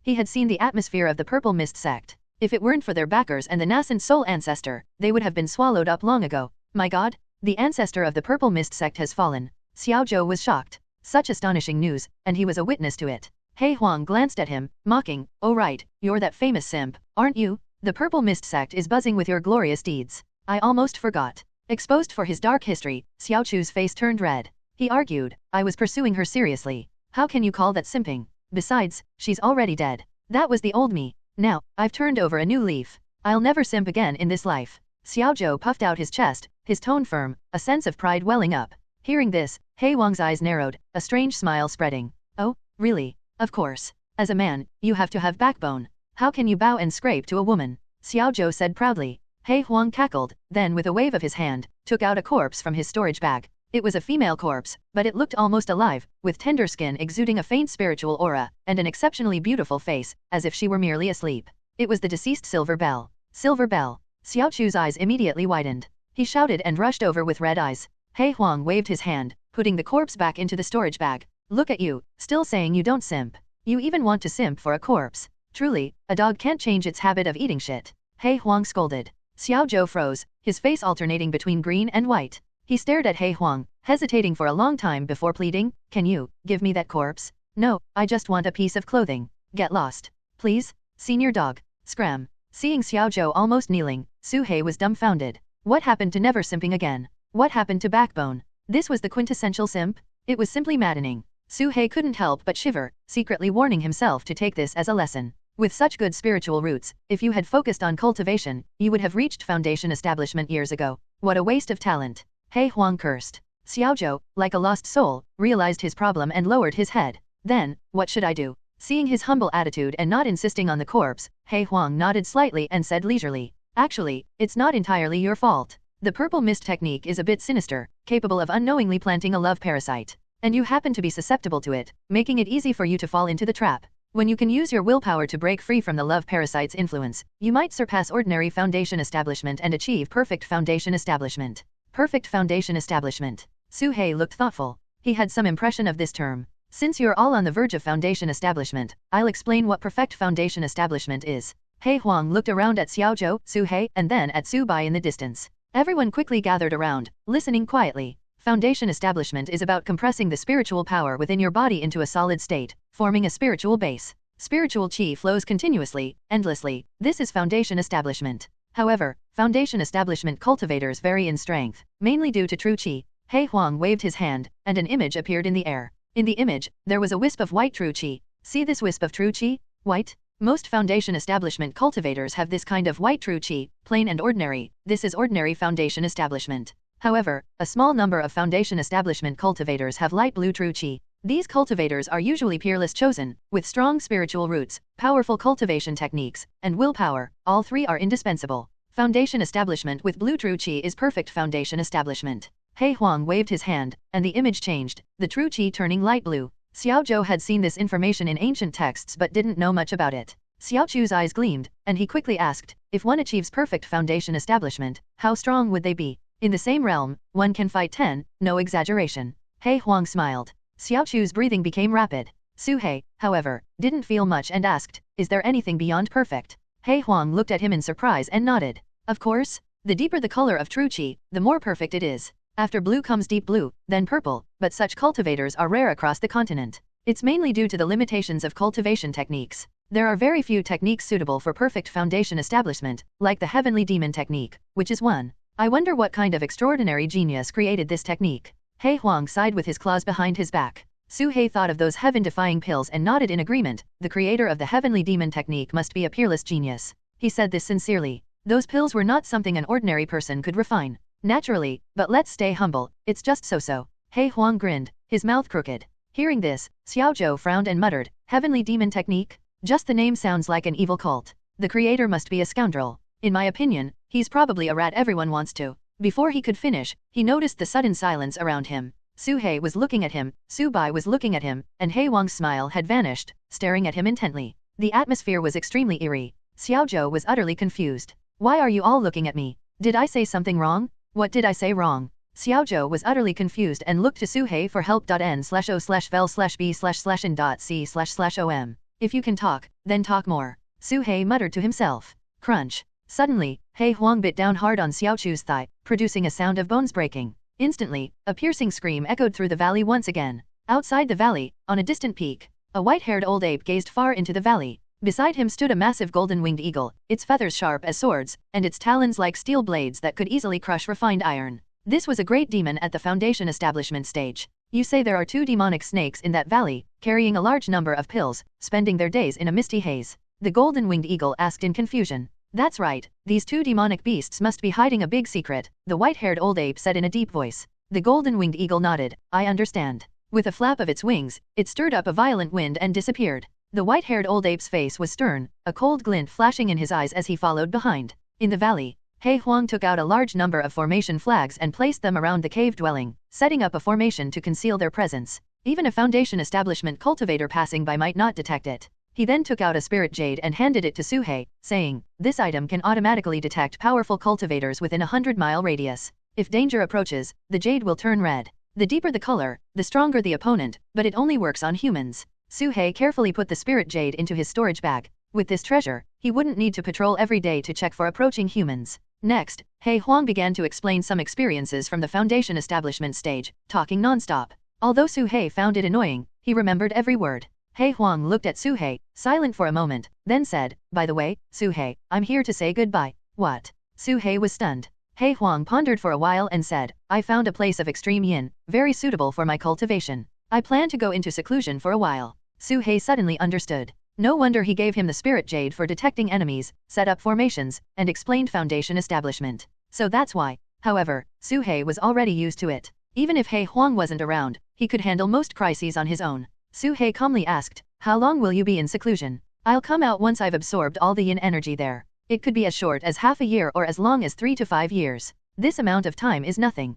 Cultivators have long lifespans, a single seclusion can easily last 10 years, passing in the blink of an eye, He Huang said nonchalantly. For someone who had slept for 200 years, this amount of time was indeed nothing. Su He, however, had never experienced such a long time. Since his awakening, it had been less than 2 years. He said nothing, just nodded. By the way, I have something for you to save your life. He Huang dug around his waist and pulled out a pale golden storage bag, tossing it over. Don't open this storage bag yet. Only open it when you're in a life and death situation. The item inside can give you a 50-50 chance against any opponent, but remember, it can only be used once, so don't waste it, He Huang reminded. Su He took the storage bag and swallowed it. Go ahead, are you afraid I'll die? Su He said. You. He Huang was speechless. Forget it, I'm leaving. I hope next time we meet, you'll be a Foundation establishment great demon. He Huang said no more, stepping into the air and flying into the mountains, carried by a gust of black wind. He flew towards the depths of the Wu Mountain range, a place full of dangers but also many ancient tombs with heavy yin energy. Su He watched He Huang until he disappeared from sight. Who knows what the next meeting will be like. That troublemaker finally left. Xiaozhou breathed a sigh of relief, rubbing his throbbing thigh, wincing in pain. Compared to He Huang, this snake seemed much more agreeable, at least it didn't bite people randomly. Only now did he realize how gentle Su He was. After He Huang disappeared, Su He took out the pale golden storage bag he had just received. I wonder what's inside. I'm really curious. Su He was itching to open it. A 50-50 chance against any opponent? Even chi condensation cultivators? He instinctively wanted to open it and take a look, but feared that something powerful might come out. He decided against it. Oh, I forgot something. Su He suddenly remembered something important. That old dog still hadn't given him the puppet he promised. In the sky 10,000 meters high, white clouds filled the sky, and among them, a golden-winged eagle circled, overlooking the land below. With the eagle's vision, it could easily see through the clouds and observe the valley below. The white snake was gone, probably hiding in the cave. Outside, only the black snake and the human were left, both at the late spirit communion stage. What nonsense about pills, the old ape just wants to use me to eliminate his enemies. His little scheme is quite clear. The golden-winged eagle had been observing for a long time and hadn't seen them taking any pills, feeling quite disdainful. But it didn't care. In the animal kingdom, symbiotic relationships were common, and demonic beasts were no exception. Coincidentally, eagles were natural enemies of snakes, making it easy to deal with them. As for the human cultivator, the old ape would handle that. Eating 2 snake demons would make the trip worthwhile. Let's move. The golden-winged eagle flashed and dove down. Its speed was like lightning. An eagle demon's diving speed could reach 1,000 meters in a breath, almost in the blink of an eye. It had dived from the clouds to the ground. At this moment, Su He and Xiaozhou were both meditating. Suddenly, Su He felt a tingling sensation on his scalp.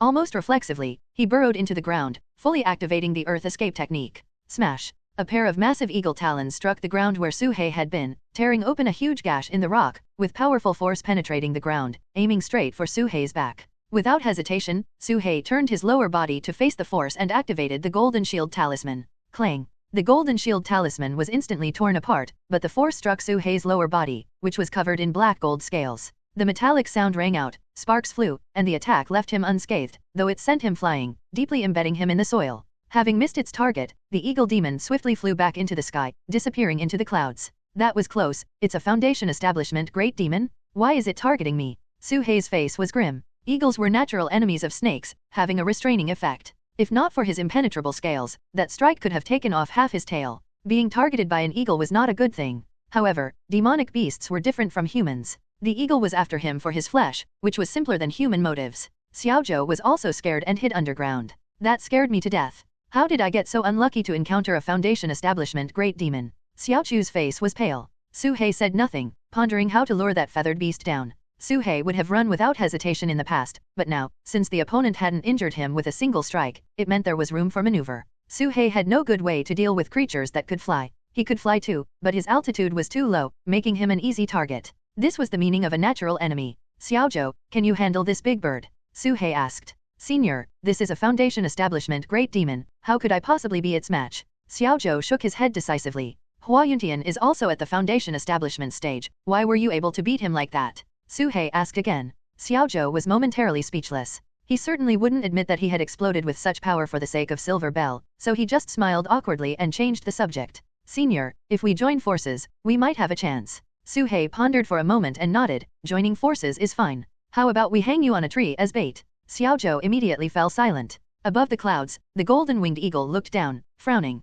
That strike just now, he was confident it would shatter the target completely, but it seemed to have failed. This was unprecedented in his experience? Could it be as the old ape said, that this snake consumed an immortal pill, making it impervious to blades and swords? The golden eagle was on high alert. As a Foundation establishment great demon, facing lesser demons below the Foundation establishment stage, he could easily deal with them even if they burrowed into the ground. But now, he didn't do that. Among beasts, only 1 in 100 survives, and among those that transform into demons, only 1 in 10,000. Let alone reaching the Foundation establishment stage, he knew how to be cautious. Hiding and not coming out, huh? The golden-winged eagle's gaze turned cold, and he flew into the clouds, disappearing. After a stick of incense, Xiaozhou poked his head out from the ground, looked at the sky, and said, Senior, that great demon seems to be gone. Su Hei's scouting snake on the mountaintop also saw the opponent disappear, but he remained unmoved. Snakes can stay still for 3 days and nights to catch a frog. This short time was nothing. At worst, they could just wait it out. When it came to patience, Su Hei had never backed down.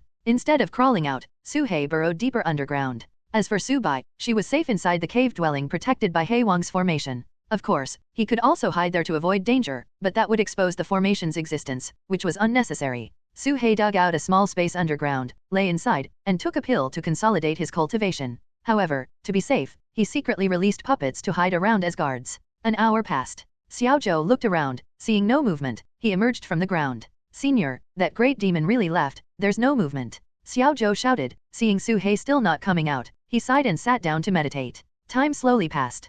Clouds gathered in the distance, and before long, the clouds overhead grew thicker and darker. If one were close enough, they could hear the sound of thunder and lightning coming from the clouds. Xiaozhou glanced at the sky, suddenly feeling uneasy, and retreated to the side. Su Hei was also startled, quickly changing his location, but the clouds above followed him wherever he went. What kind of demonic technique is this? Su Hei's heart tightened, and almost instinctively, he activated his thick earth armor and took out various talismans. At that moment, a thunderous explosion echoed across the land, and a lightning bolt as thick as a barrel struck down from the dark clouds, piercing the sky and hitting the ground. Boom! The entire valley shook from the strike, and the lightning bolt hit directly above Su Hei. Crack! The ground was instantly split open, with cracks spreading madly 100 meters deep, like a thunder dragon crashing down on Su Hei. What? Su Hei's face changed, but fortunately, he was prepared. At the moment the lightning appeared, he activated 3 layers of earth shield above his head, thickened his earth armor, and continuously used several golden shield talismans while fully activating his earth escape technique to retreat. Boom! The lightning struck,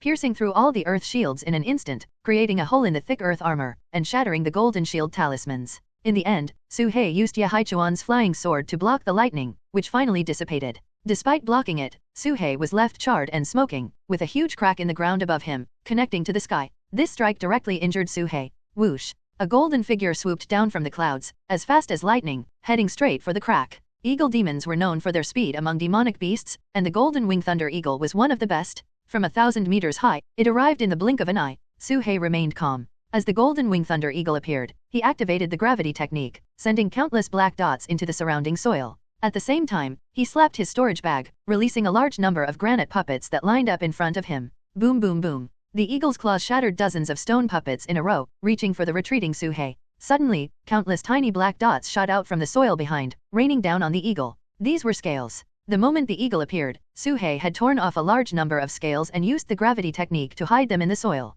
When the opponent got close, he pulled them out, forming an encirclement to strike the enemy. It was like a big net, waiting for the opponent to fall into it. What the hell? The eagle squinted its eyes, sensing something was wrong. In the sky, with his speed, he could easily dodge these scales, but in the narrow underground crack, his space to maneuver was very limited. Whoosh whoosh whoosh. The eagle moved like a phantom, dodging most of the attacks, and used his steel-like feathers to block the rest. But then, a shocking scene occurred. His feathers were pierced by the scales, bringing out blood, and even his bones were cut with cracks. Fall. Suhei flicked his tail, sending the flying sword towards the eagle, enhanced by the gravity technique. It shot like a rainbow. The eagle tried to dodge but was still a beat too slow. One of his wings was slashed by the flying sword. Splat. Blood spurted out, and the eagle's wing was cut, with a large patch of feathers falling to the ground. Once again, Suhei's scales proved their worth. If it were a human cultivator, they might have heard of the scales' power and taken precautions, but the eagle had never seen them before and suffered a great loss. Suhei took a pill and quickly retreated to a safe distance. Damn it, this snake is too cunning. The eagle gritted his teeth. As an eagle demon, he had captured no less than 10 late-stage snake demons, always succeeding, never encountering such a strong opponent. This snake was not only powerful but also cunning, luring the enemy in and even using human methods. n/o/vel/b/n.c//om. Who fights like this? All demonic beasts fight to the death, using demonic techniques at most. Suhei used talismans, spells, puppets, and flying swords, more shameless than humans. It was cheating. Shameless. The eagle cursed, turning to flee, losing the will to fight. Think you can leave after coming? Suhei's eyes flashed, and suddenly, countless rocks flew from the crack above, rolling into the crevice, crashing down on the eagle. This was a puppet formation Suhei had set up outside. These granites weren't very lethal. At most they could kill some mortals and low-level cultivators. Falling on the eagle, it was like scratching an itch. But there were too many of them. Snowflakes can't kill humans, but they can bury them, and these granites were like magnified snowflakes. Damn it! The eagle roared in anger, spreading his wings to break the rocks. Suhei couldn't defeat his natural enemy if the opponent stayed in the sky, occasionally launching sneak attacks. He had no way to counter. But the opponent insisted on coming underground, entering his own disadvantageous territory. It was courting death. The problem was the opponent was too confident. Rocks kept falling. The eagle shattered one after another, but they were endless. Snake demon, don't push me. Do you really think I'm afraid of you? The eagle roared. Suhei remained silent, activating the earth spike. Countless sharp spikes emerged from the soil, stabbing towards the eagle, while staying vigilant, ready to retreat at any moment. Suhei didn't believe he had won just because he had the upper hand. This bird might have more tricks up its sleeve. Even corpses could revive, let alone an opponent that wasn't dead yet. Courting death. The golden eagle was furious. It spread its wings wide, and all its golden feathers shot out like countless sharp swords, instantly shredding everything within 100 meters into pieces. In an instant, golden light roared, and sword chi crisscrossed. This was a large-scale killing move, comparable to a sword formation used by human cultivators. Suhei had been on guard against his opponent. All his scales merged to form a shield in front of him, and he burrowed underground, retreating to a safe distance. The golden eagle's eyes turned red. This was its final killing move, capable of materializing all the feathers on its wings into small flying swords, destroying everything. However, once this move was used, it temporarily lost its ability to fly. n/o/vel/b/n.c//om. But Suhei's attacks had already focused on its wings, rendering it unable to fly. Using this move was just going with the flow. Come again. Suhei stared at the opponent's bare wings and commanded his puppets to intensify their efforts, continuing to throw stones. At the same time, he reserved a large portion of his mind for spells like Earth Spike, occasionally using his scales for sneak attacks, driving the golden eagle into a rage. It regretted coming underground. Had it known, it would never have come. Just you wait. The golden eagle used its feathered flying swords to clear the way, climbing up the rocks with its claws, rushing out of the valley like a flightless chicken. Having lost its ability to fly, it could only walk, its speed reduced to below that of a Foundation establishment cultivator, comparable to an ordinary spirit communion stage demonic beast. You can't escape. Suhei wouldn't let such an enemy leave. If the golden eagle regrew its feathers, it would attack again, knowing the power of his scales and his methods, and would be prepared. By then, another battle would be extremely disadvantageous for Suhei. This time, he had to kill the opponent? No loose ends. Xiaozhou stood at a distance, watching the scene of the featherless giant bird emerging from the ground, with Suhei in hot pursuit. He couldn't help but be stunned. A spirit communion stage demonic beast chasing a Foundation establishment cultivator. This would have been unheard of before, but it seemed reasonable with Suhei. Xiao Zhou had no time to watch, as he too had encountered opponents. Two long-armed giant apes, at the peak of the spirit communion stage, were attacking him from front and back, each holding a bronze gong magical artifact, occasionally striking it, causing dizziness. In the distance, a group of monkeys kept throwing stones, feces, and other miscellaneous items, some of which emitted a foul odor, annoying him to no end. You beasts! Xiao Zhou cursed, taking a punch to the face, leaving him bruised and with broken bones. Compared to Su Hei's side, this was a completely different scene. One was chasing, the other was being beaten. He suddenly missed the smell of awakening pills. If he had one, it might drive them away. Brothers, stop hitting, spare me. Xiao Zhou ran with his head covered, taking a heavy blow to his back, knocking him to the ground, seriously injured with broken bones. In desperation, he took out steamed buns, bananas, and other food from his storage bag, throwing them into the distance. The monkeys rushed to the food, temporarily stopping their attack, giving Xiao Zhou a moment of relief. But before he could be happy, the two giant apes fixed their eyes on his storage bag. What do you want? Xiao Zhou screamed, and the two long-armed apes stretched their arms several meters like rubber bands, grabbing for his storage bag. Don't even think about it. Xiao Zhou gritted his teeth, but one of the apes struck the gong hard, making his head spin. In that moment of dizziness, his storage bag was snatched away. In a blink, the monkeys had the bag, rummaging through it. No, my storage bag? Give it back. Xiao Zhou got up and ran over. The contents of the storage bag were scattered all over the ground, causing the monkey group to scramble for them. Among the items, a woman's long dress stood out. At this moment, Su Hei had intercepted the golden eagle at the edge of the valley. He set up a giant puppet formation around it, blocking all escape routes. Smash it! Su Hei gave a low shout, and all the granite puppets used the flying stone technique, hurling stones at the golden eagle. The golden eagle was protected by feathered flying swords, so Su Hei didn't dare get close, but he could keep depleting its strength until it died of exhaustion. This was the safest method? Boom boom boom. The boulders kept falling, shaking the earth and mountains, with faint cries of eagles echoing. An eagle without wings was like a tiger without teeth, just waiting to die. Su Hei's divine sense was locked onto the front, sensing the golden eagle's weakening aura. Before long, it collapsed to the ground, on the verge of death. Su Hei didn't relax, continuing to control the falling rocks, piling them into a small hill, while using earth spikes to attack from above and below. He glanced at Xiao Chu's situation and saw him being attacked by monkeys, raising his suspicion. Why were both attacked at the same time? Suddenly, Su Hei felt a chill down his spine. His pupils shrank, and he reflexively retreated. In the next second, a bone arrow shot past, nearly grazing his head. Missing its target, the bone arrow turned and shot at Su Hei again.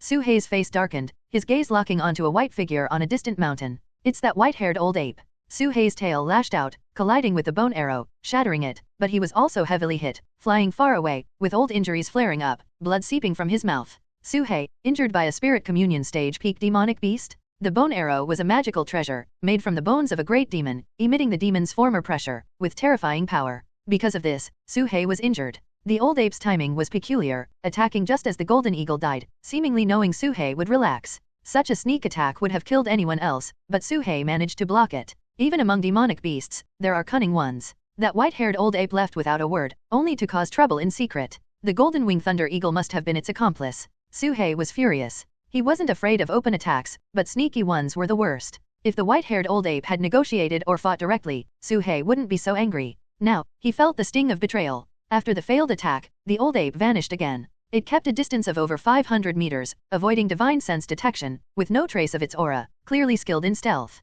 But Su Hei was determined to kill it. This monkey had to die. Su Hei took a rejuvenation pill, quickly recovering. After the battle with the golden eagle, he was exhausted and injured, unable to fight further. He quickly collected all the puppets and the massive golden eagle corpse. The golden eagle's demonic beast meat was a rare treasure, aiding in reaching the peak of the spirit communion stage, preparing for foundation establishment. Its feathers and claws were excellent materials for crafting magical artifacts, and its inner core contained a trace of thunder power, making its entire body valuable. 1,000 miles away, deep in the vast Wu Mountain, He Huang was flying through the air when he suddenly widened his eyes, slapping his forehead as if remembering something. Oh no, I forgot to give Su Hei the puppet I promised. He Huang quickly landed, frowning in hesitation. He had been planning to make a perfect body for Su Hei but got too busy and forgot. Little Su should be fine without a puppet, right? Maybe I should just forget it. He hesitated for a moment, thinking hard, but finally shook his head. No, I can't break my promise. I'll make one and send it to him, it won't take long. He Huang dug out a cave dwelling, took out various materials, and began crafting. 1 kilometer away, atop a mountain peak, the white-haired old ape hid within a thicket, holding a peculiar longbow. He knocked a bone arrow, drew the bowstring to its limit, and aimed at a distant figure xiaozhou.n/o/vel/b/jn.c//om. Having failed to kill the snake, he decided to eliminate this human instead. At this moment, Xiao Zhou was covered in blood, half kneeling on the ground, riddled with wounds. The monkey horde jeered at him, rummaging through his storage bag and scattering various items across the ground. Among the scattered items, a white long dress caught his eye. Give it back. Xiao Chu's mournful expression suddenly froze. His eyes widened, and he stood there, stunned like a statue. All emotions vanished from his face, making him look like a soulless puppet. He stood up straight, gazing coldly at the monkey horde. Did you think I was joking with you? Xiao Chu's tone completely changed, and even his demeanor transformed, as if he were a different person. Chirp chirp. A long-armed ape let out a provocative cry, picked up the dress, and wore it. Xiao Chu's eyes filled with a chilling coldness, and a violent aura surged through his body. You're courting death. With a loud shout, his body transformed into a rocky form, covered in crimson rock. His size grew to 4 meters, turning into a mountainous giant. The rocks on his body flared like burning flames. Whoosh! In the next moment, he disappeared, moving at unprecedented speed, like a crimson meteor, crashing forward with terrifying momentum. Too fast, too fast. The monkey had no time to dodge and was struck head-on. Boom! A thunderous roar echoed. The long-armed ape that had been mocking him moments ago was instantly torn apart, its blood splattering the sky. The surrounding monkeys were also caught in the shockwave, sent flying and turning into a rain of blood. Chirp chirp. Another long-armed ape's eyes turned blood red. The one who had just died was its mate. It swallowed a fruit, its veins bulging and body swelling, exuding a violent aura, its power approaching that of a great demon. You all must die. With a loud shout, Xiao Chu's originally small arm grew tenfold, covered in molten rock, transforming into a colossal hand that swept forward. Bang bang bang. Countless monkeys were sent flying, blood splattering everywhere, limbs scattered. Even the enraged ape was instantly blown apart, half its body obliterated, unstoppable. This is... Su He, watching from afar, was stunned. How did Xiao Zhou, who was being beaten just a moment ago, suddenly transform and go berserk? Su He's eyes narrowed as he saw the familiar dress. It was the one Silver Bell had given to Xiao Zhou, recorded on a bamboo slip, costing 50 spirit stones. So that's it, the simp has gone berserk. Whoosh! At this moment, the bone arrow reappeared, traversing the void, stealthily heading straight for Xiao Zhou. Su He had been wary of the old ape. The moment the bone arrow appeared, he transmitted a warning through his divine sense, watch out for hidden weapons. Xiao Zhou reacted swiftly. Instead of dodging, he charged forward, grabbing the bone arrow with his hand. Crack! Xiao Chu's rocky arm shattered instantly, his flesh disappearing, leaving only white bones that gripped the arrow tightly. Go! With a low shout, he hurled the bone arrow back with all his might. Swish! The bone arrow shot back at an incredible speed, piercing through the space, heading straight back into the distant thicket. With a soft thud, no sound came from the thicket, but Su He could sense that the old ape was injured. Without even a scream, without a hint of panic, showing how terrifying the old ape was. Chase! Su He decisively sent 2 stone golems to investigate. His condition was poor, only 30% of his strength remained, but he could still deploy puppets. Unfortunately, the old ape's figure had long disappeared. Xiao Chu's arm had turned to bone, while the other arm grew larger and thicker, slaughtering the monkey horde. Before long, most of the monkeys were dead, and the rest had fled. Xiao Chu's vision darkened, and he collapsed, unconscious. His body shrank back, the crimson rocks disappearing completely, returning to normal form. Su He checked and found that Xiao Chu's spiritual power was completely depleted, drained from the wound on his right arm. This bone arrow can drain spiritual qi. I wonder what kind of bone it's made from. Su He was secretly astonished. He had blocked it with his tail, preventing it from piercing through.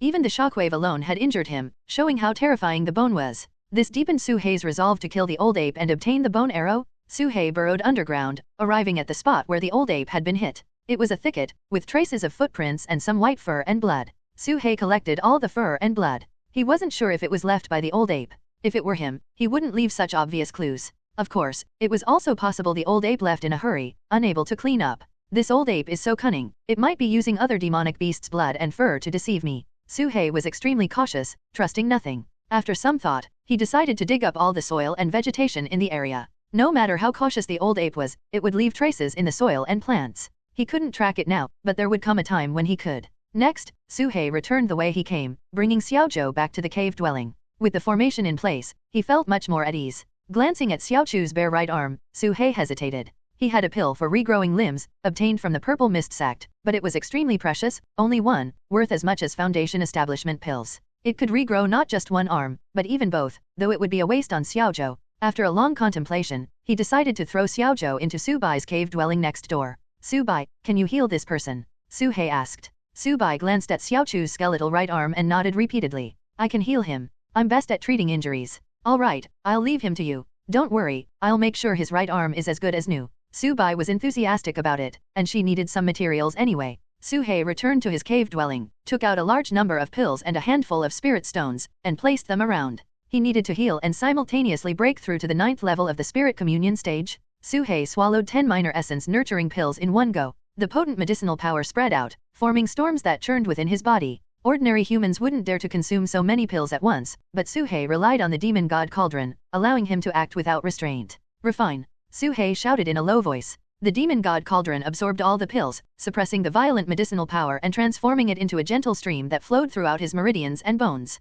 Next, he took out the corpse of the golden eagle, cut off its wings, and swallowed them. Boom. The energy of a Foundation establishment great demon was extraordinary. Suhei felt continuous roaring within his body as the surging energy rampaged everywhere. Suhei didn't dare to be careless. Using this power, he concentrated, compressing the spiritual liquid, aiming for a higher transformation. Suhei had an excellent foundation, encountering few obstacles. The spiritual liquid began to compress slowly, and his flesh and bones started to transform. This process lasted for a full 5 days. 5 days later, Suhei's muscles and bones emitted crackling sounds. The spiritual liquid in the demon god cauldron transformed into a small water ball again, only this time it was darker in color and had a viscous feel, transitioning towards a solid state. This was the final layer of the spirit communion stage, the 9th layer. When the spiritual liquid completely solidified and formed a spiritual foundation, that would be the Foundation establishment stage. Foundation establishment was divided into ordinary foundation establishment and perfect foundation establishment. According to He Huang, perfect foundation establishment required a cultivation technique, spiritual root, and mental will, all indispensable.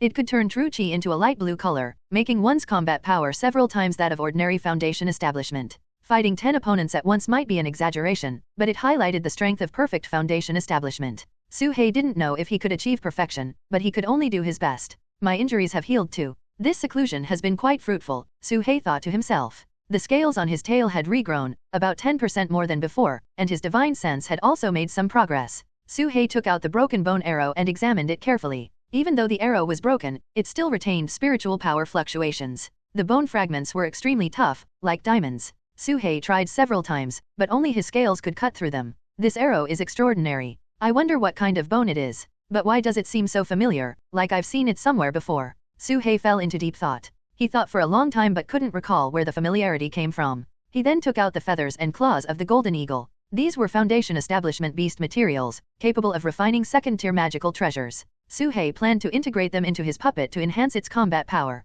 At this moment, there was a commotion in the valley, as if some creature was moving around. Suhei's heart stirred, and he immediately released a scouting snake to investigate the valley. A large mongoose-like demonic beast, with a big nose, was walking around the valley, sniffing carefully. This demon was 3 meters tall, as big as an elephant, with scales similar to a pangolin's and very sharp claws that could crush rocks. Another Foundation establishment great demon, and it's a mongoose specialized in restraining snakes. Suhei's face darkened. Undoubtedly, this was another creature brought by that old ape.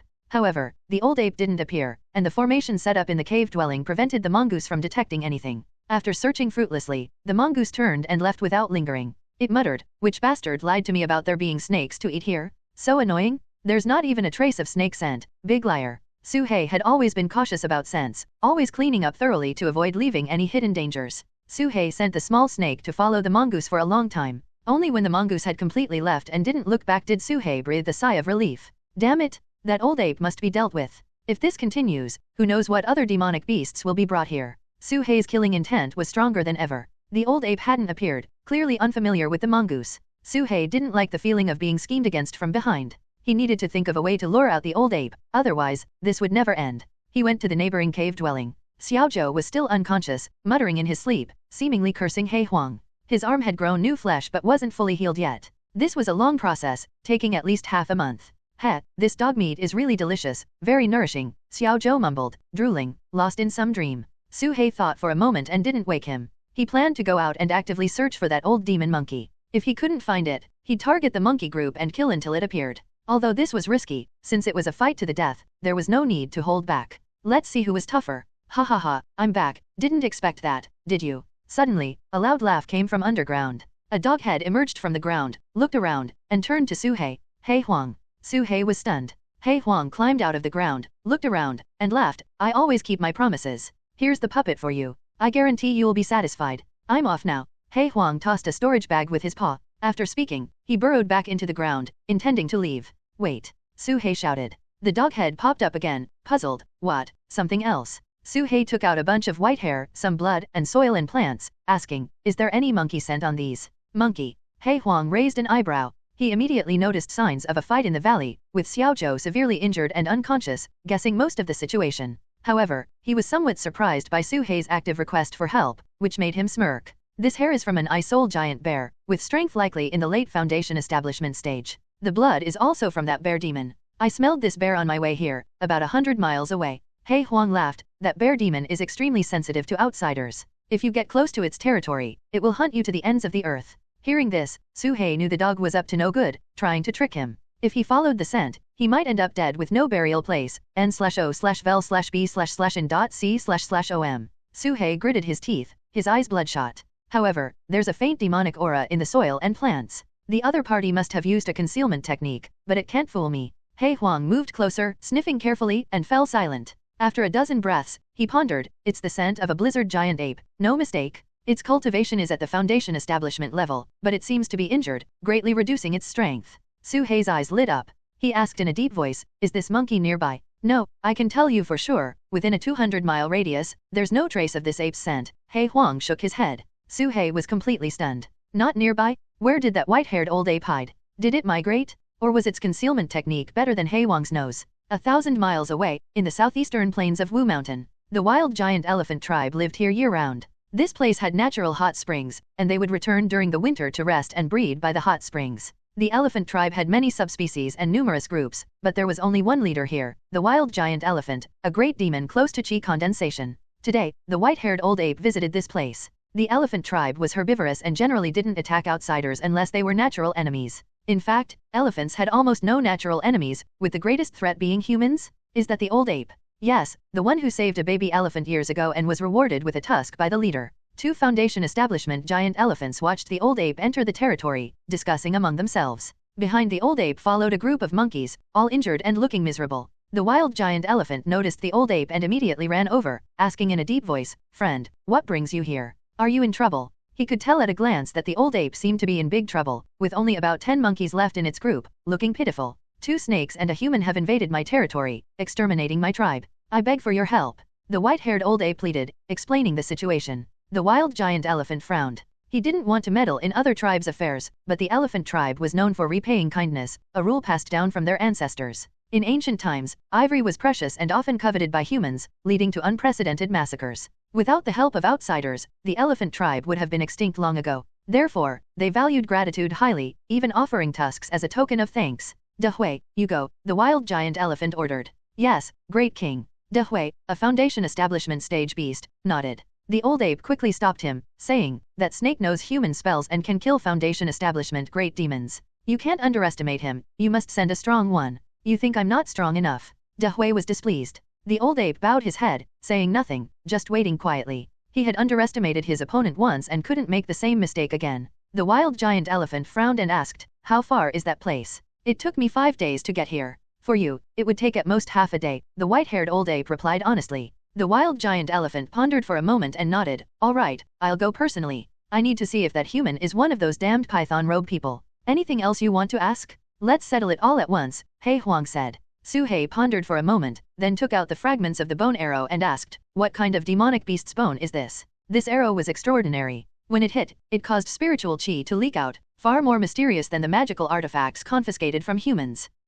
He Huang picked up a piece of the bone fragment, observed it for a while, and said, "This is made from ivory. Its owner should have the bloodline of the ancient beast, the spirit-devouring elephant, and their cultivation should have reached the mid-Foundation establishment stage." Su Hei suddenly understood. No wonder it looked so familiar before, it turned out to be ivory. Ivory is an excellent material for refining treasures. It requires almost no technique. Just by polishing it, it possesses the power of a magical treasure. In ancient times, the spirit-devouring elephant used its tusks to absorb the essence of spiritual veins. Its ivory was known as the strongest spirit-breaking artifact, often hunted for its tusks, nearly driving it to extinction. He Huang added, while skillfully putting all the bone fragments into his storage bag. Seeing this, Su Hei couldn't help but twitch the corner of his mouth. This old dog really couldn't change his nature, trying to pocket even these scraps. At this moment, Su Hei's eyes flashed as he suddenly remembered something. "By the way, He Huang, where are those 3 flying swords from that old geezer? Where did you take them?" Su Hei shouted. He Huang's face instantly stiffened, and he stammered, What flying swords?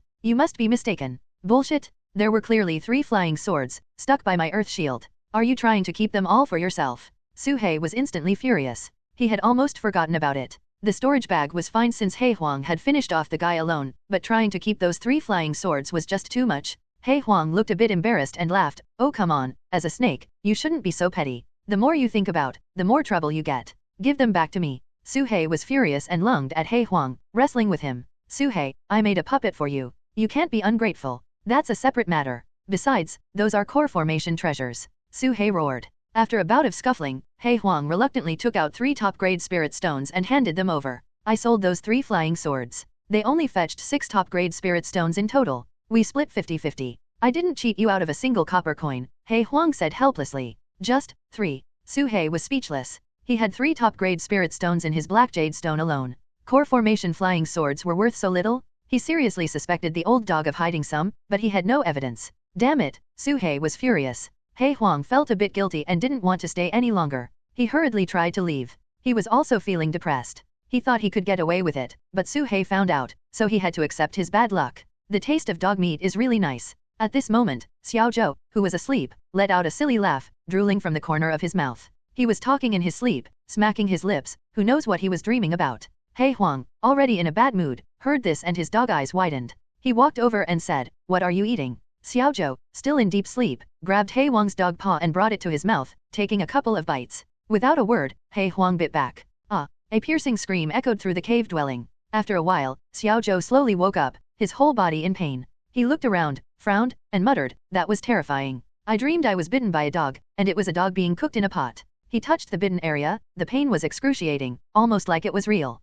"Senior, did something bite me just now?" Xiao Zhou asked Su He. "Of course not. You must be confused from sleep." Su He shook his head. Xiao Zhou still felt something was wrong. The pain was too real. It didn't feel like a dream. He rolled up his pant leg and his face changed dramatically. His leg was indeed swollen, with a black bite mark, and the bone seemed to be fractured. "Oh my god, I'm cursed!" Xiao Zhou exclaimed. In the distance, at the horizon, a wild giant elephant was stepping through the sky, bringing with it a rolling demonic wind. On its back stood a white-haired old ape and 7 or 8 other monkeys. Before long, they saw the valley at the end of their sight. "Is it there?" The wild giant elephant frowned. "Yes, inside there are 2 snakes and a human. They took my territory and slaughtered my tribe," the white-haired old ape said. "All right." The wild giant elephant nodded and said no more, heading towards the valley. The white-haired old ape's face was grim. With this great perfection foundation establishment demonic beast, any means would be futile. Even if they hid underground or in a cave dwelling, the wild giant elephant could flatten everything. The monkeys beside them were also excitedly chattering, as if they could already see the scene of their revenge.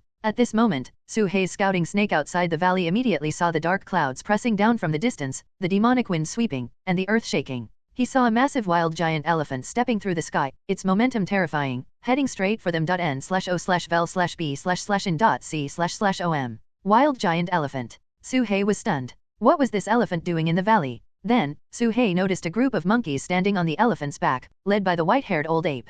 Su He's mind raced, instantly realizing something. Could it be that the old ape called the wild giant elephant for revenge? Su He carefully analyzed the old ape's actions, and it was highly likely. Considering the old ape had ivory weapons, it indicated a past connection with the elephant tribe. Su He couldn't help but be secretly alarmed. This old ape had quite the connections, able to call upon such a powerful demonic beast? At this moment, the wild giant elephant glanced over and noticed the scouting mechanical snake, frowning. Su He sighed inwardly, as expected of a great perfection foundation establishment. It even noticed my scouting puppet. This little snake had almost no cultivation, designed for concealment. It had fooled many foundation establishment cultivators but couldn't hide from this giant elephant. The wild giant elephant took a deep look at the scouting snake but didn't bother with it, quickly arriving in the valley. The monkeys on its back jumped down one by one, standing at the edge of the valley, eagerly waiting for a show. "Children, we're about to get our revenge. That snake is a great supplement, and the many magical treasures and pills on him will belong to our tribe. Our tribe will surely grow strong again." The old ape's voice was filled with long-lost excitement. Squeak, squeak, squeak. The monkeys cheered excitedly, waving their arms and legs. The giant elephant stood in the air, in the center of the valley, and shouted, "The owner of this place, please come out to see me." His voice was loud, echoing in the valley, but his tone was polite. Even his astonishing momentum had been restrained a lot, and the surging demonic wind had disappeared. This attitude made the old ape pause, completely different from what he had imagined. Did it recognize me? Su He wondered. The giant elephant waited for a moment, then looked at the scouting snake and said, "I hope my friend can show yourself." This made the old ape's face change slightly, a bad premonition rising in his heart. What does this mean? Does the giant elephant leader have a past with that snake demon? The white-haired old ape was suspicious. The monkeys beside him also had changes in their expressions. The giant elephant leader descended from the sky, landing on the ground, completely restraining its momentum, like an ordinary elephant. Friend, won't you come out to see me? He stared at the scouting snake puppet, his gaze persistent, wanting to confirm his suspicion. Su-hei sighed helplessly. By nature, he didn't want to have any contact with the elephant tribe, but since they had come to him, he had no choice.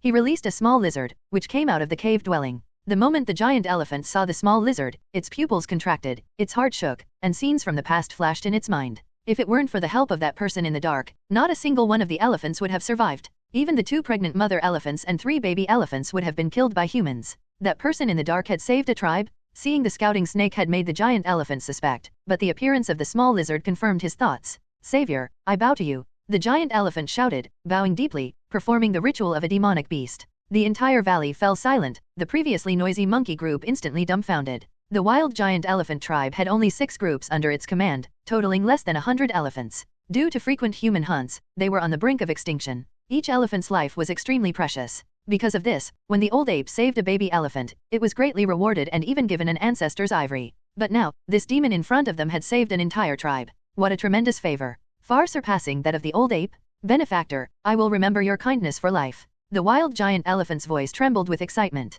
You don't need to thank me. The snake catchers are my enemies too. I just did it in passing. Su-hei controlled the little lizard and spoke. The wild giant elephant stood up, nodded heavily, and pondered. So, they are called snake catchers. The snake catchers are extremely powerful, with core formation stage cultivators among them. If you encounter them again, don't act impulsively, Su-hei reminded. No matter what, the enemy of my enemy is my friend. Since this wild giant elephant had a grudge against the snake catchers, it was also considered Su-hei's ally. He couldn't let it die easily. Thank you for the reminder, benefactor. However, my wild elephant tribe is extremely powerful individually. Even in the core formation stage, I am not afraid. Besides, I can condense my core at any time. The wild giant elephant said in a deep voice, with a hint of pride. The elephant tribe was almost the strongest individual existence in the animal kingdom, with no natural enemies. The elephant demons were the same, unmatched in the same realm. Only some larger sea beasts in the deep sea could compare. Condense your core at any time. Su-hei was puzzled. That's right. The wild giant elephant sighed and said, but condensing a demon core requires a long retreat and will attract the 49 heavenly tribulations, which will severely injure me. My tribe has always been coveted by humans. If I am seriously injured, the tribe will face extinction. I see. Su-hei suddenly understood. As a great demon, he had too many ties and constraints, family, territory, and a tribe on the brink of extinction. The wild giant elephant had too many things to consider. A slight oversight could lead to extinction, not even daring to attempt condensing a demon core. Unlike Su-hei, who was alone and had no ties. However, the wild elephant so easily revealed such an important matter without any guard, which surprised Su-hei. Didn't he know the importance of being cautious? Even though Su-hei wasn't human. I am Manjin, the leader of the wild elephant tribe. May I know the name of my benefactor? The wild giant elephant asked. Su-hei. Su-hei did not hide it. This was the first time he revealed his name to an outsider. I have important matters to attend to, so I won't stay. Su-hei's little lizard flashed and chased in a certain direction. At the same time, Su-hei fully activated the Earth escape technique, heading straight for the direction the old ape had fled. Just as they were talking, the white-haired old ape saw the situation was not right and fled. Su-hei had been secretly watching. He originally wanted to use puppets to surround it secretly, but the old ape escaped faster than he expected. Before the puppets could encircle it, it had already fled. Su-hei, I will remember you. Manjin nodded and flew in the direction the old ape had left. He didn't intend to intervene, just wanted to see the final result. At this moment, the white-haired old ape had 2 talismans stuck on its body, a cloak on its back, and its body had turned completely transparent, speeding through the forest. He couldn't care about his monkey descendants now. He had to escape to a volcanic area, where he had a slim chance of survival. N/O/vel/B/in.C//om. Su-hei didn't know where the other party was going, but he had one thing to do, intercept? Competing in speed? Huh? Let's see who's faster. Su-hei swallowed a pill that made his true chi surge, and at the same time, he stuck 3 swift wind talismans on himself. His speed was like an arrow leaving the string, shooting straight towards the target ahead. At the same time, he used the gravity technique on himself, increasing his speed by another 50%. He used all the means to increase his speed, like a shooting star crashing forward. Su-hei could feel the distance between him and the old ape closing. 1,000 meters, 800 meters, 500 meters, 200 meters, 100 meters. When the distance reached 100 meters, Su-hei let out a low shout, Earth Spike. This was Su-hei's usual interception method. The soil in front of the white-haired old ape suddenly exploded, and a sharp stone pillar shot up into the sky, blocking the old ape's path. If the old ape dodged, the delay would instantly close the distance to within 30 meters. However, unexpectedly, the old ape did not dodge. He took out an iron pot and blocked it below. Boom! The stone pillar collided with the iron pot, making a deafening sound. The old ape sat on the iron pot and was directly propelled into the sky. Using this momentum, he raised a wind sail, instantly shifting his position and gliding forward at extreme speed. The distance between them not only didn't close but instead widened.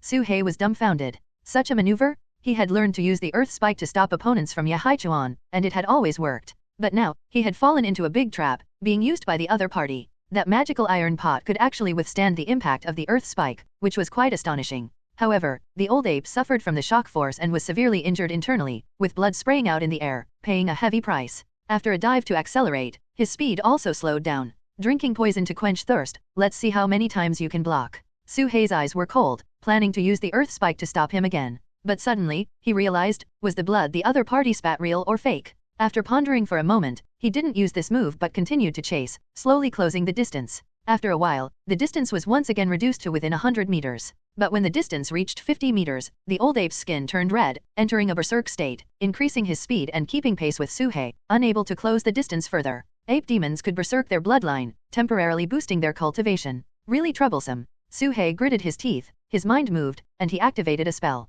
Earth Spike. A stone pillar suddenly appeared below the old ape. The old ape immediately took out the iron pot and blocked it below, but suddenly, the stone pillar stopped moving. The earth spike did not appear. Instead, a powerful pulling force acted on the iron pot, causing it to tremble violently as if it was about to fly away. This spell was not the earth spike but gravity technique. The old ape was caught off guard, and the iron pot was instantly pulled away by Su-hei and thrown far away. The old ape's expression changed. He had been tricked. The other party's target was not him but the iron pot? In terms of survival experience and cunning, Su-hei might not match him, as the latter had lived for over 100 years. But in terms of learning ability, Su-hei far surpassed anyone. He would not make the same mistake twice. Now, let's see how you block. Su-hei's eyes turned red as he once again used the earth spike. A stone pillar shot up from below the old ape. The old ape finally changed his expression. He was forced to stop, let out a sharp howl, and turned around to punch Su-hei. This was the desperate struggle of a cornered beast. The wind from his fist blew away all the trees within 100 meters, creating a deafening explosion, even compressing the air.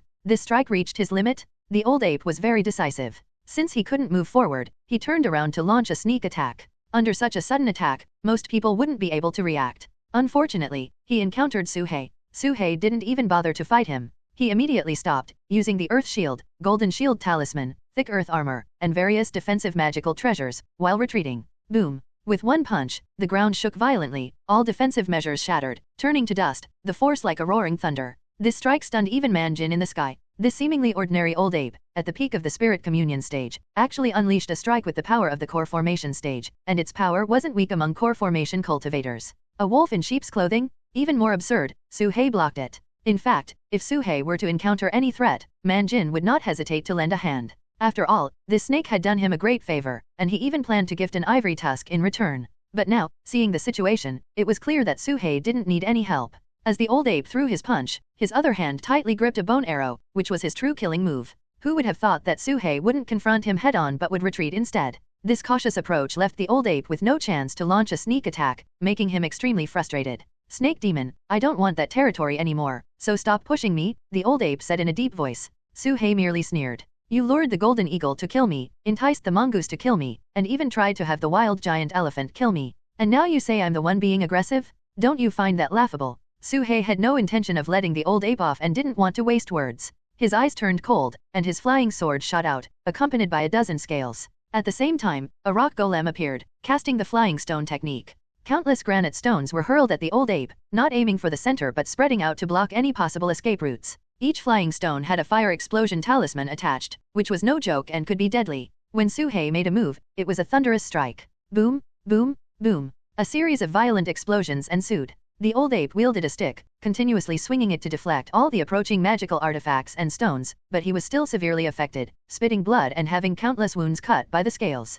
Earth prison technique. With a thought, Su-hei made the earth rise and wrap around the old ape. The old ape was tenacious, pulling out a flying sword to cut through the earth prison technique. Earth sink. Su-hei used another earth element spell, turning the ground beneath the old ape into a swamp, swallowing him up while countless earth spikes pierced toward him. Wind blade technique, fire snake technique, lightning strike technique. Su-hei unleashed various spells as if they cost nothing. He even took pills and used all kinds of stored talismans, igniting and releasing them. The granite golem kept throwing rocks with fire explosion talismans at the old ape, smashing and detonating them. A small lizard also appeared, spitting spiritual light at the old ape. Boom, boom, boom, boom. It was as if an army was besieging a single person, with continuous explosions and deafening roars, making it impossible to see anything clearly. The ground shook as if the sky was falling and the earth was collapsing. In the sky, Manjin was dumbfounded. He had never seen a demonic beast fight like this. A gang fight? No, a duel? That didn't seem right either. Who fights like this? This was beyond ridiculous. Even human battles weren't this absurd.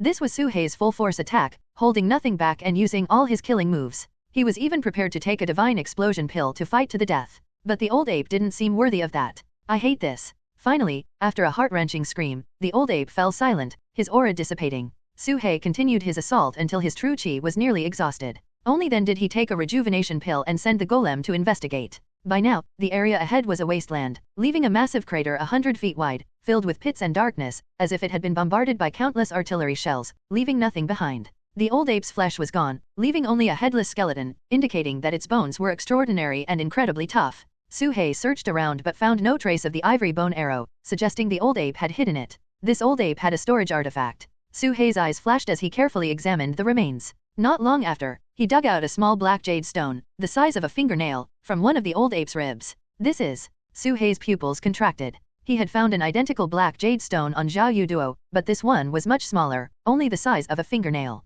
Suhei pondered for a moment, erased the imprint on it, and probed it with his divine sense. Sure enough, Suhei discovered a space inside, about 20 meters long, wide, and high, totaling 8,000 cubic meters. It contained many miscellaneous items, including an ivory tusk, though only a small part remained. Next to the tusk were 2 bone arrows and a longo. This is the tusk of the spirit-devouring elephant, Suhei thought to himself. The old ape had quite a collection of oddities, many of which Suhei had never seen before. He planned to study them slowly when he returned. At this moment, Manjin descended from the sky.n/o/vel/b/jn.c//om. After witnessing the battle, his feelings were complex. It wasn't just that Suhei had killed the old ape, but the way they fought had completely overturned his understanding. The combat power of these 2 demonic beasts far exceeded their apparent cultivation levels. Especially Suhei, whose methods were bizarre and highly astute, knowing when to fight, when to retreat, when to feint, and when to strike for real. This deeply shocked Manjin. Although his cultivation was strong, he was far inferior in these techniques. Otherwise, Hua Yuntian wouldn't have been saved. Benefactor, according to the rules set by our ancestors, you have saved so many of my elephant tribe members. I should give you an ivory tusk as a thank you gift. Please accept it. Manjin raised his trunk and sprayed, dropping 2 glowing objects to the ground, revealing 2 large tusks. It was clear that Manjin's trunk contained a storage artifact. Suhei looked at the 2 tusks. One was entirely blue, with a layer of frost spreading over it, making the ground crackle as if it could freeze the air. The other was fiery red, with the surrounding space slightly distorted, as if an invisible fire was burning. This is the twin tusks of the ice fire giant elephant. Suhei recalled what He Huang had told him about a type of elephant. The ice fire giant elephant, once active in the polar regions, naturally possessed both ice and fire spiritual roots. It was very rare and had long been extinct on this continent, only occasionally seen in some remote areas. The owner of these tusks must have been on the verge of chi condensation, similar to Manjin. These were even more precious than the old ape's spirit-devouring elephant tusks. This gift is too valuable, Suhei said. This is the rule set by our ancestors. Please accept it. Manjin said solemnly, our elephant tribe survives by making many friends. When I fall in the future, my tusks will also be left to those who have done good for our tribe. In truth, if he hadn't just witnessed that battle, he would have only given 1 tusk at most. But after that battle, his perspective was shaken. Suhei was worth it. Suhei no longer hesitated and put the tusks into his storage bag. Then, he took out some pills as a return gift. These pills have their effects written on the bottles. They should be useful to your elephant tribe. Suhei had obtained so many pills from the Purple Mist sect that he couldn't use them all. Sharing some was no big deal. Suhei believed that saving the elephant herd was a simple act, and he needed to give something in return. This. Manjin was stunned. Pills were nothing to humans and could be easily obtained, but they were incredibly precious to demonic beasts, making it impossible for him to refuse. They were highly beneficial to his tribe. Manjin had given away many tusks, but this was the first time he had received a return gift, causing his emotions to surge and shaking him once again. Benefactor, how can I accept this? Manjin said, his voice trembling with excitement. Suhei smiled wryly. Despite his strength, Manjin was straightforward and honest, holding no grudges and repaying kindness without any scheming. For his benefactor, he had no reservations. Such precious tusks were given without hesitation. The old ape had asked him to kill someone, and he had even come out personally, traveling a long distance. If you consider me a friend, there's no need to be polite, Suhei said. Manjin took a deep breath, put away the pills, and said firmly, Benefactor, say no more. From now on, even if you ask me to climb a mountain of swords or plunge into a sea of fire, I won't hesitate. You are my friend, and that is final. Man Jin's self-moved speech left Su-hei speechless. He hadn't really done much, just exchanged some pills, and it wasn't even an equivalent trade. But even this insignificant act of kindness greatly moved Man Jin. It was evident what the elephant tribe had been through. You don't need to call me benefactor, just call me Su-hei. Alright, benefactor, if you ever have the chance, you must visit our elephant tribe. We will welcome you with open arms. After seeing Man Jin off, Su-hei returned to his cave dwelling. Su-hei had always been cautious in his actions. Even when Man Jin said he wanted to repay him that day, Su-hei did not show his face. Most cultivators were inherently cunning, but there were also some straightforward, honest, kind, and simple people. Man Jin was one of them. In the end, it was all for survival. Like that old ape, who had lived for over 100 years and once had foundation establishment cultivation. He had fallen due to severe injuries. His experiences were far richer than Su-hei's, as could be glimpsed from his storage artifacts. Su-hei began to inventory the old ape's treasures. A longbow, bone arrows, spirit-devouring elephant tusks, an iron pot, an artifact refining furnace, a stick, herbs. He discarded all the low-level items, leaving only 4 treasures. The spirit-devouring elephant tusks, the iron pot, a sheepskin scroll, and a key. The sheepskin scroll depicted a map with very detailed textures, clear even when magnified 1,000 times. This is a map of the Wu Mountain range. Su-hei focused his mind. The map was very large, covering most of the outer regions of Wu Mountain, with all the demonic beasts clearly marked. Su-hei's location was a valley marked with a red dot and 2 snakes. 100 miles north, a bear was drawn with a large red dot, indicating the eye-soul giant bear that He Huang had mentioned, in the late foundation establishment stage. The mongoose was 200 miles away, with a red dot slightly smaller than the eye-soul giant bear. The elephant herd was in the corner of the map, located in a hot spring plain 1,000 miles away, with rivers and villages nearby, marked with the largest red dot. In the depths of the Wu Mountain range, there were some black dots depicting various strange demonic beasts, like 3-headed wolves and 4-winged birds. Su-hei didn't need to look to know these were great demons in the demon core stage. Animals undergoing demonic transformation would experience a series of mutations, and nothing was surprising. Of course, he had never seen a fish with legs. Additionally, there were some areas marked with crosses, whose meaning Su-hei did not understand. However, one of the crossed areas was a place Su-hei had been to, the abandoned mine. Does the cross indicate extreme danger? Su-hei pondered. This map, given the old ape's abilities, couldn't have been so comprehensive. It must have been inherited from someone else and updated by himself. Though not a magical treasure, this item was extremely valuable. Su-hei took out a jade slip, made a copy, and carefully stored it. As for the iron pot, Su-hei used his divine sense to find that it was a mid-grade spiritual treasure, a magical artifact for mid-foundation establishment stage use.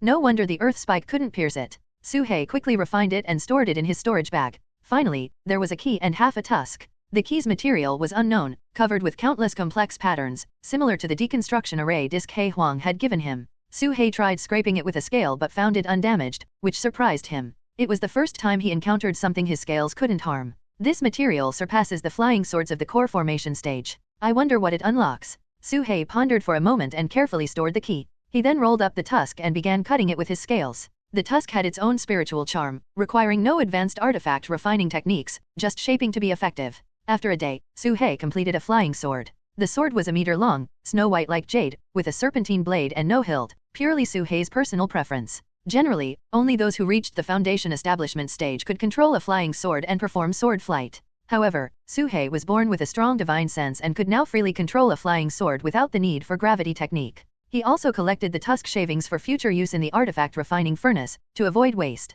He had tried to shape the other 2 tusks, but the process was extremely difficult. Even with all his strength, his scales could only make a small cut. At this rate, it would take him half a year to complete, and Su-hei didn't have that much time to waste. He decided to wait until he reached the foundation establishment stage to consider it. In the neighboring cave dwelling, Xiao Zhou let out a hysterical scream, staring at his healed arm, his voice shrill and high-pitched. At this moment, his right arm was covered in fluffy red hair, long and thick, resembling that of a long-armed ape. Help, help. Xiao Zhou ran to Su Bai, crying out, Senior Bai, help me, what's wrong with my arm? He shook his arm, which looked just like that of a red-haired monkey. Su Bai looked at him and smiled. Don't panic, this is my latest research on flesh and blood transplantation. I transplanted the flesh and blood of a long-armed ape demonic beast onto you to help you recover quickly. Not only that, but your arm can also stretch freely like the long-armed apes, with immense strength. Xiao Chu's face turned pale. N/O/vel/B/in.C//OM. His arm had turned into a monkey's arm? Oh my god, how could he face anyone? How could he ever get married? Can this be reverted? Xiao Zhou asked tentatively. Why revert? Aren't humans just evolved monkeys? Besides, isn't it good to become stronger? Su Bai didn't quite understand and asked in return. Xiao Zhou was stunned. He swung his monstrous arm, hearing the sound of wind breaking, and it seemed his strength had indeed increased significantly. He punched the wall, causing the formation to shake violently. It really is stronger. But then, Xiao Zhou shook his head vigorously. No, this is too ugly. Can you remove the hair and shorten it? Actually, if it could enhance his strength, he could accept being a bit ugly. As a cultivator, he could make such a compromise. Su Bai frowned and said, you want a different look? Yes, something closer to a normal human. Xiao Zhou nodded quickly. It's not impossible. Su Bai pondered for a moment, took out a bottle of snake venom, and handed it over. This can suppress the long-armed ape's bloodline. Xiao Zhou took it and eagerly drank it all in one gulp. Hey, it really works. Xiao Zhou saw the red hair on his arm fall off, and the size returned to normal. But then, he felt a rush of heat to his head, his vision went black, and he lost consciousness. This is for external use, Su Bai said. Time flew by, and winter arrived. Snow fell in the deep mountains and forests, covering the ground with frost. Most animals chose to hibernate or migrate to warmer places, with only a few able to live in the cold winter. Su He looked at the silver-white world outside, exhaled a breath of hot air, and returned to the cave. Now, his cultivation had reached the peak of the 9th layer of the Spirit Communion stage, the great perfection of the Spirit Communion stage. He could already maintain his body temperature like a warm-blooded animal, though it continuously consumed true qi. This made snake demons unsuitable for going out, and most would choose to hibernate and cultivate in seclusion. It's time to establish my foundation. Su He took out the foundation establishment pills, placed them beside him, recalled the experiences He Huang had shared, took a deep breath, and calmed his mind. An hour later, Su He confirmed he was in his best state. He no longer hesitated, first taking out the prepared golden eagle meat and swallowing it in one gulp, his body immediately swelling into a small mountain. With the entire golden eagle in his body, Su He operated the demon god cauldron, rapidly refining it. The immense blood and energy transformed into thin threads, rushing through Su He's meridians. Su He's aura grew at a terrifying speed, and black gold scales appeared, spreading from his tail to his midsection and continuing upward. The faint barrier was gradually being broken. When Su He's blood and energy reached their peak a week later, he no longer hesitated, opened his mouth, and swallowed the foundation establishment pills. Boom! A loud noise erupted within, and the spiritual liquid in the demon god cauldron underwent earth-shattering changes. In the southern part of the Chu kingdom, near the border with the Qin kingdom, at Yanluo River, a massive official ship sailed through Yanluo River. This was the upper reaches, where the fierce wind was strong, and even foundation establishment stage cultivators dared not fly recklessly. Inside the main hall of the official ship sat a middle-aged cultivator. His appearance was ordinary, his aura weak, like a mortal, but no one present dared to underestimate him. He was the Grand Elder of the Heavenly Puppet Sect, the Thousand Puppet King, Qin Sunji. He alone was equivalent to an entire army. On both sides of the hall, a group of cultivators sat cross-legged. They came from various sects in the southern part of the Chu kingdom. Mountain Movers Sect, Carefree Sect, Purple Mist Sect, Tai Xian Sect. Even the Snake Catchers Sect was present. Elder Zhou and the Qin noble Su He had seen before were also among them. If the Astrology Bureau of the Chu Kingdom saw this scene, it would surely cause outrage. The sects of the Chu Kingdom meeting with the high-ranking officials of the Qin Kingdom was a grave taboo. They used the pretense of searching for the snake demon to enter the mountains without restraint, giving them the opportunity to infiltrate the Qin Kingdom. Otherwise, they would have definitely been discovered by the Astrology Bureau. Why isn't Xian Yangzi here? Qin Sunji asked calmly. Master has made his stance clear. He won't get involved in the conflict between the two kingdoms, as long as the Snake Catchers sect is not interfered with, Wu Machuo replied with a respectful bow. Qin Sunji nodded. Good. As long as he doesn't interfere, once our Heavenly Puppet sect enters the territory, the Snake Catchers sect will remain as it is. What about the attitudes of the other sects? Qin Sunji looked at the others present. At this moment, everyone cupped their fists and said in unison, we will follow the orders of the Heavenly Puppet sect. Very well. Qin Sunji nodded in satisfaction and then added, as for the snake demon and the dog demon, there's no need to pretend to search the mountains anymore.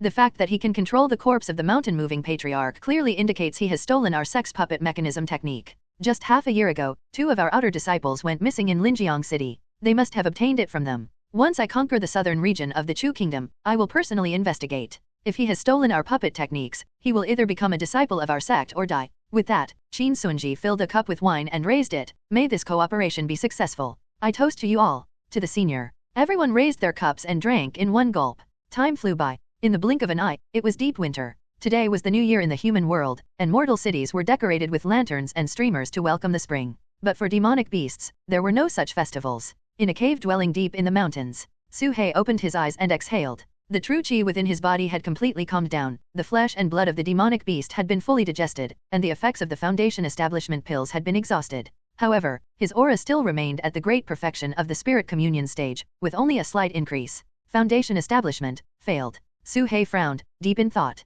At this moment, the spiritual liquid in his demon god cauldron was still in a liquid state, only slightly more viscous than before. In the center, there was a small solid piece, but it had not yet formed a complete spiritual foundation. If a complete spiritual foundation was a step, Su-hei had only managed to create a single brick. This left Su-hei puzzled. He had followed Hei Wang's instructions, made thorough preparations, consumed an entire great demon, and supplemented with a large number of minor essence-nurturing pills. Yet he had only managed to create a single brick. Su-hei didn't know what realm he was currently in. Above the 9th level of the Spirit Communion stage, the 10th level, the black gold scales on his body covered 2/3 of his body, still far from the full coverage he had envisioned, clearly not meeting his expectations. What went wrong? Su-hei pondered for a long time and suddenly had a flash of insight, recalling a previous dream. In that dream, the old dragon had said that his cultivation technique was missing something. Perhaps it was this missing part of the cultivation technique that had caused his foundation establishment to fail? Your path will be 10 times, 100 times more difficult than others. But once you succeed, you will be 10 times, 100 times stronger than others.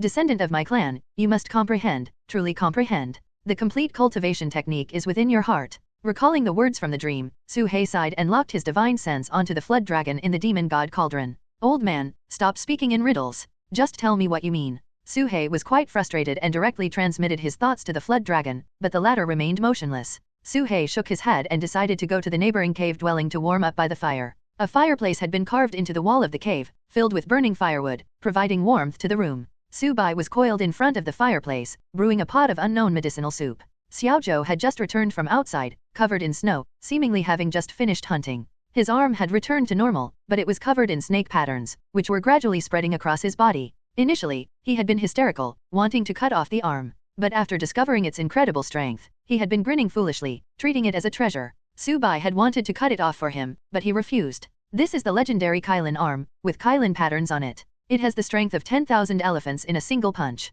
This is my great fortune, Xiaozhou said seriously. Then you should be careful. These snake patterns might spread across your entire body in the future, Su-bai reminded him. Haha, what do I care? I'm a cultivator. Why would I care about my outer appearance? At worst, I'll just buy a beauty pill in the future, Xiaozhou laughed. JNN. Compared to strength, this was insignificant. After all his experiences, Xiaozhou deeply understood that strength was the true path. Xiaozhou patted the snow off his body and, seeing Su-hei approaching, quickly came over with a smile. By the way, Senior Hei, do demonic beasts have any festivals? No, Su-hei shook his head. We humans have a festival called New Year's Eve. Every year on this day, we go home to reunite with our families, Xiaozhou said with a smile. Speaking of which, Xiaozhou hadn't been home for 5 years. Ever since joining the Mountain Movers sect, he thought of his parents every year on this night. What is home? Su-hei asked, puzzled. You don't even know what home is? It's the place where you were born and raised. Xiaozhou rolled his eyes. A thought flashed through Su-hei's mind, and he immediately thought of a place. Su-bai also looked up, thinking of the same place. Myriad Serpent Valley? That was where they were born, where their ancestors had lived for generations. Your home is Myriad Serpent Valley, right? I heard it's being turned into a slaughterhouse by the snake catchers. From your perspective, that's quite pitiful. Xiaozhou shook his head, not dwelling on the topic, and took out a bag of flour and meat. Haha, it's New Year's Eve today. I'll make dumplings for you, with dog meat filling. That star of calamity isn't here, and I've been wanting to eat dog meat for a long time, Xiaozhou laughed, drooling. Su-hei's mouth twitched. He forgot to tell Xiaozhou that Hei Huang had left a divine sense mark on him and could hear everything he said. Before long, a pot of dumplings was ready. Xiaozhou ate with great relish, while Su-hei tried one but found it tasteless. His mind was preoccupied with the concept of home. To him, home had always been just a territory, and territories could be exchanged. But listening to Xiaozhou, it seemed to mean something different. Just as Su-hei was deep in thought, Su-hei suddenly sensed something and took out a piece of jade. This was given to him by Hei Huang to detect human cultivators. At this moment, a small red dot appeared on the jade. A human cultivator approaching. Su-hei looked puzzled. However, the red dot was very small, indicating only a chi refining stage cultivator. What was such a low-level cultivator doing in these deep mountains? Seeking death? But then, Su-hei was shocked to see that the red dots on the jade were increasing, becoming denser and denser. 1, 2, 3, 5, 10, 20, 50. There were too many to count. The jade stone could detect human presence within a 100-mile radius. At first, Su-hei suspected that a sect had mobilized its entire force, with everyone from the old to the young coming to capture him. But soon, he realized that this group wasn't targeting him, they merely passed by 100 miles away. 300 chi refining cultivators, several foundation establishment cultivators. No, those were just the ones that passed by. There are more behind them. Su-hei looked at the countless red dots on the jade stone, feeling a chill run down his spine. He had never seen so many human cultivators moving together. What's going on? Xiaozhou asked curiously, having just finished his dumplings. Su He pondered, maybe a major sect is relocating. It's none of our business. Oh, Xiaozhou nodded, not thinking much of it. Time flew by. The red dots 100 miles away continued to move. Su He had lost count of how many people had passed by, thousands, tens of thousands. No single sect could have so many people. This was comparable to the army of a cultivation kingdom. Su He initially thought of sending a scouting puppet to investigate but dismissed the idea. It was best not to approach such a massive human army. Human territorial disputes have nothing to do with me, Su He muttered to himself. At first, the red dots were densely packed, but as time passed, their numbers gradually decreased. A few days later, the jade stone became completely quiet. Su He waited another week. Only after the snow stopped did he send out a puppet to investigate, following behind using the earth escape technique. In the forest 100 miles away, a small path had been cleared. There were human footprints and wheel tracks on the ground, leading from south to north. It seems they came from the Yanluo River. Su He thought to himself, already having an answer in mind. Just as demonic beasts had territorial disputes, so did humans. But this time, the scale of the territorial dispute was enormous, involving thousands of cultivators. Unprecedented. Nov.l.b//JNN. For Su He, this was good news. At least the major sects in the south wouldn't have the time to target him. To deal with him, they would need to send a foundation establishment cultivator, and such a cultivator could determine the outcome of a small war. How could they spare one to catch a demonic beast? Great! I'll seize this opportunity to establish my foundation. Even if I fail, I will continue to improve my strength until I reach my limit. Su He made up his mind. In a war of this scale, almost all sects would be involved, leaving no time to bother with him. He wondered what would happen to the snake catchers sect. If they were wiped out, he would celebrate. Su He returned to his cave dwelling and resumed his seclusion. Tonight was destined to be a night recorded in history. In the 223rd year of the Chu Kingdom, on New Year's Eve, the Qin Kingdom's army invaded the southern territories of the Chu Kingdom, deploying an army of 5,000 cultivators and 800,000 mortals. They attacked in three directions, from the southwest outskirts of Wu Mountain, the southern Jiang River region, and the southeastern coast. Simultaneously, four sects under the Snake Catchers sect in the south launched an internal pincer attack, coordinating from inside and outside. In just 1 month, they had breached 8 main cities and advanced 1,000 miles. By the end of April, outside Shuiyang City, the Astrology Bureau and the main forces of the Heavenly Puppet sect would engage in a decisive battle. Compared to the battles of mortals, the cultivators on both sides were the key to determining the outcome. This battle would decide life and death. During this period, the forests in the southern Chu Kingdom became completely tranquil. Not a single person could be seen, and the disciples of various sects seemed to have vanished. Occasionally, support troops from the Qin Kingdom would pass through, but they always took the cleared paths and never ventured into the deep mountains. In spring, everything revived. Animals woke from hibernation. The earth began to sprout, withered trees grew tender green branches, and frozen rivers flowed again, full of vitality. This year, no cultivators entered the mountains to hunt, resulting in more wild beasts than usual. Su He emerged from his cave dwelling, took a stroll nearby, and easily hunted 3 spirit communion stage demonic beasts, feasting on them. Su He dove into a river, opened his mouth, and sucked in a large number of fish, quickly digesting them. War was a catastrophe for humans,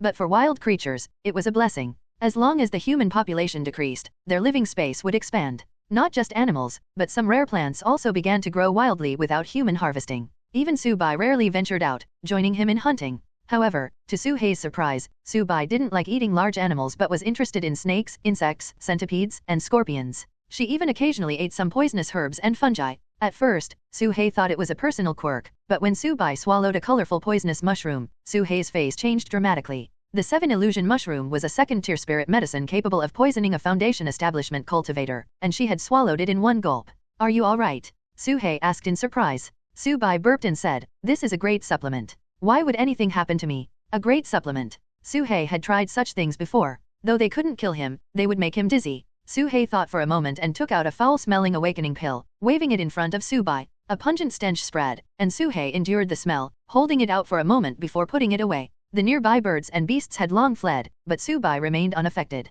What's wrong? Is there something wrong with the awakening pill? Su Bai asked, puzzled. Su He was speechless. He had long suspected how Su Bai could refine such things. It turned out she was immune. No problem. The awakening pill is excellent, Su He said sincerely. Of course, my awakening pill has undergone hundreds of experiments. No matter how deeply a demonic beast sleeps, one taste will wake them up immediately, Su Bai said proudly. Yes, you're right, Su He nodded in agreement. By the way, Su He, I've developed many new pills. Do you want to try them? Next time, for sure. Great, it's a deal. Another week passed. One day, Su Hei's cultivation broke through again, with black gold scales covering over 70% of his tail, gradually spreading to his neck. The demon god cauldron still wasn't full and could continue to absorb spiritual energy. Strange, I'm clearly at the great perfection of the spirit communion stage. Why can I still break through? I haven't even established my foundation. Su Hei was puzzled. This was completely different from the cultivation system in his mind. It seemed to be an entirely new system. In fact, in ancient times, during the peak of cultivators, the 9th level of the Qi refining stage wasn't the limit.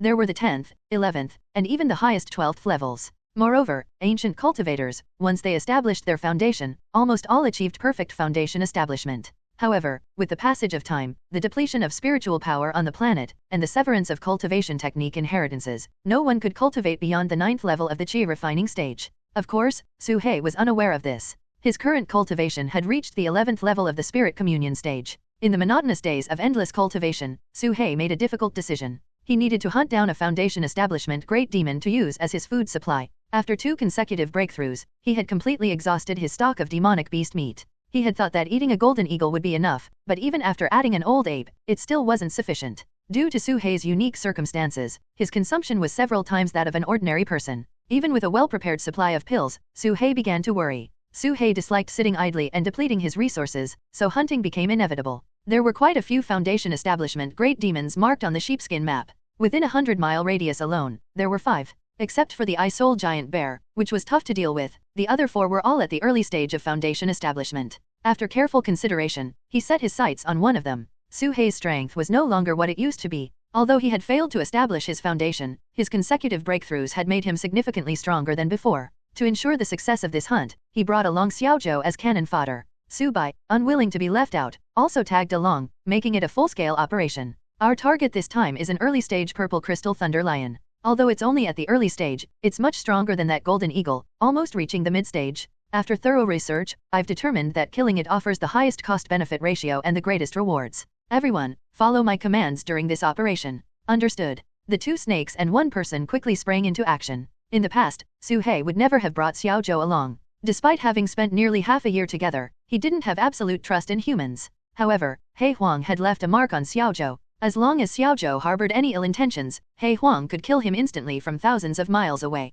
Because of this, Su Hei felt assured in bringing him along. The purple crystal thunder lion's lair was located in a hilly area to the north. The terrain was rugged, the climate humid, and there were many reptiles living there. Along the way, Su Hei scanned the area with his divine sense and found many demonic beasts foraging nearby. As they delved deeper into Wu Mountain, the abundance of spiritual qi increased, and so did the number of demonic beasts. Ordinary animals that managed to survive here would undergo some degree of evolution. Under Su Hei's influence, everyone used the earth escape technique to travel. Before long, they arrived at a massive cave. The cave was purple in color, with many purple crystal minerals growing inside, which contained lightning-attributed spiritual qi, born from the purple crystal thunder lion's cultivation. The cave was empty, with only some fur and scent remaining. Not here. Su Hei sent out a scouting snake to search the area, but there was no sign of the purple crystal thunder lion within a 10-mile radius. However, there were faint footprints and a lingering scent on the ground, which they could follow to find it. Su Hei immediately activated the earth escape technique and pursued in the direction of the scent. After chasing for about 100 miles, Su Hei sensed the sound of rumbling and vibrations in the distance, indicating a battle.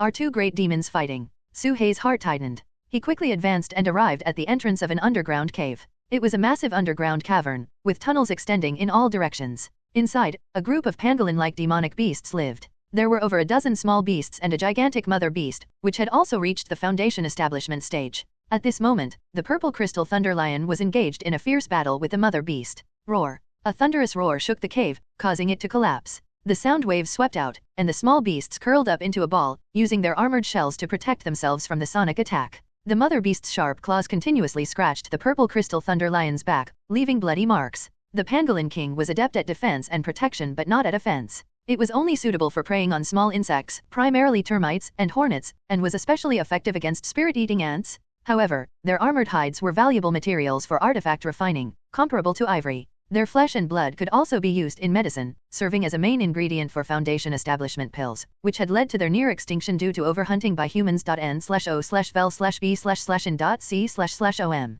Why is the purple crystal thunder lion fighting the pangolin king? Su Hei's face showed a strange expression. Generally, 2 foundation establishment great demons rarely clashed. Great demons had a certain level of intelligence and would only engage in life and death battles if they were natural enemies. Why would these normally non-interfering demonic beasts engage in a deadly fight? Su-hei couldn't understand and decided to observe in secret. The two great demons fought fiercely, causing the cave to collapse. They fought from underground to above ground and back again. The purple crystal thunder lion attacked frantically, unleashing lightning strikes that blasted black holes into the pangolin king's back, but the latter withstood the attacks with its tough defensive shell. I told you, I didn't kill your child. I saw it with my own eyes. Don't try to deny it. The corpse is in your cave. My pangolin clan only eats insects. Why would we attack your child? Enough talk. You killed my child, so I will kill all your offspring to avenge him. After a heated argument, the two demons resumed their ferocious battle. The purple crystal thunder lion was clearly in a state of rage, recklessly unleashing various demonic spells. Its purple crystals emitted a dazzling light, rapidly consuming its energy. The pangolin king, determined to protect its offspring, fought desperately, using its body to withstand the onslaught. Su-hei finally understood. The pangolin king had killed the purple crystal thunder lion's child, so the latter was seeking revenge? The corpse of the little purple crystal lion lay motionless in the cave, clearly dead for some time. Su-hei didn't know the truth and didn't care to investigate further. Since they wanted to fight, he would let them fight to the death, and then he would reap the benefits. Good luck. Being able to hunt two Foundation establishment great demons at once should be enough to sustain me until I establish my foundation. Su-hei was in a good mood. Su-bai and Xiaozhou waited quietly by his side, awaiting Su-hei's command. Meanwhile, 100 miles away, two figures, a man and a woman, sat on a treetop. Their bodies were transparent, half merged with the tree, resembling tree spirits with somewhat blurred appearances. According to the timing, it should be soon, the woman said. Hihi, no rush, no rush. Let's wait a bit longer. Once one of the two demons is completely dead, we'll make our move, the man replied. Who would have thought that in the deep mountains of the Chu kingdom, we could find a pangolin king, which has long been extinct in the Qin kingdom. Its scales are priceless treasures, the woman said with a slight smile, then asked, what about the small ones? Of course, we'll kill them for medicine. They can still be of some use, the man said coldly. The woman's eyebrows furrowed slightly, as if she wanted to say something but hesitated. Shuanger, as a cultivator, you can't afford to be soft-hearted. If we let them go, it would only benefit others. If we don't seize everything, how can we talk about cultivation? The male cultivator seemed to see through her thoughts and spoke disdainfully. Time slowly passed. The battle between the two great demons gradually approached its end. Their strengths were clearly calculated by the cultivators to be nearly equal, ensuring they would both be severely injured while keeping the scales intact. This was why they chose the purple crystal thunder lion instead of another target. Su-hei had been observing for a long time and felt something was off. The two demonic beasts seemed to be fighting to the death. How could there be such a good opportunity in the world, allowing him to reap the benefits without lifting a finger? Considering the dead cub's body and the conversation between the two demonic beasts, everything seemed unusual. Something's not right. There's something fishy about this. Su-hei was naturally suspicious. He instinctively took out the jade stone given to him by He Huang and checked it. There were no human red dots within 100 miles. He stared at the jade stone for a long time, but there was still no movement. No humans involved, so what was the reason? Was it really just a coincidence? Things were going too smoothly, making Su-hei suspicious. Suddenly, Su-hei's eyes narrowed, and his pupils contracted. This jade stone can only detect human cultivators, but the cultivators of the Qin kingdom, especially those from the Heavenly Puppet sect, are skilled in puppet techniques. So, can it detect puppets? Su-hei always imagined every possible scenario before taking action. He immediately thought of the puppets from the Heavenly Puppet sect. Judging from the wounds on that little purple crystal lion, it indeed looks like the work of the pangolin king's claws. But if it was done by a puppet, then everything makes sense. The puppet mechanical beasts could be crafted into any form, including a pangolin. It was highly likely that a disciple of the Heavenly Puppet sect used a pangolin puppet to kill the little lion and framed the pangolin king. Su-hei took a deep breath, gradually understanding the cause and effect. Of course, this was just a suspicion and needed to be verified. The only thing that reassured him was that the person in the shadows couldn't be too powerful. If they were at the mid to late Foundation establishment stage, they would have acted directly without resorting to such underhanded tactics. Su-hei guessed that the person was likely at the early Foundation establishment stage, with a small chance of being at the mid-stage. If it's mid-stage, should I fight or run? Never mind, let's wait and see. After all, I have the invisibility talisman. Su-hei distributed some invisibility talismans to Su-bai and Xiaozhou. The talismans were more than enough. Soon, the two great demons were at their last gasp. The purple crystals on the purple crystal thunder lion had lost their luster. The earthen light shield on the pangolin king's body was also rapidly dissipating. Damn it! Just wait until my husband returns, I will definitely avenge this. The purple crystal thunder lion roared angrily and turned to leave. Continuing the fight would lead to no result, she couldn't afford to lose her life here. At that moment, a vine suddenly extended from a nearby tree, swiftly wrapping around the purple crystal thunder lion. The vine moved incredibly fast, almost in the blink of an eye, coiling around her and expanding like a giant rope. Su-hei's pupils contracted, there was indeed someone in the shadows.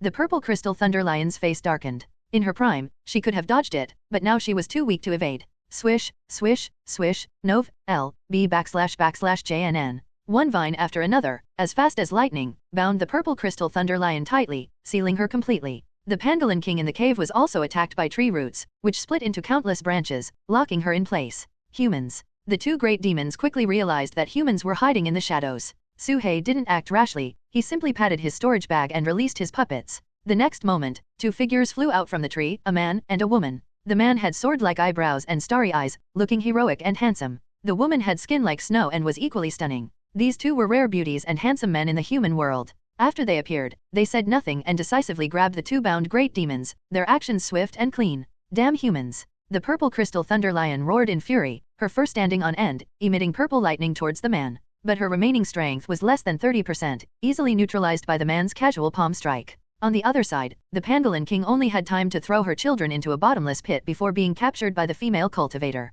Spare my children, and I will go with you, the pangolin king pleaded in human language. The woman hesitated, but the man scolded, Shuanger, don't dawdle. This is your test. Qin Shuanger's eyes flashed with determination, and she whispered, I'm sorry, but I must take the cubs too. Hearing this, the pangolin king's eyes turned red, tears streaming down her face as she closed her eyes in pain. The purple crystal thunder lion also realized what was happening, gritting her teeth, my children, was it you? The male cultivator didn't bother to explain, flicking his fingers, and a wooden flying sword shot out from his body, aiming straight for the purple crystal thunder lion's forehead. One strike to kill. Despair and sorrow filled the purple crystal thunder lion's eyes. Just as the wooden sword was about to pierce her forehead, a white light flashed in the void, and a bone-flying sword suddenly emerged from the ground, shooting towards the cold-faced man at lightning speed. The timing was perfect, just as the cold-faced man was about to kill the great demon. Clang! A crisp sound rang out. The wooden flying sword, somehow, returned like a teleportation, blocking the attack. Blocked. Suhei's heart trembled. He had timed his sneak attack perfectly, but it was still too slow. Looking at the purple crystal thunder lion, she wasn't dead. The opponent seemed to have been on guard, using only 20% of his strength to kill the demon. Such caution was not something ordinary people possessed. However, the bone-flying sword was made from the tusks of the spirit-devouring elephant. The wooden flying sword only blocked it for a moment before the spiritual energy dissipated, and the ivory flying sword continued its charge. The cold-faced man remained expressionless, but his heart was shocked. The power of this flying sword was beyond his expectations. Could it be a spirit-breaking flying sword? But the opponent's spiritual power fluctuation is only at the great perfection of the chi refining stage. How can he control a flying sword? And such a powerful one? Sun Jian's mind was filled with questions. Flying swords could only be controlled at the foundation establishment stage, this was common knowledge. Of course, there were some methods to control them at the chi refining stage, but their power would be limited. Instinctively, he took out a tortoise-shell shield and placed it in front of him. With a crisp sound, the flying sword pierced through the shield, shooting out from the other side. Sun Jian's heart finally wavered. This was definitely not the power of the chi refining stage. Even at the early foundation establishment stage, few could pierce his tortoise-shell spiritual treasure in one strike. Had the opponent concealed his cultivation? No, spiritual power fluctuations could be hidden, but once in action, the resulting spiritual energy waves couldn't be faked. Sun Jian's thoughts raced, but his actions didn't slow. Using the brief moment of obstruction, he merged into a large tree. The tree was instantly cut down by the flying sword, blood splattering everywhere. Suhei's attack didn't relent. The flying sword turned again, slashing at the neighboring tree, drawing more blood. Despite being hit twice, Sun Jian didn't flee. Instead, he charged towards Suhei's location. Wild forest frenzy. Sun Jian clapped his hands, and with a low shout, the forest came alive. Tree roots grew wildly, like sharp spikes, shooting towards Suhei underground. Not dodging, trying to trade injuries. Suhei's eyes flashed with ferocity. Trade injuries? A human trading injuries with a demon, how laughable. Slash. The flying sword cut through, severing one of Sun Jian's arms, while Suhei's upper body was pierced with small holes, blood flowing. 10 miles away, a black-clothed person sat cross-legged inside a century-old tree with a 5-meter diameter, motionless. After an unknown amount of time, he opened his eyes, a look of surprise flashing through them. A demonic beast. Unexpectedly, the rumors about Chu Kingdom are true. There's a snake demon in the deep mountains, practicing human cultivation techniques and using flying swords. I happened to encounter it. As an inner disciple of the Heavenly Puppet sect, Sun Jian didn't pay much attention to Chu Kingdom's affairs, only having heard a little. If he hadn't planned to enter the mountains today and asked around, he wouldn't have known about this. Rumor has it that this demon is also skilled in puppet techniques, but in my opinion, it's just showing off in front of an expert. Sun Jian sneered inwardly. He had been on guard because he had spotted the scouting snake hiding in a tree. Such a snake could deceive others but not him. With 50 years of experience in puppet techniques, he could distinguish between real and fake at a glance. He had pretended not to see it on purpose. Now, the snake was trading injuries with his puppet, fighting back and forth, showing some skill. Even his puppet had the strength of the foundation establishment stage. For a small demon at the great perfection of the spirit communion stage to suppress his puppet was unexpected.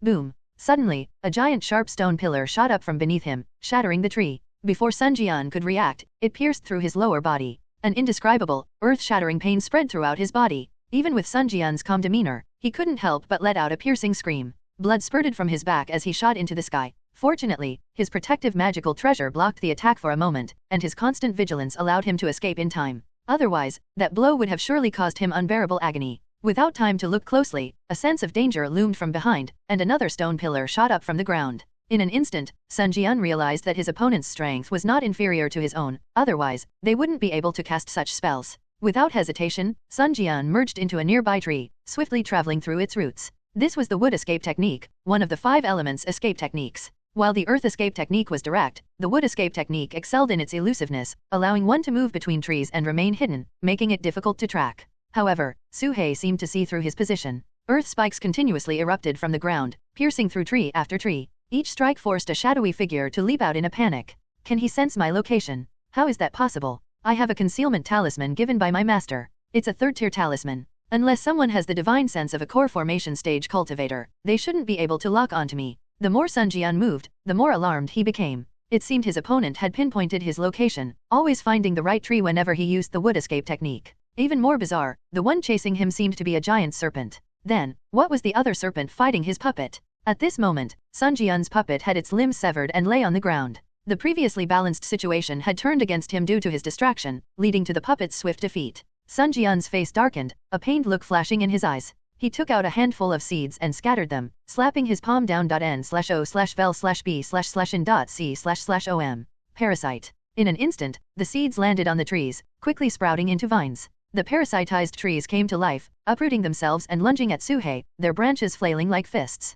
Ground collapse. Su He muttered, and the ground caved in, trapping the tree man. But more and more tree men surged from all directions. Su He looked around. In just a few breaths, hundreds of trees had been parasitized, transforming into tree men rushing toward him. Sun Jian formed another hand seal, and the vines on the tree men rose into the air like venomous snakes, striking at Su He. Sandstorm technique. Su He decisively swallowed a rejuvenation pill and cast the earth element spell that Ye Haichuan had used. Though it was a foundation establishment spell, Su He had enough true qi to perform it. Boom! In an instant, sand and dust filled the air, a violent storm raging. Within a 500-meter radius, all the trees were uprooted and shredded by the fierce winds. The gale was like a knife, lifting Sun Jian into the air. His skin cracked, blood sprayed, and the light in his body exploded one by one. Sandstorm technique? That's a foundation establishment spell. How can a spirit communion stage demonic beast use it? Impossible. Sun Jian's face was filled with horror, his shock beyond words. This spell consumed a tremendous amount of energy. Even a foundation establishment cultivator needed deep reserves to use it.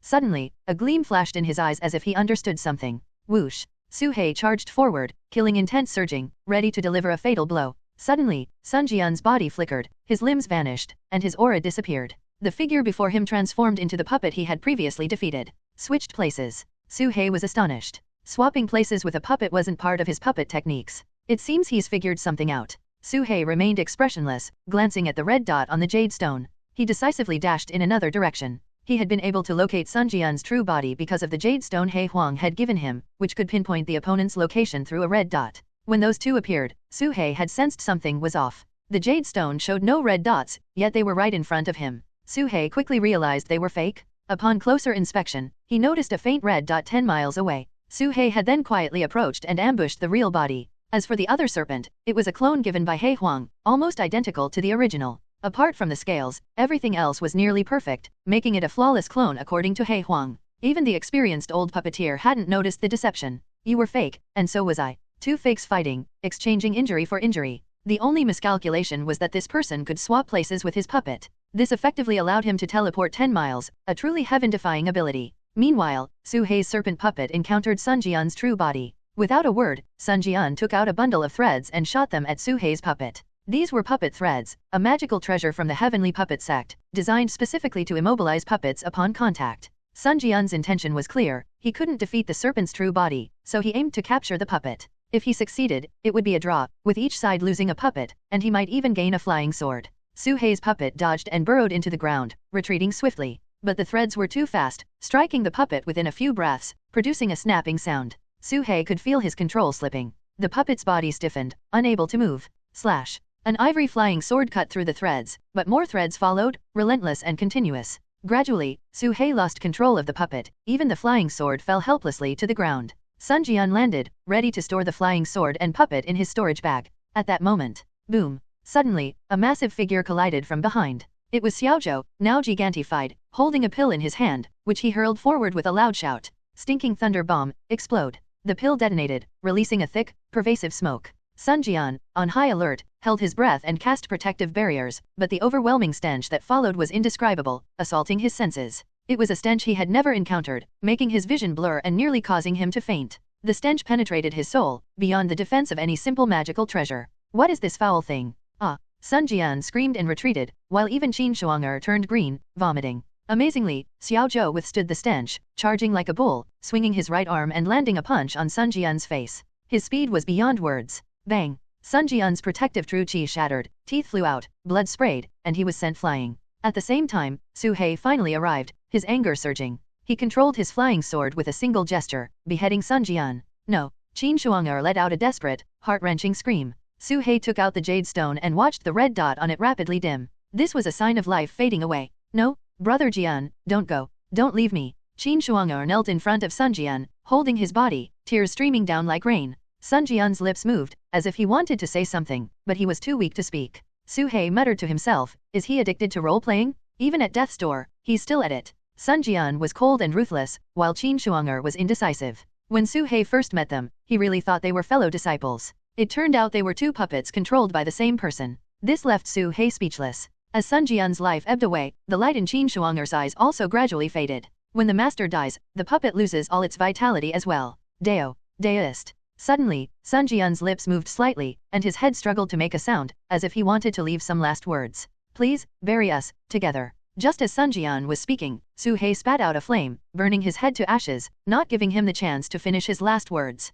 Your last wish means nothing to me, Su-hei said coldly, burning his body to ashes as well. A cultivator must not have a merciful heart. This was something he always said to himself, and now it had come true for him. As Sun Jian's soul dispersed, the puppet named Shuang'er also completely lost consciousness, becoming utterly motionless. But at the corners of her eyes, 2 lines of tears hung, as if she were truly crying. Su-hei raised an eyebrow, showing a look of doubt. He vaguely felt that things were not so simple. Sun Jian's last words were incomplete, but Su-hei could guess that he wanted them to be buried together. Xiaozhou, what do you think? Su-hei looked at Xiaozhou. Xiaozhou shrugged and said, what can I think? Probably another tragic lover like me. Yours can't be called a tragic lover, can it? Su-hei sneered. Xiaochu's face darkened, and he chose to remain silent. Su-hei put away Sun Jian's storage bag and checked it, his eyes widening instantly. He found that the resources in this person's storage bag could only be described as terrifying. Various pills and treasures were piled up like mountains. There were also many jade slips, countless magical treasures that hadn't been refined, all brand new.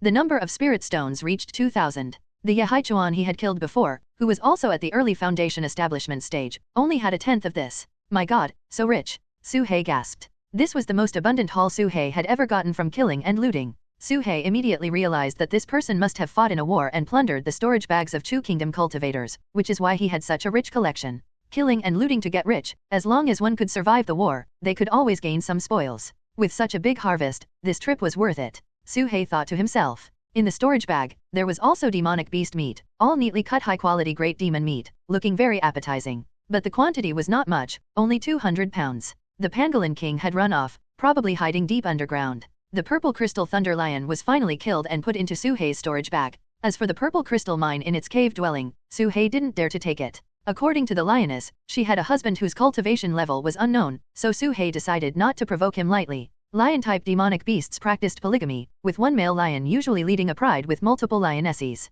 It was rare for a lioness to come out alone with her cubs. Su-hei guessed that the male lion was probably deep in the Wu Mountain range and might be extremely powerful. Lions should have special ways of communicating. After thinking for a moment, Su-hei cleaned up his traces, collected his spoils, and quickly left the place. As for the lioness, he decided not to eat her for now. Maybe one day he would encounter her mate, and she might come in handy. The 2 demonic beasts and Su-hei ran all the way back to their cave dwelling. Back in the cave dwelling with formations set up, they finally felt at ease and breathed a sigh of relief. Su-bai did not participate in the battle, only eating some poisonous creatures along the way. Xiaozhou, however, made a great contribution. Although Su-hei could have caught up eventually, it would have consumed a lot of energy and might have led to unforeseen complications. For this person, Su He planned to give a reward. He took out a foundation establishment pill from Sun Jian's storage bag and handed it over. Whether you can establish your foundation, it's up to you, Su He said. Thank you, senior, ha ha ha. Xiao Zhou laughed wildly, took the foundation establishment pill, and went into the deepest part of the cave dwelling. There were 5 more foundation establishment pills in Sun Jian's storage bag, enough for Su He to use.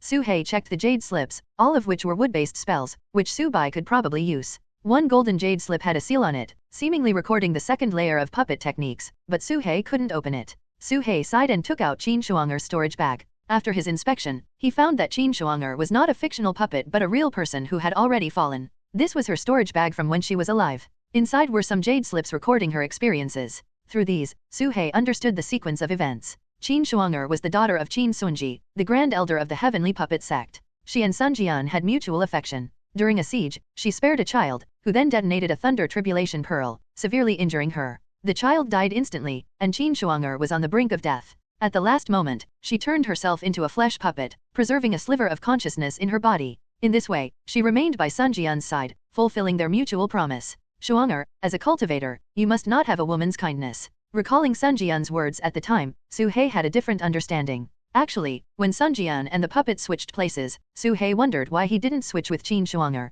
That woman was unharmed and might have delayed him a bit. Instead, he switched with a broken body, which Su He didn't even bother with and directly chased after. If Qin Shuang'er had held him back, even for a moment, Sun Jian's chances of escaping would have greatly increased. People are not plants, who can be without feelings. Sun Jian kept talking about being ruthless, but in the end, he lost because of his feelings. Su He sighed. He couldn't help but compare the experiences of these two with Xiao Zhou and found that there was no comparison. This was a true partnership, while Xiao Chu's situation was nothing. He took Sun Jian's ashes and buried them on a hill, then buried Qin Shuang'er's body next to him. This flesh puppet had the cultivation of the foundation establishment stage and had some value, but Su He had no interest in using it. With his current strength, he didn't need such a puppet. Rest in peace, both of you. Farewell, Su He said, turning to leave. Just as Su He turned around, a golden light flashed from Qin Shuang'er's forehead and entered Su He's storage bag. N/O/vel/B/jn.C//OM. Su He was stunned and took out the golden jade slip recording the puppet techniques.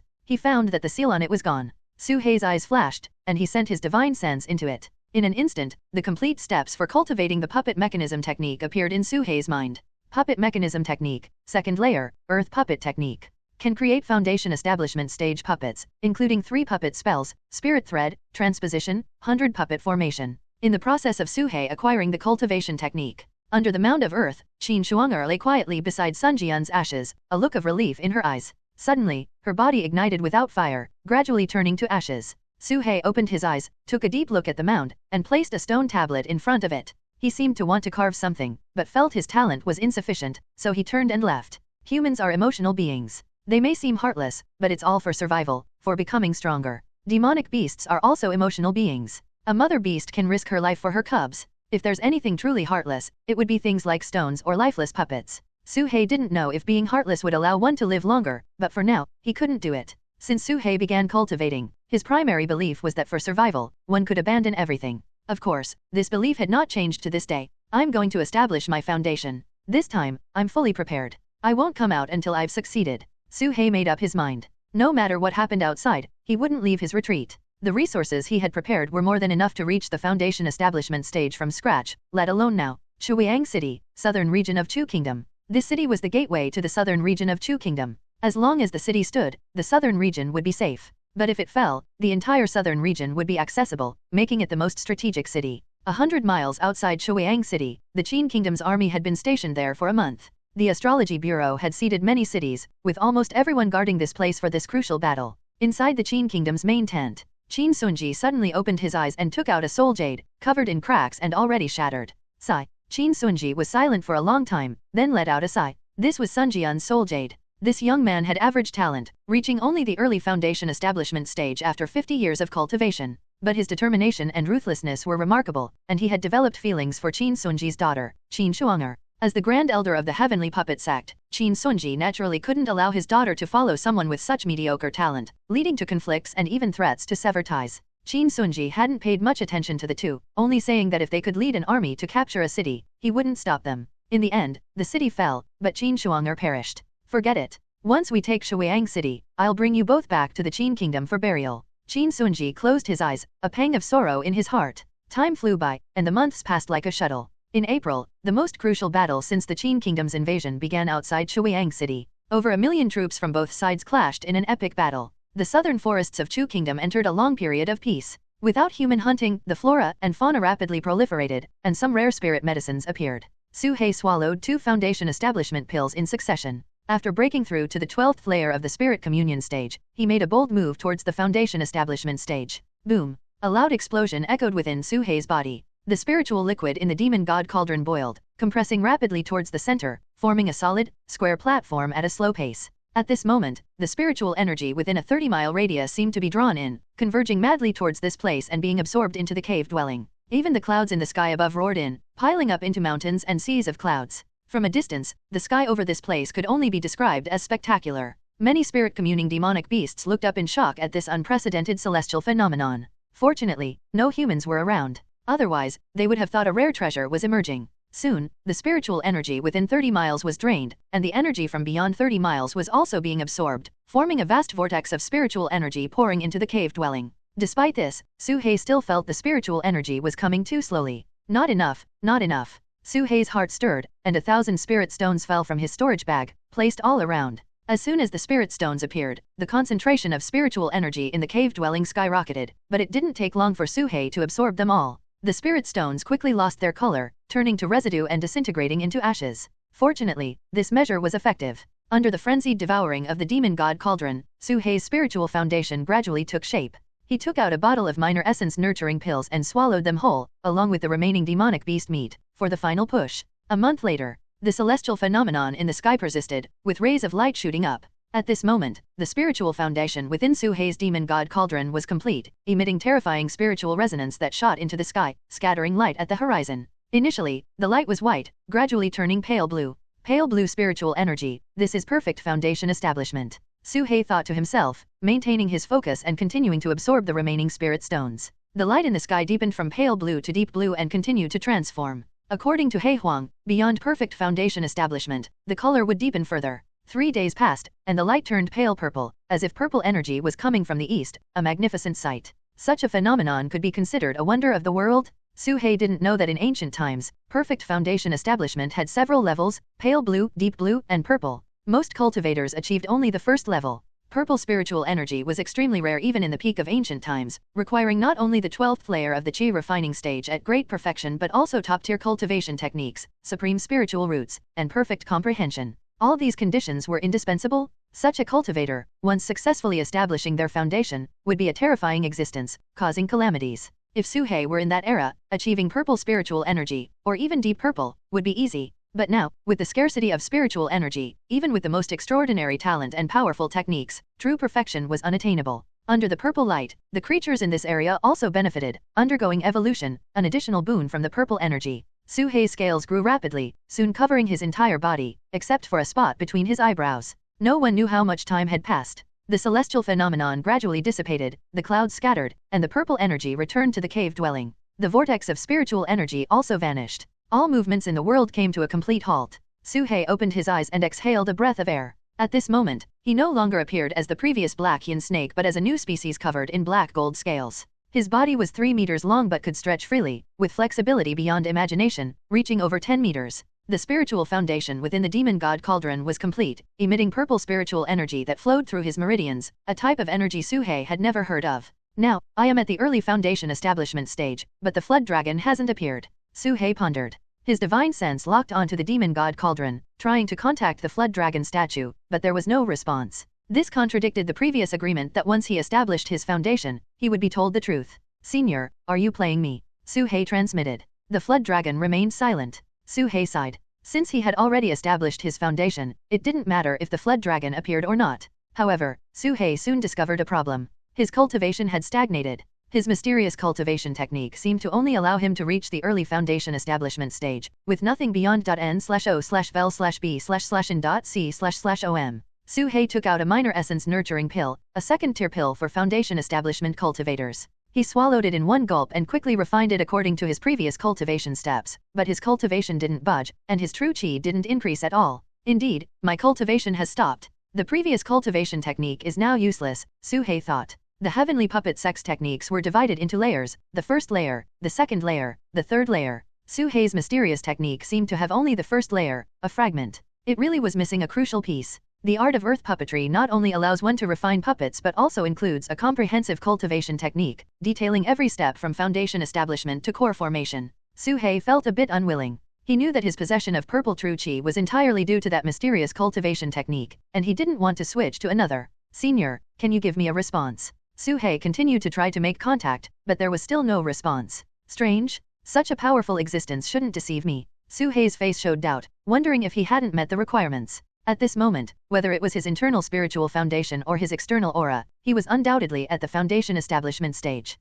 Compared to other foundation establishment cultivators he had seen before, Su Hei's aura was purer and more robust, and his divine sense range had exceeded 1,000 meters. The only thing that didn't match Su Hei's expectations was his black gold scales, which were still missing one piece. It was his forehead, still missing the final piece of scale? Could it be because of this scale? My cultivation has reached foundation establishment, but my physical body is still lacking. Su Hei pondered. In the following days, he tried devouring demonic beast meat, even consuming part of the purple crystal thunder lion, and took some body tempering pills. Su Hei could feel his physical body growing stronger, but that last piece of scale remained motionless. Strange. Su Hei shook his head. He didn't dwell on it and instead took out his puppets, using the art of earth puppetry to reinforce them all. As for his own cultivation, if it was stagnant, so be it. In a few days, he planned to go down the mountain, consult some human sex classics, and thoroughly study the techniques of the 5 great sects. Perhaps he could find some clues. As for asking He Huang, that dog didn't know when it would come out of seclusion, so he couldn't rely on it for now. Now that he had successfully reached foundation establishment, Su Hei felt more confident.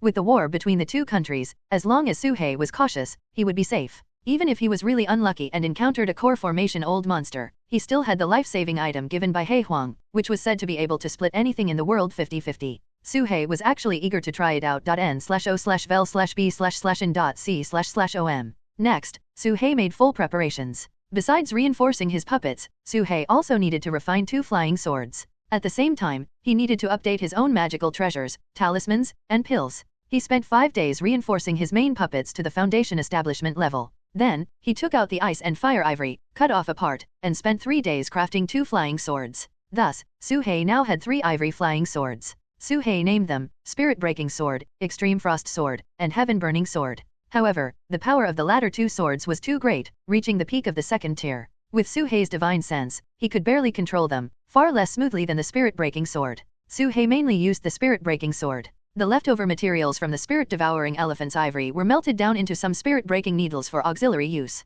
After that, he selected a Fire Thunder Seal and a Wind Stabilizing Pearl from Sun Jian's collection and carried the Old Ape's Iron Pot on his back, all of which were mid-grade spiritual treasures. In terms of defense, his entire body was covered in black gold scales, which could basically ignore most attacks. It's time to go down the mountain. I want to empty the human scripture repository. Su Hei thought to himself as he climbed out of his cave dwelling and arrived outside. Xiao Zhou had already successfully reached foundation establishment and was lying in the valley, sunbathing in a strange posture. Senior, are you going down the mountain? Xiao Zhou raised his head excitedly when he saw Su Hei coming out of the cave. That's right. Su Hei nodded.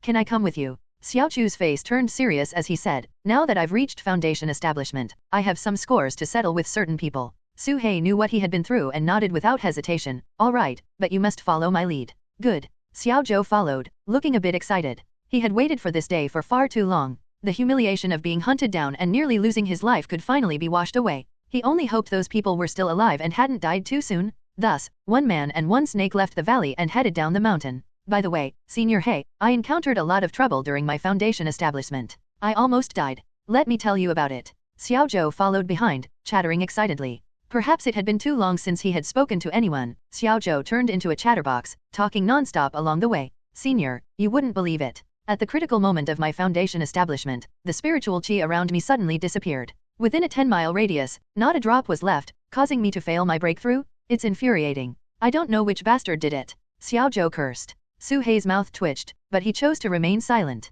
That wasn't the worst part. Later, when I tried to break through again, an extraterrestrial heavenly demon appeared nearby, almost scaring me to death. Xiao Zhou complained again. Su Hei was instantly shocked. An extraterrestrial heavenly demon? What was going on?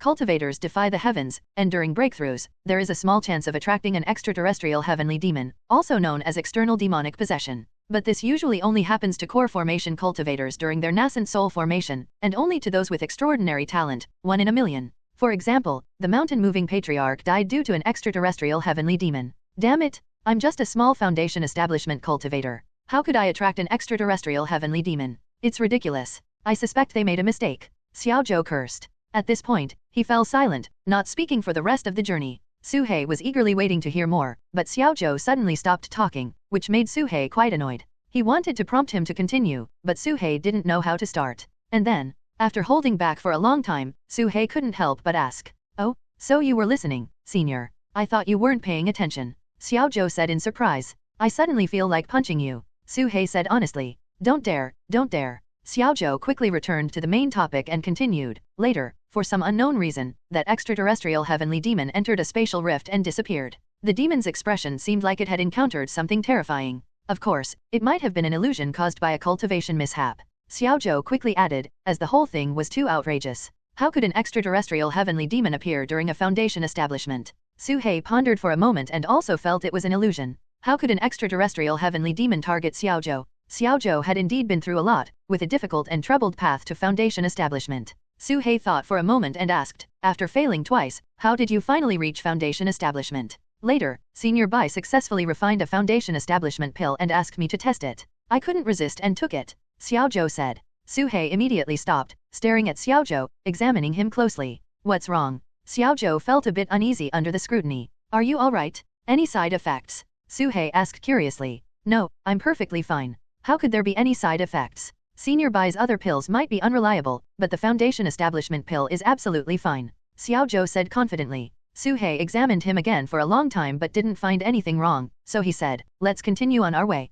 Alright. Xiao Zhou slithered along like a snake, following behind. Su He had two choices for his descent from the mountain, the Purple Mist sect or the Mountain Movers sect. In terms of strength, the Purple Mist sect was undoubtedly the weaker option. With the fall of Patriarchy Luohua, there was no longer a core formation stage expert to hold the fort, significantly increasing the safety factor. Moreover, Su He had been to the Purple Mist sect once before and had experience in sneaking around, making him quite familiar with the place. Su He decided to head to the Purple Mist sect first to take a look. However, after spending 3 days traveling to the Purple Mist sect, he found the place completely deserted, with not a single disciple in sight. All the houses and pavilions were empty, and even the medicinal gardens had been thoroughly cleaned out. Only a few unattended spirit beasts remained, wreaking havoc on the ecosystem. Have they moved? Su He's face showed a hint of suspicion. He used the Earth escape technique to reach the former location of the Purple Mist Pavilion, only to find that the entire building was gone, undoubtedly moved by someone. There were no signs of battle or bloodshed, indicating that it was a voluntary relocation.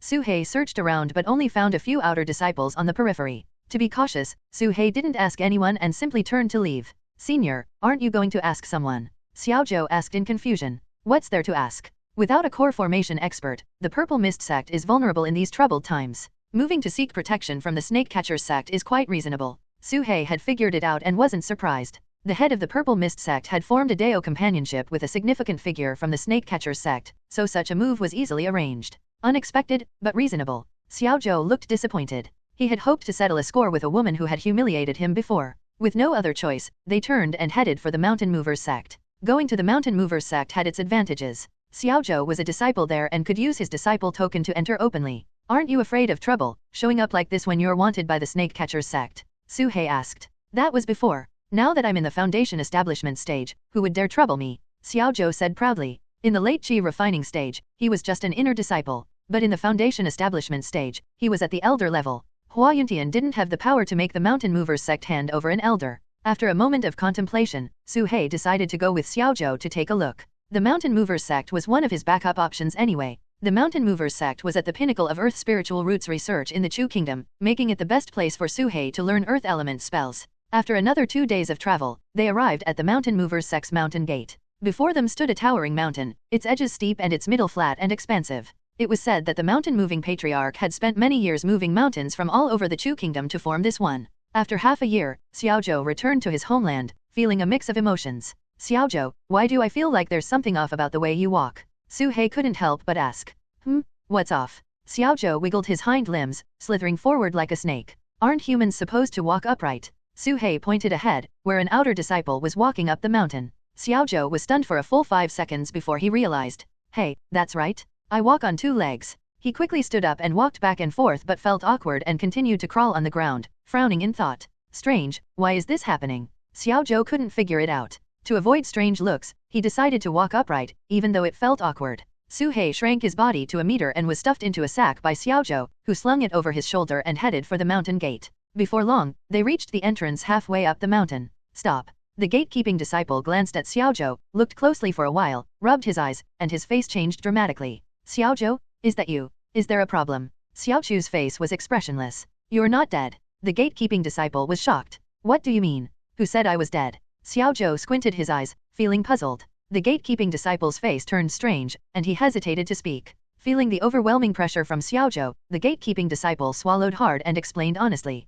It's like this. Last year, you were wanted by the Snake Catchers sect and fled into the deep mountains. After being missing for half a year, the sect removed you from the roster and listed you as deceased. Your cave dwelling and all your belongings were handed over to your relatives. The gatekeeping disciple was only in the early chi refining stage and didn't dare offend an inner disciple. He explained everything in detail. Relatives? My parents are mortals. What relatives? Xiao Zhou glared, feeling something was off. That, I don't know, but it was two female cultivators wearing purple mist sect robes. You can go back and check for yourself, the gatekeeping disciple said hurriedly. Hearing this, Xiao Chu's eyes immediately flared with anger. He stepped forward and rushed into the mountain gate at an incredible speed, heading straight for his cave dwelling. Inside the Mountain Movers sect, the inner disciples' residences were different from those of the Purple Mist sect. All disciples lived inside the mountain, with cave dwellings allocated based on their cultivation levels. It was said that the center of the mountain contained half a spiritual vein, making the spiritual energy in the cave dwellings much denser. Many disciples from other sects envied the Mountain Movers sect for this.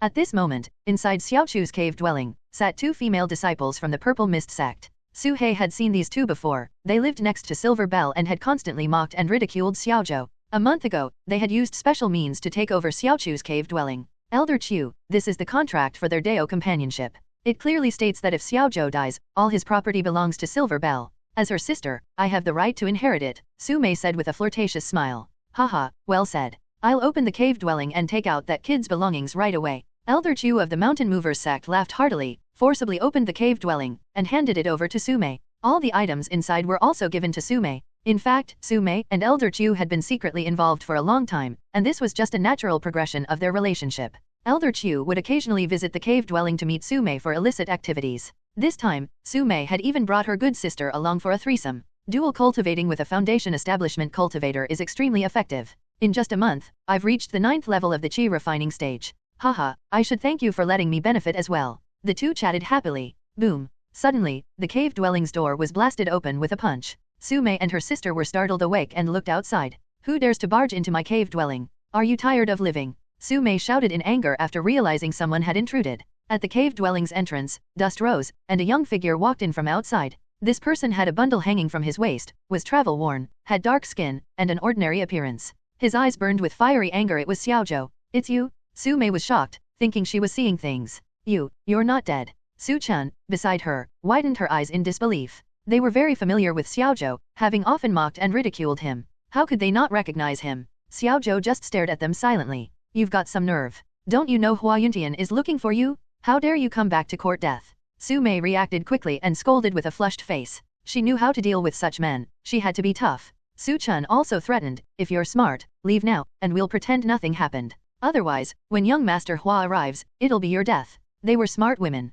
If Xiao Zhou wasn't dead, they would likely have to give up the cave dwelling. Their dual cultivation plans with Elder Chu would be ruined, which was unacceptable. So, Xiao Zhou had to die. Given Xiao Chu's cowardly nature, he might just submit to their threats. After all, they had mocked him countless times before, and he never dared to say a word. Xiao Zhou remained expressionless and coldly said, do you know what it means to be overbearing? Su Mei sneered. Oh? A lowly coward dares to resist? Kneel and lick my toes, and maybe I'll spare you. Bang. Her words were cut off by a punch. Su Mei's nose bled, her face caved in, and she was sent flying, crashing into the stone wall with a bloody head. With just one punch, her face was disfigured. Su Chun's expression changed drastically, as if she had seen a ghost. Who was this? Xiao Zhou? How was this possible? Xiao Zhou was a coward, a simp who couldn't even speak clearly to women. How could he hit a woman? You dare hit? Su Chun's voice trembled, but she couldn't help but threaten. Bang! Another heavy punch landed on Su Chun's face. Her teeth flew out, and her head was twisted, nearly breaking her neck, as she crashed into the ceiling. Boom!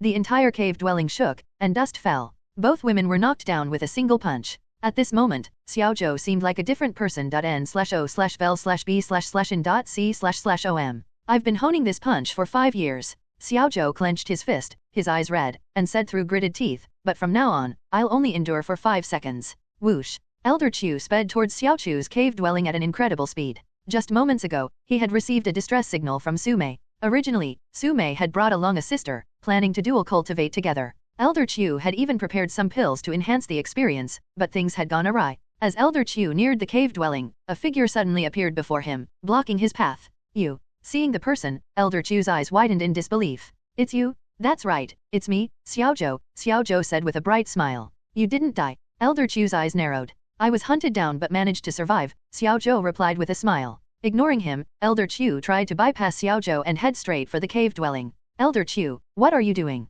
The cave dwelling is my private territory. According to sect rules, no one is allowed to trespass, not even an elder. Xiaozhou took 2 steps back, blocking the entrance to his cave dwelling. Move aside. No. Do you have a death wish? Elder Chu's gaze turned sinister, and a powerful aura began to press down on Xiaozhou. However, Xiaozhou remained unmoved, a glint of determination in his eyes. Elder Chu's gaze turned cold. He raised his hand and launched a fireball, but Xiaozhou caught it effortlessly and flung it aside, where it exploded in midair. This display of skill made Elder Chu's eyes widen in shock. He had heard that this young man, when fully unleashed, could fight Hua Yuntian to a standstill and even severely injure him, breaking one of his arms. Though Xiaozhou was only at the great perfection of the qi refining stage, his true strength was not to be underestimated. As an elder, I'm merely conducting a routine inspection to see if you're harboring any enemies in your cave dwelling. Is there a problem with that? Elder Chu's tone softened slightly. Fine. Xiaozhou waved his hand, and the door to the cave dwelling opened. Inside, there was nothing. Elder Chu glanced around the entrance. The 2 women were long gone, likely reduced to bones.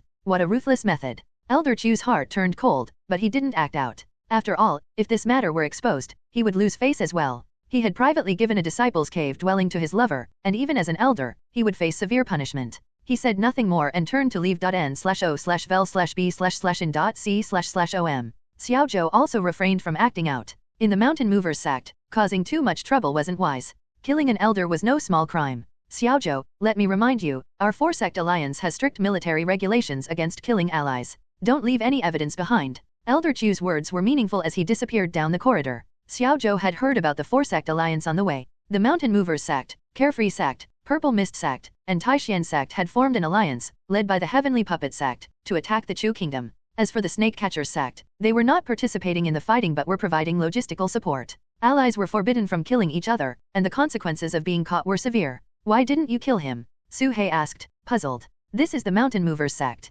If I kill him, it will be hard to escape, Xiaozhou replied helplessly. Su He said, then let's take care of him tonight and then run away. Xiaozhou was speechless. Why was it necessary to kill a mere Foundation establishment elder? He wasn't a significant threat. Su He didn't bother to explain. He only understood one principle: eliminate any potential threats without mercy. Killing him tonight isn't impossible, but the items you need might be hard to obtain, Xiaozhou said. Su He hesitated. Then let's hurry. Understood. After that, Xiaozhou left Su He in the cave dwelling and went to the sect's main hall to report his successful Foundation establishment to his master, Shi Longzi. However, he was informed that his master, Shi Longzi, had gone to the front lines in Shuiyang City and wouldn't be back for a while. Xiaozhou, if you have any matters, you can report them to me. During the war, I can handle all internal affairs, said the elder in the main hall calmly. Xiaozhou reported truthfully, I have successfully established my foundation and seek foundation establishment stage cultivation techniques, spells, and the rewards for becoming an elder. The elder in the main hall was taken aback. After a thorough examination, confirming Xiaochu's foundation establishment, the elder was filled with surprise.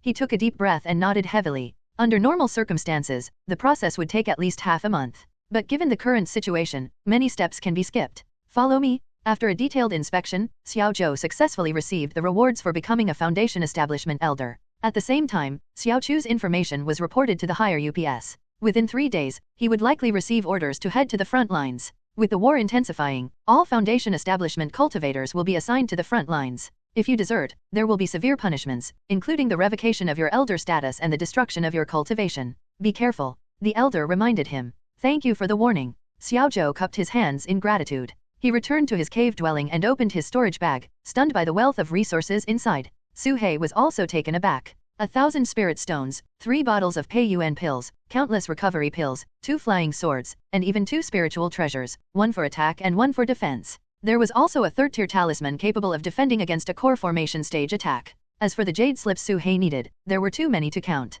No wonder it's wartime, the resources are abundant. Xiao Zhou exclaimed. Are you heading to the battlefield? Su He asked curiously. Yes. If I don't go, I'll be considered a deserter and punished. A few days of delay are fine, but if it's too long and affects the war, my cultivation will be destroyed, Xiao Zhou said helplessly. Su He said no more and began examining the jade slips one by one. These spell jade slips usually required a large number of contribution points to exchange. Now, to enhance their combat power, the sects were not holding back. From these jade slips, Su He learned several powerful spells. Mountain Embrace Seal, 2nd tier advanced. Stone Vein Technique, 2nd tier advanced. Falling Stars, 2nd tier peak. Su He's target was only those 2nd tier advanced spells, which had the power of late foundation establishment. Although Su He had never fought a mid-foundation establishment cultivator, he felt that with his previous methods, he could handle mid-stage opponents. Intermediate spells didn't add much to his power. To become stronger, he had to learn 2nd tier advanced spells. These would be his trump cards against late foundation establishment cultivators. Of course, with Su He's current strength, he believed it would still be difficult to contend with some veteran late foundation establishment cultivators.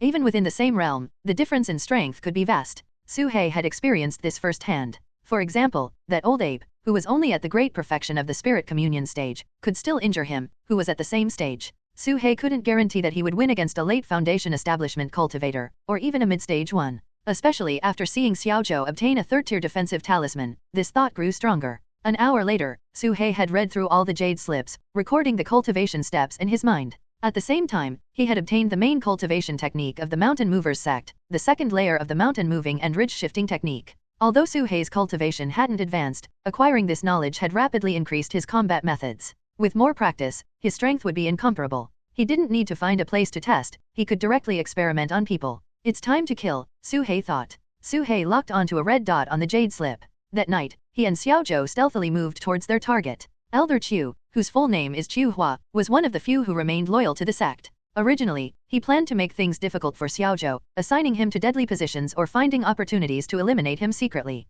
But when he learned that Xiao Zhou had become an elder in the foundation establishment stage, he couldn't sit still. He immediately sent a message to the alliance, reporting Xiao Zhou for killing allies and demanding evidence be submitted. Killing 2 allies was no small crime. Although he himself couldn't escape blame, his extensive connections meant he could easily get away with a minor charge of negligence. But Xiao Zhou would be in serious trouble. Now, with the need for a suicide squad, Xiao Chu's fate would likely be to have his soul imprinted and be sent to the front lines as cannon fodder. A foundation establishment stage cannon fodder was hard to come by. They're here. Qiu Hua's face lit up with excitement. In the distance, 2 figures, a man and a woman, flew in on swords. They were enforcers from the 4 sects alliance, both in the mid-foundation establishment stage. Are you the one who reported someone from the Mountain Movers sect for killing allied disciples? The red-haired woman looked down at him coldly. That's right, here's what happened. Facing the enforcers, he didn't dare hide anything and recounted the events in detail, including his own actions. A flicker of disgust passed through the red-haired woman's eyes. While others were fighting and dying on the front lines, this old man was enjoying himself at home, even indulging in secret affairs.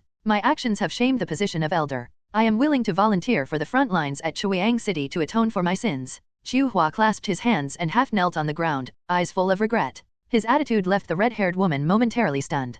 Hehe, Elder Qiu, there's no need for such dramatics. It's a small matter. Those 2 female cultivators from the Purple Mist sect were also seeking their own cultivation. What's wrong with mutual benefit? The middle-aged male enforcer stepped forward and helped Qiu Hua up. During their interaction, a storage bag was quietly passed from Qiu Hua to the man, who tucked it into his waistband. I truly feel guilty. If I don't go to the front lines, I won't be able to cultivate in peace. Qiu Hua spoke with tears and remorse. The middle-aged male cultivator responded with polite words, both of them seasoned veterans of such situations. However, the red-haired woman was new and didn't understand the nuances, thinking the old man was genuinely remorseful, and nodded secretly. Do you really want to die that badly? Suddenly, a cold voice echoed .nov, L/B//JNN. Xiao Zhou appeared behind Qiu Hua, standing like a tower, eyes sharp as lightning, fists clenched. Xiao Zhou. Qiu Hua was startled, then a look of joy flashed in his eyes. This person had walked right into his trap. The middle-aged man raised an eyebrow and said indifferently, So, you're Xiao Zhou?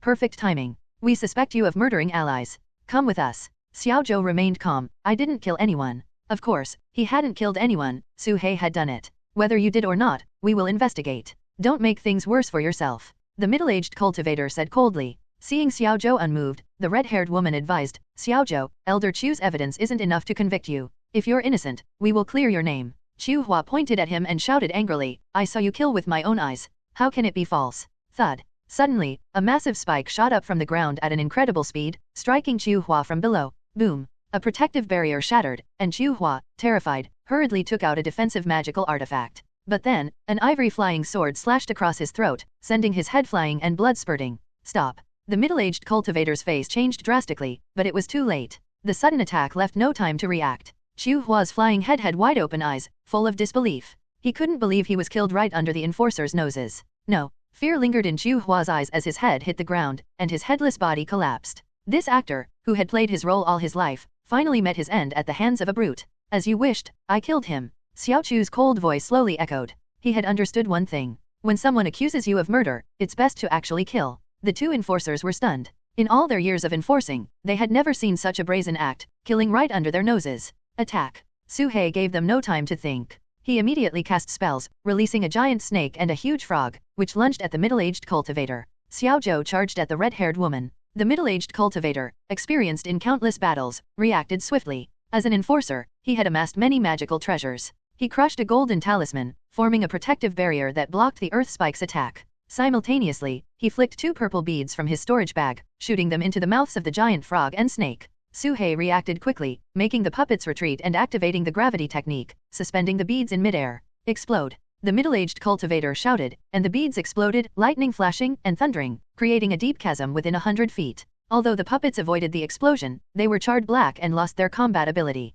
Thunder Tribulation Pearls. Su He squinted, then shook his head. No, just imitations. True Thunder Tribulation Pearls absorbed the power of heavenly tribulations, their power comparable to a minor heavenly tribulation, capable of threatening even core formation stage cultivators. The downside was that they didn't discriminate between friend and foe, potentially killing the user as well. Still alive. The middle-aged cultivator glanced at Su He in surprise, then shouted at Xiao Zhou, attacking enforcers is a serious crime. Surrender now. Xiao Zhou had already transformed into battle mode, his body like a small mountain, fists thundering as he fought the red-haired woman fiercely, ignoring the man. Swish. A flying sword flashed like lightning, stabbing at the middle-aged cultivator. The protective barrier around him shattered upon contact, and the spiritual energy dissipated instantly. This flying sword was Su He's spirit-breaking sword. This sword is strange. The middle-aged cultivator squinted, taking out a gourd. Opening the gourd stopper, a powerful suction force erupted, pulling Su He's spirit-breaking sword towards it. The sword-swallowing gourd, specifically designed to devour flying swords, was the nemesis of all flying swords.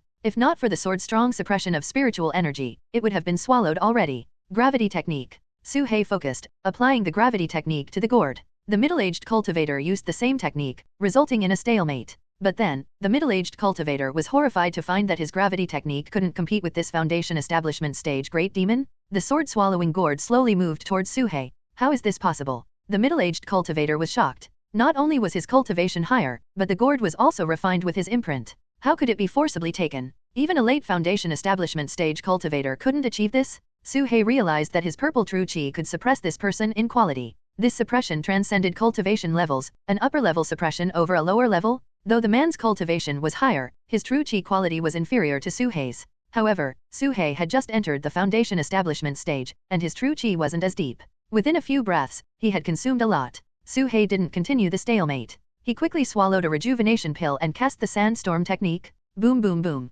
In an instant, winds howled, sand filled the sky, and a massive storm erupted, lifting the ground as if to blow away the entire mountain. The middle-aged cultivator quickly retrieved the gourd, took out a green pearl, and formed a wind-resistant barrier around him, ignoring the storm. Damn, this guy has so many magical treasures. Su He cursed inwardly. The people he had killed mainly relied on spells, occasionally using flying swords, but he had never encountered someone with so many magical treasures. In comparison, Su He had very few magical treasures and rarely used them. He wasn't skilled in their use either. The middle-aged cultivator was equally shocked. Despite his higher cultivation, he was at a disadvantage, barely able to defend himself. This was the first time Baishiu had encountered such a situation. This demon isn't simple. Though it appears to be in the early foundation establishment stage, its true chi can suppress mine. The situation on the other side isn't good either. I can't drag this out. Baishiu took out a black flag from his storage bag. It quickly expanded into a giant sail in his palm. Instantly, the sky darkened, and the sound of ghostly wails and howls echoed. Seeing the giant sail, Su He felt a chill, as if he were in the depths of the underworld.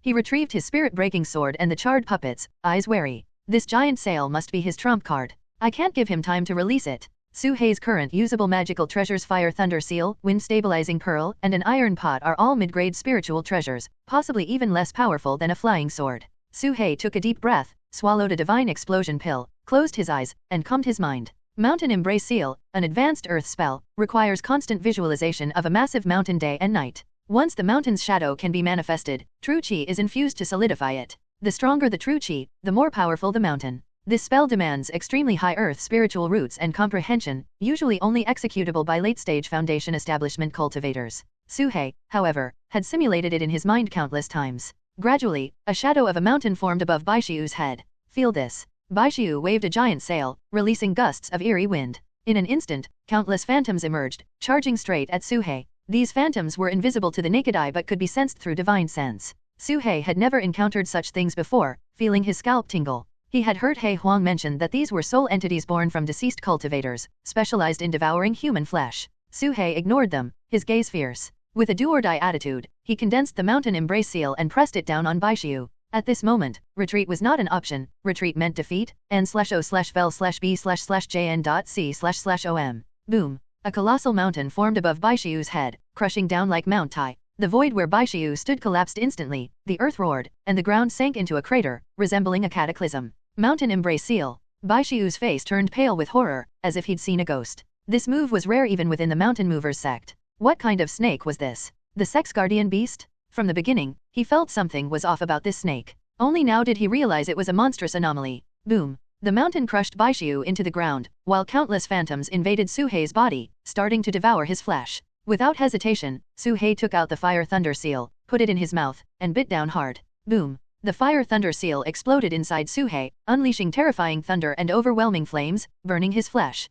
The violent force spread through his meridians. The invading phantoms screamed in agony, their souls dissipating into nothingness. But Su Hei also suffered severe injuries. Letting a mid-grade spiritual treasure explode inside him was no joke. It was fortunate he was Su Hei, a human would have died many times over. This was Su Hei's premeditated strategy. He couldn't retreat, so he resorted to this desperate measure. Who would have thought the treasures I prepared would be used this way? Su Hei smiled bitterly inside. Without hesitation, he summoned all his true chi and launched a crimson flying sword towards his target. Heaven Burning Sword, a peak second-tier magical treasure? At this moment, the solidified mountain had disappeared. Baishiu, crushed into a pulp, lay in a deep pit, his defensive treasures dim. He had many defensive treasures, but time was too short to summon them. He didn't expect the Mountain Embrace Seal to form the moment he used his soul sail, leaving him no time to defend. He also didn't expect Su Hei to charge through the phantoms to kill him. No, you can't kill me, Xiaozhou, if you kill me, you. Before he could finish, the Heaven Burning Sword fell, slashing and burning him into nothingness. Su Hei opened his mouth and sucked in the storage bag. As an enforcer, this guy was a fat sheep. It was Su Hei's first time encountering a cultivator skilled in magical treasures. As a demonic beast, he relied more on his own strength and rarely used magical treasures. This led to him suffering a great loss in this battle. Foundation establishment cultivators are not easy to deal with. I can't underestimate humans, Su Hei thought to himself. At this moment, the red-haired woman fighting in the distance saw Baishiu's death and lost all will to fight, turning to flee. She knew Baishiu was a top-tier mid-stage foundation establishment cultivator. Though they were of equal cultivation, she was no match for him. This woman is also mid-stage foundation establishment. I must strike with all my might. Su Hei swallowed an explosive essence pill and a divine explosion pill, ignoring the side effects to reach his peak state. Then, with a thought, the heaven-burning sword shot towards the red-haired woman, who paled in fear and took out a talisman. Slash. The red-haired woman's head flew off, her body instantly reduced to ash. Only after she disappeared did the light shield from the talisman form, enveloping nothing. Su Hei was stunned, quickly extending his divine sense to search but found nothing. He took out a detection jade and checked again, still finding nothing. It was as if the woman had vanished into thin air. Dead. Su Hei was dumbfounded. Just like that, gone? Seeing the storage bag burned and items scattered, Su Hei realized she was indeed dead. This was absurd. He thought she was a formidable opponent, but she was so weak. The gap between her and Baishiu was so vast that Su Hei didn't even react. Su Hei opened his mouth and sucked in the heaven-burning sword and the scattered items. He exchanged a glance with Xiaozhou and quickly left the area. The battle seemed long but lasted less than half an incense stick. They couldn't stay in the Mountain Movers sect any longer. News of the two mid-stage Foundation establishment enforcers' deaths would spread quickly. During wartime, any Foundation establishment cultivator could change the course of a battle, and their loss was unacceptable. One man and one snake left the Mountain Movers sect, flying swiftly. They didn't stop until daylight. Xiaozhou, what are your plans? Su Hei asked. Xiaozhou was silent for a long time before calmly saying, Senior, I have a request. Speak. I want to leave for a while, to the front lines, Shuiyang City, Xiao Zhou said. Su He was taken aback. Going to the front lines was a good way to avoid punishment. The Four-Sex Alliance had a rule that any crime could be pardoned if one volunteered as a vanguard. This rule, set by the Heavenly Puppet Sect, was inviolable. Why? Su He didn't understand. I'm from Chu Kingdom. My parents and family are in Shuiyang City. I can't sit idly by, I must save them. Xiao Chu's eyes were filled with unprecedented determination. Su He fell into a dead silence. He had misunderstood. Xiao Zhou didn't want to go to Qin Kingdom's front lines but Chu Kingdom's? Wasn't this courting death? Qin Kingdom had the upper hand, with a higher survival rate, while Chu Kingdom's cultivators had been losing. Senior might not understand why a cultivator would care about mortals. For the sake of cultivation and immortality, what do these matter? What's the difference between Qin and Chu? Xiao Chu's words reflected not just Su He's view but that of all cultivators. Many disciples in the Four-Sex Alliance had mortal relatives, but few stood up to protect them. As cultivators, they were expected to sever mortal ties and be loyal to their sect. After countless years, mortals would turn to dust, but the sect would endure. But I can't bear it. I've been cultivating for 5 years, and my parents and relatives are still alive. I can't bear to see them leave like this. I can't. Xiao Zhou gritted his teeth, his eyes red with determination as he looked at Su He. I beg you, senior, allow me to leave for a while. I swear, if I survive, I will repay your kindness 1,000-fold. Xiao Zhou knelt and kowtowed to Su He. Half an hour later, Xiao Zhou finally left, his solitary figure disappearing into the distance. At first, he crawled on the ground like a snake, but when he reached the mountain peak, he stood up. Su He had no reason to stop him, this was the path he had chosen. Even if it was a path to death, Su He didn't follow him. He only gave him some magical treasures, talismans, and pills refined by Su Bai as life-saving items. As for the chance of survival, it was almost zero. Joining the Qin Kingdom's side offered a slim chance of survival, but going to the Chu Kingdom was undoubtedly a death sentence. He Huang had once said that the Heavenly Puppet Sect was no simple matter. Behind it was a colossal force, where even an old monster could easily destroy a kingdom but had no interest in seizing power. The defeat of the Chu Kingdom was already certain, and the cession of the southern region was inevitable. The only suspense was how long it would take to conquer the entire country. Why can't he just stay alive and get stronger? Why insist on going to his death? Some human behaviors are truly beyond my understanding, Su He muttered to himself. Suddenly, a flash of insight struck Su He's mind. He stared at Xiao Chu's departing figure and thought of one word. Rebellion? What is rebellion? Su He had never had a clear answer. He only knew that cultivators inherently defied the heavens, cultivating against the natural order. Therefore, during Qi condensation, the heavens would send down the 49 heavenly tribulations. During nascent soul formation, the 59 heavenly tribulations would descend, and sometimes even extraterrestrial heavenly demons would appear. Cultivation itself was rebellion? Su He's understanding was limited to this. But recalling Xiao Chu's actions, Su He gained a new perspective on what rebellion meant. Su He immediately took out the spell jade slips from the Mountain Movers sect and began to peruse them one by one. Xiao Zhou had not only brought spell jade slips but also all the books and ancient texts he could find for Su He to examine. Finally, Su He found a sentence in the mountain-moving patriarch's writings. Rebel against the prison of the heavens, rebel against the obsessions of the heart, rebel against the shackles of rules. Throughout history, the great cultivators who could reach the heavens and the earth were all rebellious cultivators. Su He silently recited this sentence in his heart, recalling Xiao Chu's actions. This was clearly the epitome of rebellious cultivation. As a cultivator, one should sever ties with the mortal world, this was the rule. Having an obsessive and pathological love for Silver Bell, this was an obsession. In the environment of the Mountain Movers sect, he was supposed to be loyal to his sect, this was a prison. Su He couldn't guarantee whether his understanding was right or wrong, nor could he be sure if the mountain-moving patriarch's writings were correct. But without a doubt, Xiao Zhou had indeed embarked on a path of rebellious cultivation. Doing what others dared not do, walking the path others dared not tread. If this wasn't rebellious cultivation, then what was? Perhaps I should go down the mountain and see the human world, Su He thought to himself. Everyone had a different understanding of rebellious cultivation. Su He wouldn't imitate the mountain-moving patriarch, nor would he follow Xiao Zhou. Su He decided he would find his own path. Unknowingly, a faint glimmer appeared in the last empty spot between Su He's brows. After 2 days of rest, Su He left the mountains and began to crawl down, not using the earth escape technique, but moving like a mortal snake towards his old home. His pace was slow, crawling over mountains and rivers, over soil scorched by wildfires. A year had passed, winter had gone, and spring had come. New plants grew from the blackened ashes, tender green saplings sprouted, vegetation budded, insects emerged, and occasionally, some rodents foraged in the grass. Ants also appeared from the ground, building new homes. Wildfires couldn't destroy everything, spring winds brought life anew. The only regret was that the towering trees that had grown for centuries were gone, as were the wild animals. But in countless years, a new cycle would begin. Su He returned to his former territory. It had been occupied by snake catchers, who had established a branch hall. The buildings were complete, but no formation had been set up, and there were no disciples guarding the mountain. Although the snake catchers sect remained neutral, they were greatly affected. The mortal towns under their jurisdiction had been plundered by the Qin army.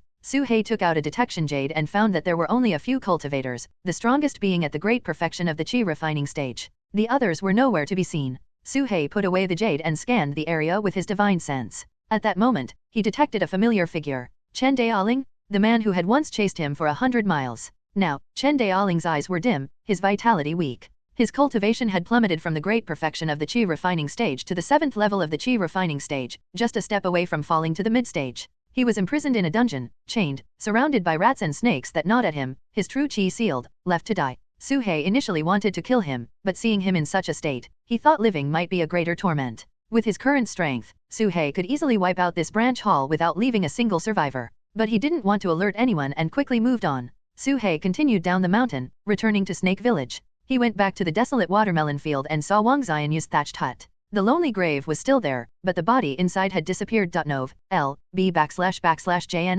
Wang Xianyu was also in the hut. Compared to 2 years ago, he was now a 15-year-old boy, taller but thinner, his face pale. Days of hunger had left him lying weakly on the bed. At the village entrance, a cultivator at the early stage of the qi refining stage stood, with a Qin Kingdom badge on his waist. A group of Qin soldiers was searching each house for enemies. "Sir, there's no one hiding here, it's just me." "Hey, little girl, still got a sharp tongue, drag her out." After looking around, Su He withdrew his divine sense, feeling conflicted. He had found the hiding place of the Chu soldiers, in a pigsty. There were only 3 of them, all injured. One suggested surrendering to become prisoners and survive, but the other 2 vehemently refused. Su He remained silent for a long time, then decided to leave. Suddenly, Su He sensed something. He flashed to the front of Wang Xianyu's thatched hut. Inside, hanging from a beam, was a noose. Wang Xianyu stood on a stool, his neck in the noose, biting his dry lips. Tears streamed down his cheeks. Seeing this, Su He immediately thought of one word: suicide. Life is precious, why seek death? In front of Wang Xianyu was his father's memorial tablet.